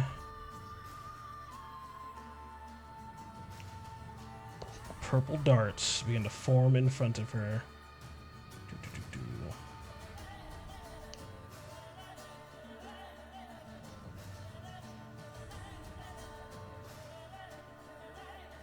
As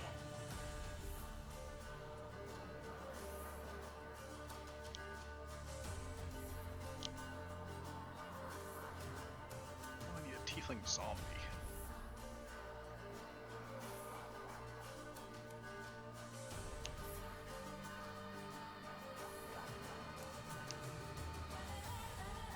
as Nyx, Theamos,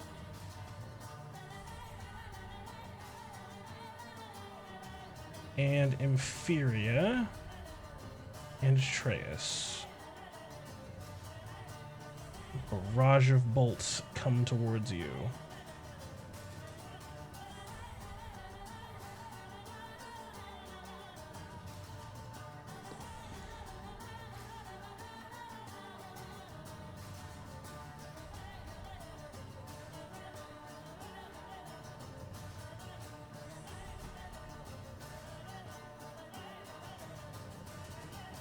As 1, 2, 3, 4, 5, 6.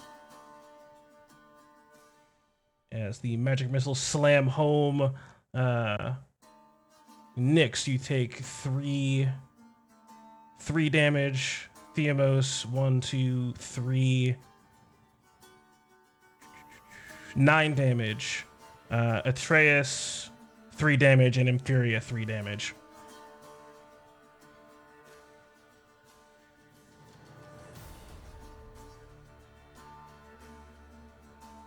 She is going to try to fly south.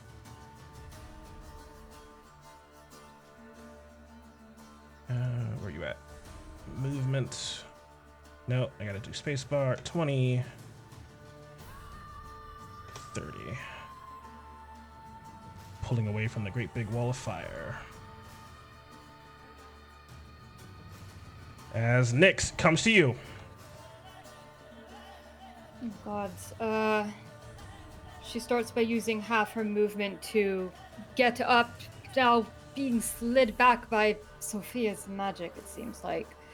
And she is going to move just a bit back. Just one more. Oh, fuck, they won't stop coming. Alright then. And seeing this, this troll try to break the line and start moving towards Sophia, she is going to wave her sensor in the air, and it looks like this liquid, starry pool of magic begins to rise up from the ground, taking a humanoid shape. One that is shorter than Nyx, but also has that poofy hair that she does, but tied into a sort of side ponytail and bearing a spear, as I'm going to cast Guardian of Faith. The Spectral Guardian is going to pop itself up right here. I like how you described it as shorter than you, but it is technically large. Oh, is it technically large? Yes, he's a big boy. Big boy. Oh, It's that's just even wide. okay. so So it's wide. not okay. I didn't realize it was large. I thought it was like a takes up one square sort of deal. Okay, so it's gonna go here. Square. Okay, so it's not shorter than Nyx, but the silhouette shape is still the same. It's basically large and has a 10-foot reach, so basically think of it. Ah, Because it hits anything within 10 feet of it. gotcha. And with my Is it bonus here? action, just one square back of it. Yeah. And she's going to use her bonus action to uncork a potion of lesser healing and down it for herself. Hey. Let's go ahead and roll 2 of your hit die. So it should be 2d8 plus 2. Did it not? Ah. That was my bad. I thought it was already going to roll the hit die. I do not have a way to program that, unfortunately. Sorry. That's okay. Oh, my 2. butt. Okay, I got it.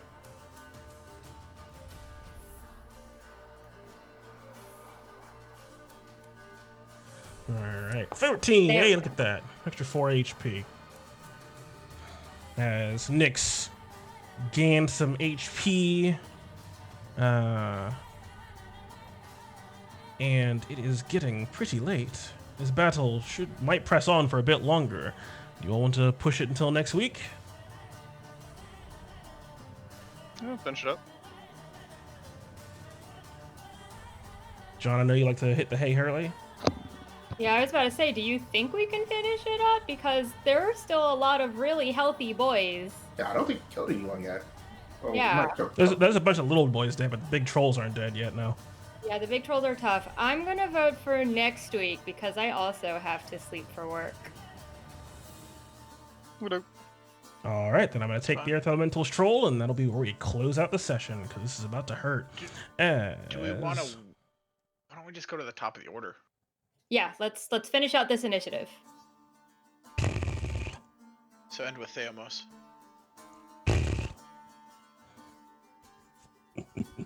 I wanted to end on a potentially dire note, as you guys get hit for a bunch of damage. Yeah, well, we know you want to murder somebody. It's fine, but you know. As you can see the rocks on the Earth Elemental troll just begin to jut out from it, breaking out of its flesh and forming into a boulder up above its head, floating with this green magic as the rocks seem to leave its body. As his AC goes down, as 2 boulders form over his head, as he's going to use his seismic toss. As 2 big old rocks come sailing for our wee babas. At disadvantage. Yeah.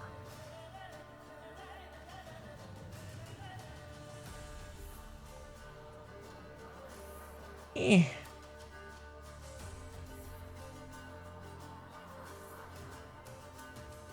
Shuck the rocks. Oh.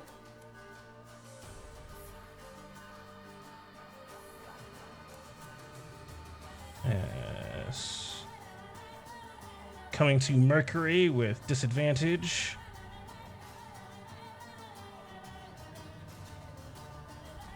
Just see this large rock coming. I just simply step to the side and watch it hit the ground. And Sophia. I karate chop it out of the air. Split it in half. No, that is not all. Big man turning down towards Theomos, raising up his hand, tries to smack out at you, Theomos. Did you make a roll for Nyx? I accidentally targeted you. There's only 2 rocks. 2 rocks and 2 maul attacks. As Theomos... what's his range on this? 10. Ooh. Yeah, I'm going to smack Theomos, and I'm going to smack Evos.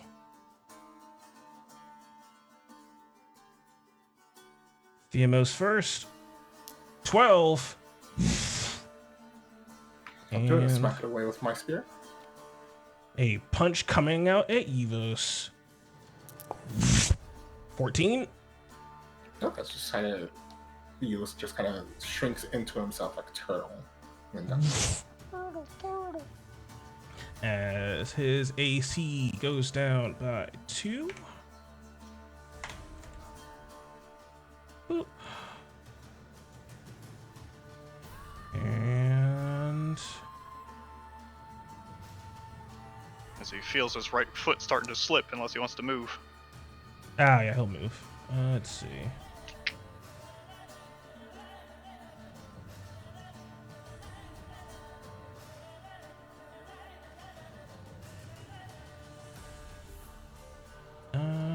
see which way.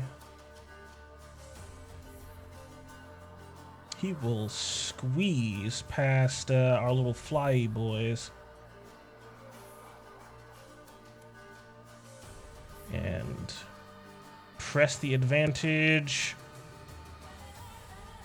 on,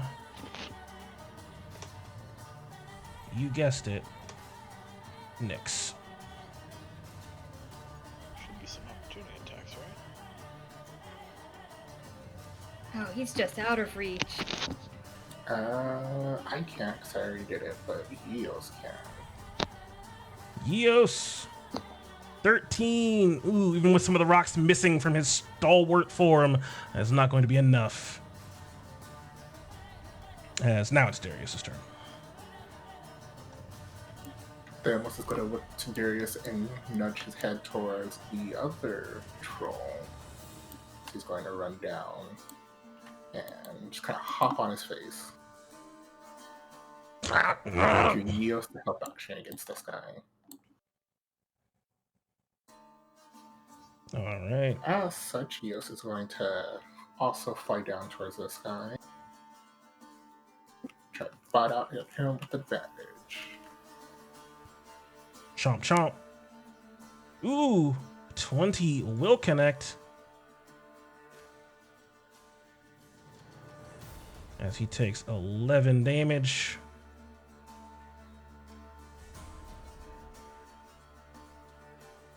As again, with his bonus action, using just 2 charges because he only has 3. Try and fly him again. So it'll be 6 damage.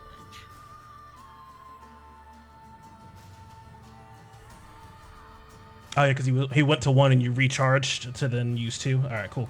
Yeah. Another flaying cone. DC 12. Ooh, as he makes it, he's gonna take half those. This strange psionic energy ravages his mind, but he hangs on. So it'll be his turn.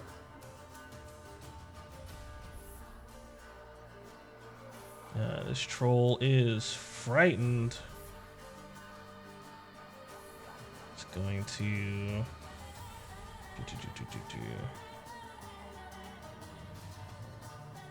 just gonna hang there, take the dodge actionis, and see if he can shake off this. Hey, good shit. The nat 20. This big troll is no longer afraid. As Sylvirex.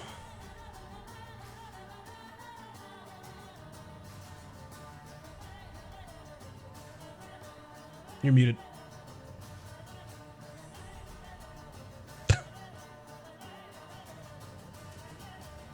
There we go. You did it. I did it. I figured it out. Instead of provoking an attack of opportunity by moving, Sylvirex is just gonna hoof bash this dude again. He can't do his fancy trampling because he's too close, but he can still hoof hoof. Hoof hoof. Yeah. Yeah. Ooh, as 15 is just enough to connect.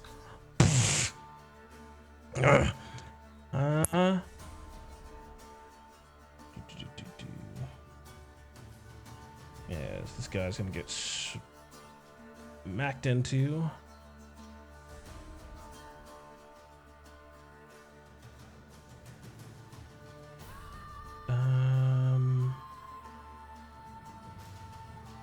Where is it?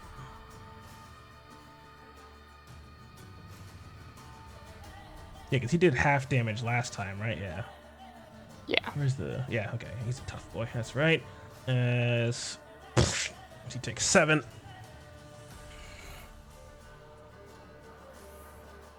All right, and last but not least, Themos, what do you got? What is standing jump rolls? It's just your strength? Question mark? Or half your strength? I don't know. Jump rules are stupid. That's definitely It'll be not. fine. I think it's half. Standing jump? Yeah, it's just half of whatever your running jump would be. So 10 feet, I think. Yarp. So you could jump. And so coming. Well, yeah, where are you going to jump? I just want to jump over this greasy stuff.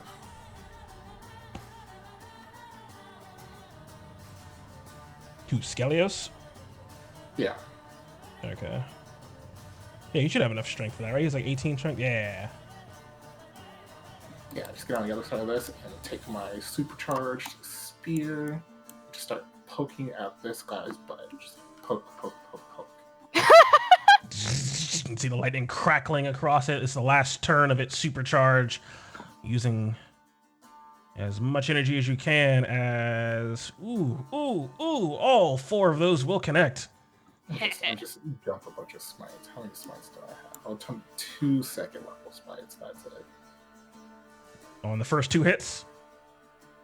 Yeah. All right. Ooh. 15 and 11. Oh, shit. All right. As he takes 6, 10.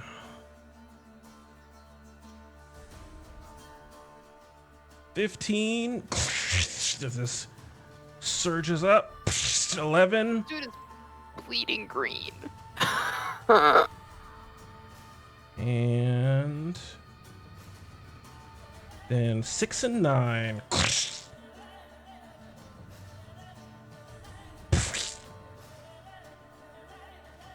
As each of these hits So close. stab in, and as you pull out, surging this divine energy in, you can see just this mossy sort of plant-like blood just skittering or splashing onto the ground. As this thing, Ymir getting tired, as he is still just barely standing.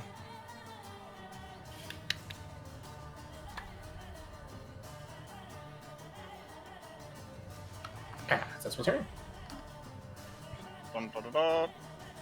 Da, da, da, da, da, da. As with Themos coming to poke holes in this big guy. It looks like Mercury is set up for the perfect kill shot.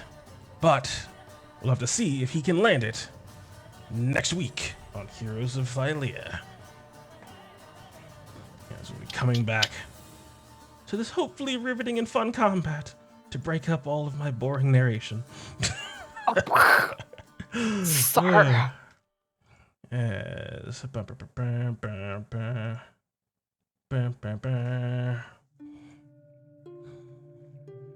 Oracle's Chosen have encountered what seems to perhaps be the wary travelers with their carts in tow, now met with disaster. It seems like they will be able to save someone just in time. We'll have to see how it all pans out for them on Heroes of Thylea next week, 5 p.m. Eastern on Sundays. That being said, we will be returning for some more D&D this Thursday, Song of Rapture, 7:30 p.m. Eastern. If you like what you saw here, I'm sure you'll like what you'll see on Thursday even more. So be sure to tune in this Thursday for Song of Rapture. It's been an absolute pleasure running for you guys tonight. Hope you had fun. Hope you're looking forward to seeing what else is in store on these mountains. There's a lot more fights, I promise. All the combat. You'll be sick of combat by the time we're done. I swear to God. You will. You'll be like, God damn it, can I just talk to somebody? I'm tired of rolling initiative. But you'll have to listen to me drone on for about 10 minutes about mountains each time, though, so it's a small price to pay. That's all I've got for you, though. The podcast will be uploaded hopefully this Monday, and yeah, that's it. I'm gonna go host somebody, and as always, your dice roll 20s, and you always make your saves. Bye-bye. Toodles. Bye. Wash your hands. Wear your mask. Get Wash your vaccinated. body, actually.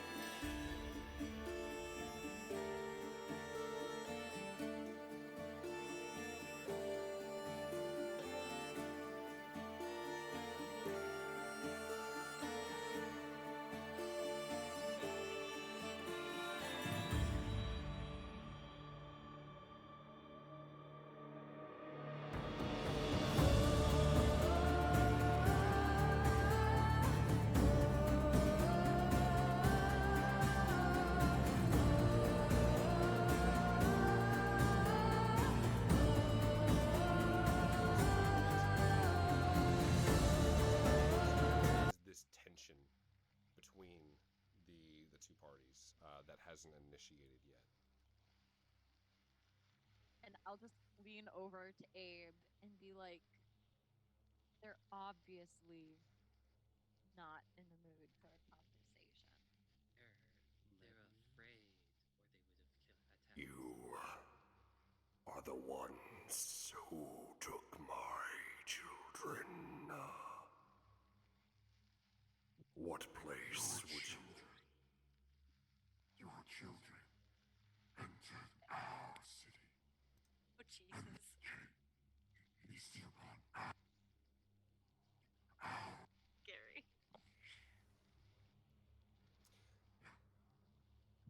Oh, wait, you're breaking off a little bit. Oh. I think it's peaking. Me? Yeah. Okay, cool.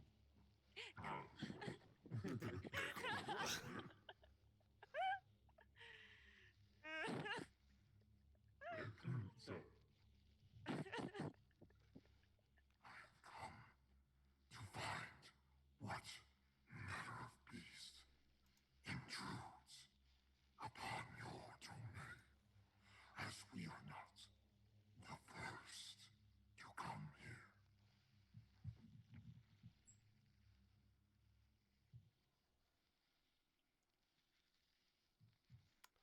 Are you implying that you're not the ones who killed the little chitlins?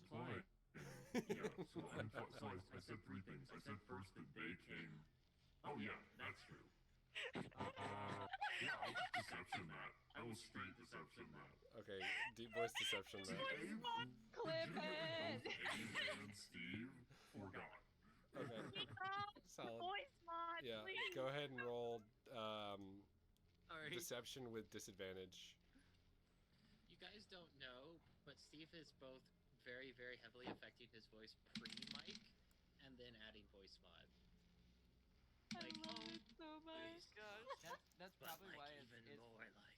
That's probably why it's cutting out so much. Yeah. Yeah. My mic is not really. It's like, what the fuck is happening? What are you trying to do? What? There's only so much I can handle. Like, these are not tones that I was supposed to pick up. Okay, that's still pretty good. That's where's my deception? +5. So that's still a 21. All right. While this are y'all is Nova, Alia, and Ziriel walking up behind them while this conversation's happening, or are they staying back? I don't want to get super close. I would like to be within 120 feet. Okay, they're about within what is what math? Give someone do 15 times 5. Help me. Sure.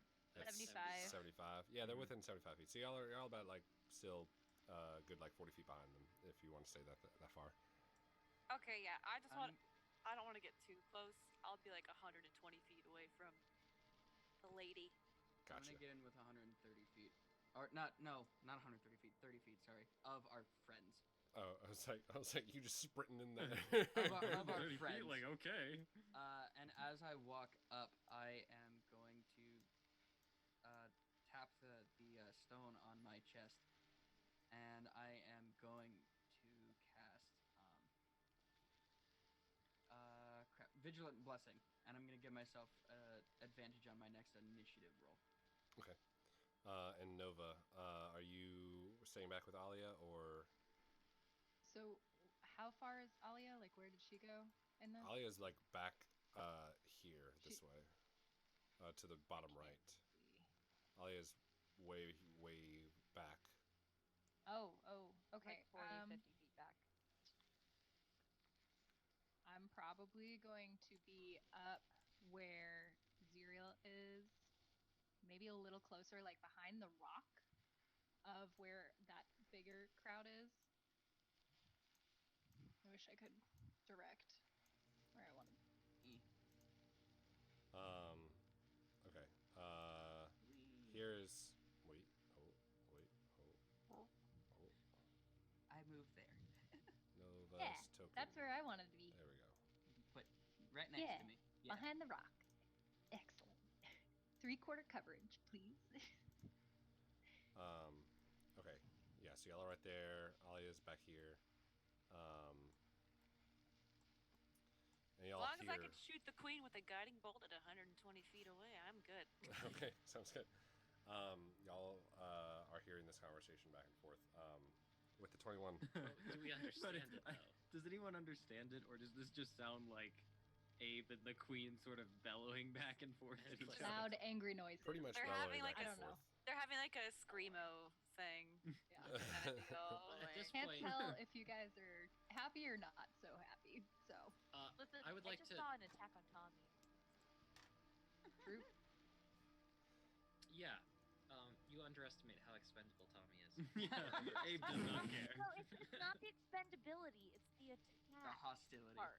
The hostility. Yeah. So I'm gonna come up to like Abe so I can like whisper in his ear as he's talking. Be like, "She backing down." To be determined. Just let her know if she's worried about any of her own. The next one that comes into town or comes after us is gonna die, so maybe we should just not have anyone die today. Let's shorten that down into something I can say. Deep speech is a very long. Coming back in, you hear another ramble as the head kind of creaks back and forth, gesturing for the Ankegs to move and they all start to kind of move and enclose, encroaching into you all. So what exactly did you want to learn from this monster before we get into... Yeah, exactly, because she's not exactly... I was hoping she would tell me what exactly made her able to talk and caused them all to start acting like a eunuch. Have you asked what's in charge of it yet? Yeah, then why didn't you just ask that? Because if you ask a queen who's in charge of them, they're gonna get mad and send their guards to kill you. It's kind of a... Please, Well, do not fight. We are so hungry. It doesn't sound Well, she too says they're hot. just kind of hungry, to be honest. Get them some Maybe snacks. tell them... What did they used to eat? Wait. Can I lean forward again?